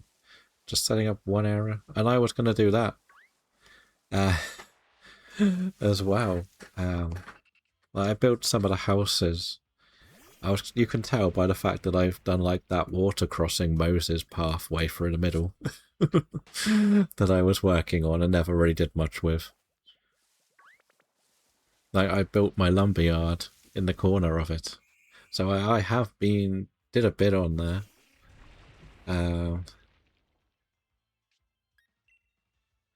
But I never really went back. Like, the idea was to spawn stuff. I built a load of cabins for like the smaller things to live in.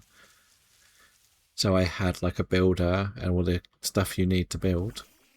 Oh, we've hit the ad lands. We will pause for a moment. I am just going to change this then to this very quickly.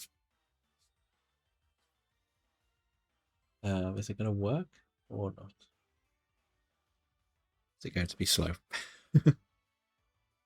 And then we can come back. Come back here. But what have we got left? Another 65 encounters. Not too bad, not too bad. Because I think like watching different people play it different ways, it's fascinating to see how much more enjoyment the slower builds had to get everything done quickly, but then the people that did the slower builds and got to the end, they are like, I wish I could have done some stuff with the other equipment. Like, there's still the idea that you want to do one blocks here and there, but then there are things like when you're doing a large scale build, it would be nicer to have had Magnemite. A bit like most of the stuff we've done on the island. I would not have built the apartments to be that big without Magnemite. They may have been at best 2, maybe 3 high. There would never have been that many. Right, we are back from the Atlands. Let's continue. Get these final couple.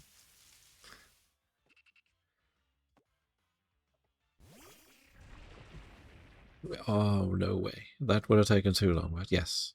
Yeah. Like, it's such a nice mechanic to have. It's like something that clearly is missing from a Minecraft, being able to quickly change everything. And it's done in a very unique way, and I like that.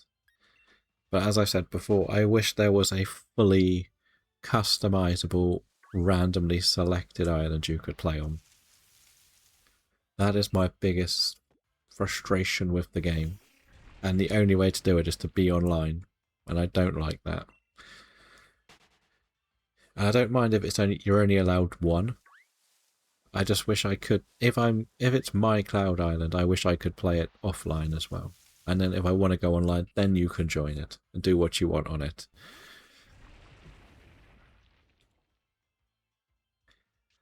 But that's what gets me. It's a bit like with Minecraft. If it's your realm, would you need to be online if people join? Or technically you would, but... And that's why you need to be online, so if people want to join, it's easier. But I guess the other side of it is, the idea is it's meant to be as a customizable mixture island. I don't know. I ramble on about it a lot.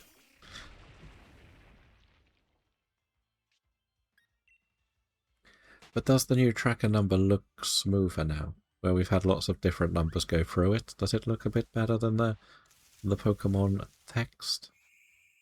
Or not?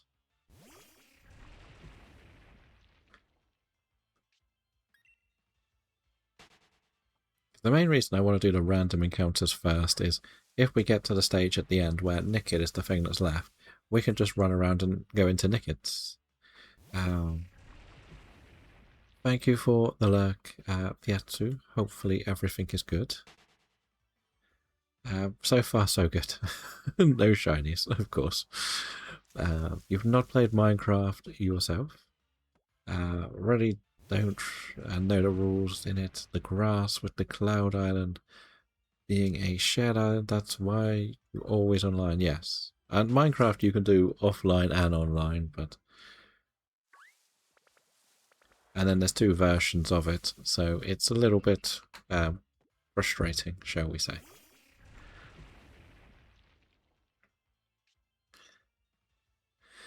You can also follow along with Piatsu, who, Huxley, you might like this, is one of the rangers of the Showdown event. But he also does do a lot more of the full odd shiny hunting. So you can go and have a chat about music, horror, games. I've seen him do some Resident Evil when it's not Pokemon, so it is always relaxing over there. You can always have a friendly chat about all of the rules and anything else about gaming as well. Don't just go there and ask questions about the rules, just chat. But yeah, but he will be hopefully taking part in Radar. All the nerdy stuff, yes, something like that. Do follow, keep an eye out. Well, I say it more to Huxley because Huxley's doing Showdown for the first time in the Radar as well. We've been teaching him how to do Radar, so he's signed up ready to go. But it's nice to know like some of the people who are behind a lot of the events, like including like the Shiny League stuff as well. Even if you just go in and watch, it's nice to know that the people that are putting a lot of effort into the competitions that you want to take part in will get a bit of support as well. Oh, there is a Charmeleon here. Are we going to go into Radland now? Like me wanting to take part in Madar last year is the reason why I finished the games. Uh-oh. He's got a rat. It'll be exciting. Oh, the practice session. The practice session. Huxley got 8 Psyducks in one chain. So, I've got a rant. What have you got a rant about, Mr. Charmeleon? I know we will be doing it in BDSP, but it's still like everyone has to start somewhere, and like maybe next year I'll be the one looking into X and Y. You never know. This year, no. Because I wanted to take part in it last year, and then that's when I started learning about the showdown sort of thing, so I started watching and following along. Um, the ref was a joke, and not to give that. And what did Tail do? So what is Tail doing? Yes, Tail learn. I have a more reflective way to look at the whole Madison situation. Is if I'm being honest, I don't think we made their goalkeeper make a save. That is my problem. We can't just blame a referee because we think we should have had a penalty. We didn't do enough to win the game when without that as a decision, that's been our problem for the season. We're quite happy to blame the refs, but at the end of the day, we didn't do enough. We were 1-0 up. We fell apart when we let the penalty go. Kinski made the most ridiculous save I've seen this season.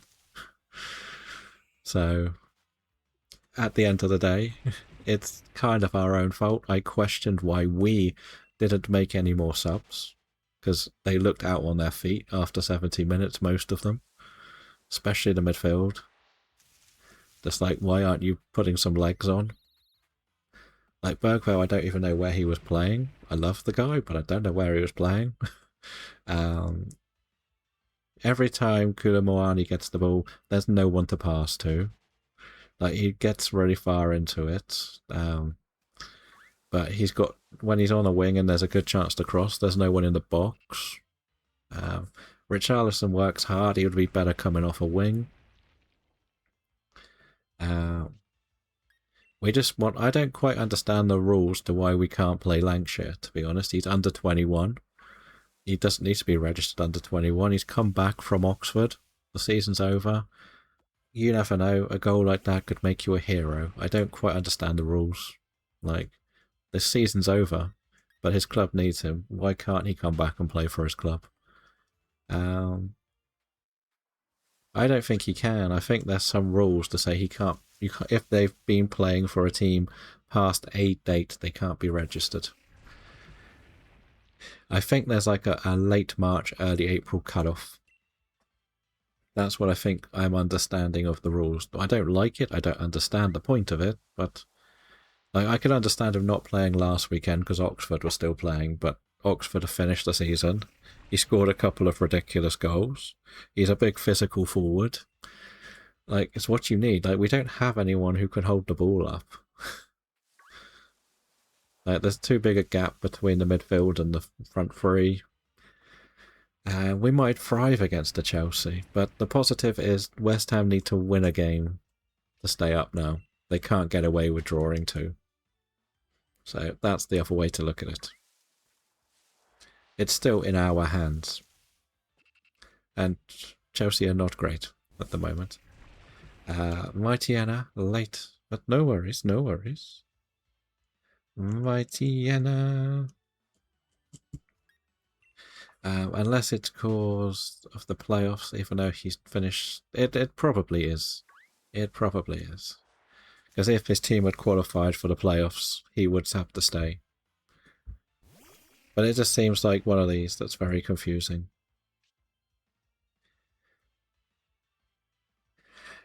You can also follow along with Mr. T1 Charmeleon, who is trying a little bit of variety at the moment. There is plans to maybe do Football Manager. There is been some Monster Hunter. But we'll hopefully return to some Pokemon in the future with some shiny hunting.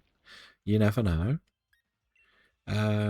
Did you know Mightyena has lower attack than Pyukumuku, but it can intimidate? Zayzak, to be honest, they've been losing way too easily wins. Yes, Chelsea are in such a dire form. It's our chance. It kind of also depends how the FA Cup goes. If they lose the FA Cup, they might be completely gone. But if they win the FA Cup, you never know. You never know.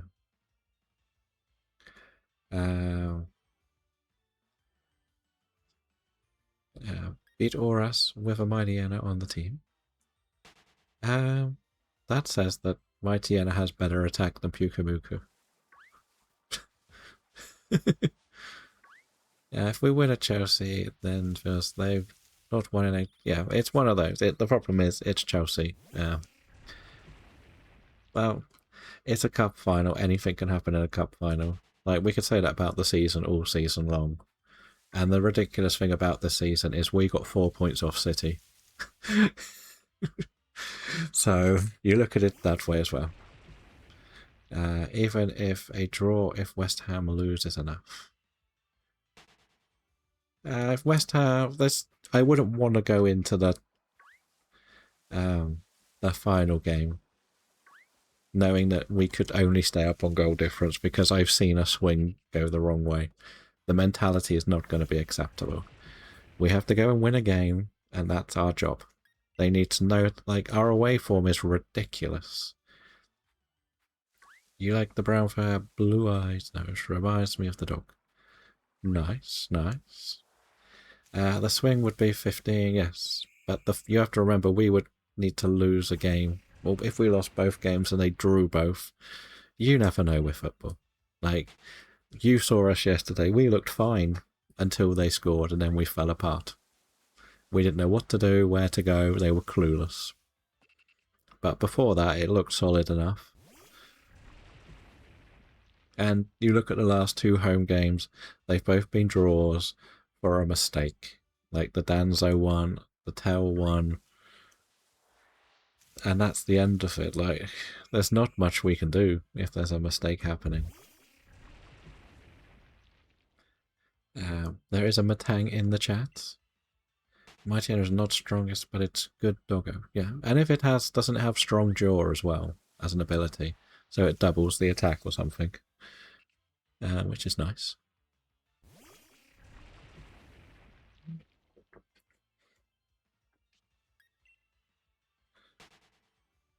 But we are heading into the final few encounters. Because if we're being brutally honest, like, the season just hasn't been acceptable. We can sit and cry and say refs have been disappointing, but I don't remember a game where a goalkeeper's had a man of the match performance against us. We were fine, then they scored, then they lost their heads, which is where I would have made the changes and got them on the fans, but terribly loud when we go on top, but quiet when they hit the ropes, yes. Because they're in a lot of shock. But then also, he's playing the most experienced team. The only thing we've got on the bench is kids or younger players. So he just doesn't know what to do. He doesn't want to play Gray because he doesn't know where Gray wants to play. He wants Gray to tell him where he wants to play. Bergvall seems to be, like, exiled almost. Because I don't really think he knows where he wants to play Bergvall. We don't have any more midfielders injured, though. That's the place where we're lacking. You've only got, like, what, Basuma might be injured, but he's had, like, 3 good games this season, or okay games. I think Sarr was on the bench, but he seems to have been exiled. Like, I would have probably liked him just to play Spence right wing for the next game. Instead of playing him left back, just put him on the right wing. Because he loves driving forward, he'll push the defender back. I can see him having a good game if you let him do that and take away a few of his defensive duties. And if him and Porro are together, they can both cross and the team won't know who's doing what. But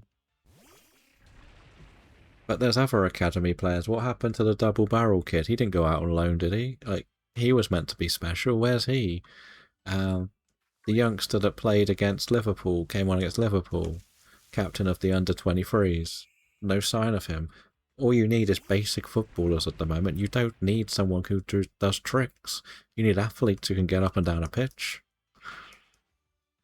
Yes, there's pressure, but he went and came on at Anfield and looked solid. And that's all we need at the moment. We need people that are solid. We don't need people that are going to try silly tricks. Like, we can sit and praise that Maddison was back. And what do you expect Maddison to do when all of the attackers stand next to a defender holding their hands? They're all hiding. Every player is hiding.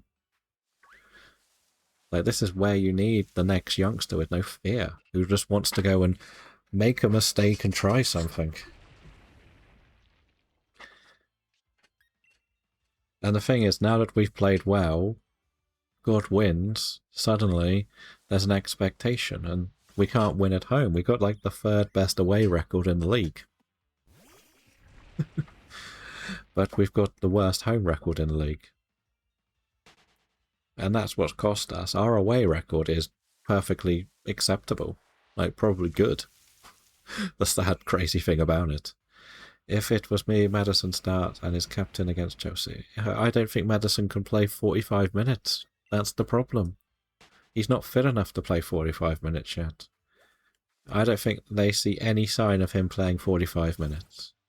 And I 100% would not even consider playing him at the start. You're bid at a hubris for the apricot balls. I'm gathering 99 of each colour. Surely you'll get one. Hopefully. Hopefully you will. Being killed by Kingler twice so far. Have you not gone and got like a Daemon to protect you? Like, you can go and get a Dynamax Adventure Pokemon if you want. He needs to be on the pitch. They get a boost. So you want Maddison on when they're tired. You want the opposition to be a bit leggy. If he's on at the start, he's going to be off the pace, and they'll be on him, kicking him instantly. You need him to be on there when there's that slight lapse of concentration on the opposition. That's why you put your energy. Like, I would keep the same midfield for the Chelsea game, because you just want... They are going to be a tiny bit slower on the ball than Leeds. You want the people that are going to go and kick and get the ball. Give it to Tao, let Tao drill at someone and just throw crosses in, and hopefully it hits someone and goes in. Or throw it to Porro. That's how I would probably play the same 11. I maybe Spence for Muani. But I don't think anyone else is due back this season. We miss him and Kulo. Or season 2 players that create... Yeah, Kulo is our best player. I could, but I don't like losing to the Crown Tundra man, so probably grab the Diglets and get the Raichu. Okay. And the Alolan Executor is there as well, which is very good if you're after grass types. And if you are doing trees for Applin, I would put that at the top of the party.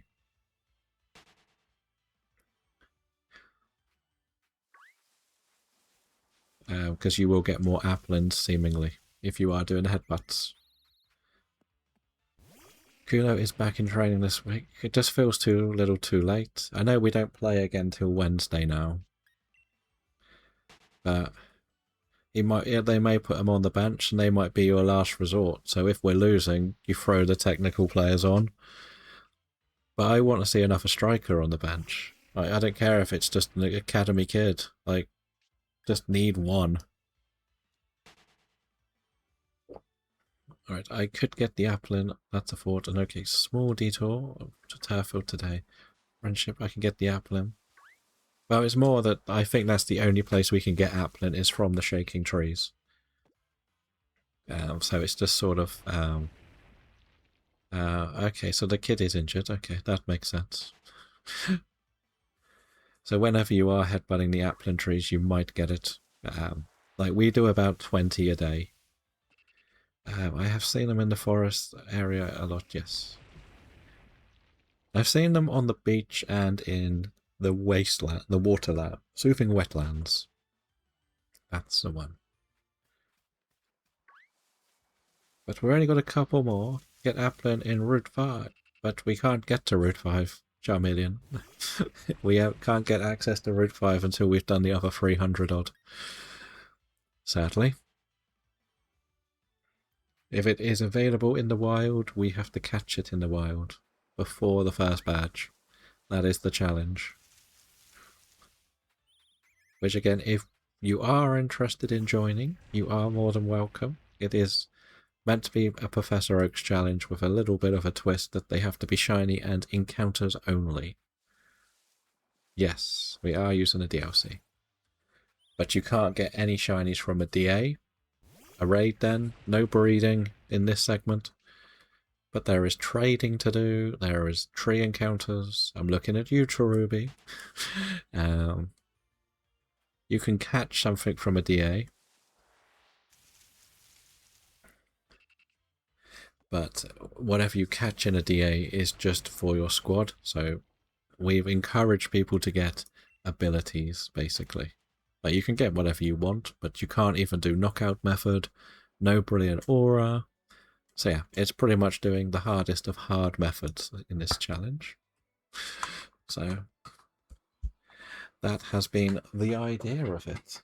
I am going to change some of this over here very quickly because we are about to finish. I need to pause my auto tracker at 2,500. Great. We will do some work on that later. I can close that. And Professor Voice challenge is hard. Yes. Well, it's no different than a shiny Professor Oak's challenge. It's just taking out breeding. We have 4 shinies. I have 1, which is the Hoot Hoot. Huxley got a Psyduck. Mrs. Astra got an Electrike. And someone else got a Torkoal. So it has been going pretty well on that side of it. But it's just meant to be sort of testing us to try more full odds hunting. I struggled with Fire Red Leaf Green. It gave me a headache, so I wanted to move to a different game. This is the only other game I can really do full odds hunting in that isn't as boring as BDSP. I like Radar, but I don't really like the rest. So this is perfect. It was going to be my personal challenge, but people said they would like to join in, so we opened it up for an event. But there is a little bit of prep you've got to do if you are interested. You need to be able to take this picture and this picture like normal. But then you've also got to take this picture for your league card to prove that you have no badges. And in the Pokedex, you also need to take this picture. We'll use this as the example. Where is Hoot Hoot? Not the Vigavolt, this one. So the number I've battled is only 1, so you haven't manipulated Brilliant Aura. That's basically the idea, and the challenge to it. But tomorrow is going to be Radar Tutorial Day. But now we will go and do a little raid, I think. I think we know where we're going today, right? I think we all know where we're going to go today. Where is it? Where is it? So, we will start the raid. So thank you, Jamie, for the raid today. Thank you to everyone for collecting your gym badges. Autofan for the bits. All the new follows. Sadly, no shinies today. As we say, it will be a radar tutorial tomorrow. Well, and some cast form hunting, unless Skiddy appears. I will look forward to seeing you all tomorrow somewhere, probably a bit later tonight. If we are going to go and see the Shiny Huntress, she is working her way up to partner. She needs 2 more check marks, so if you could stay and leave a bit of a lurk, it would be greatly appreciated. But for now, we will say goodbye and have a good rest of your day.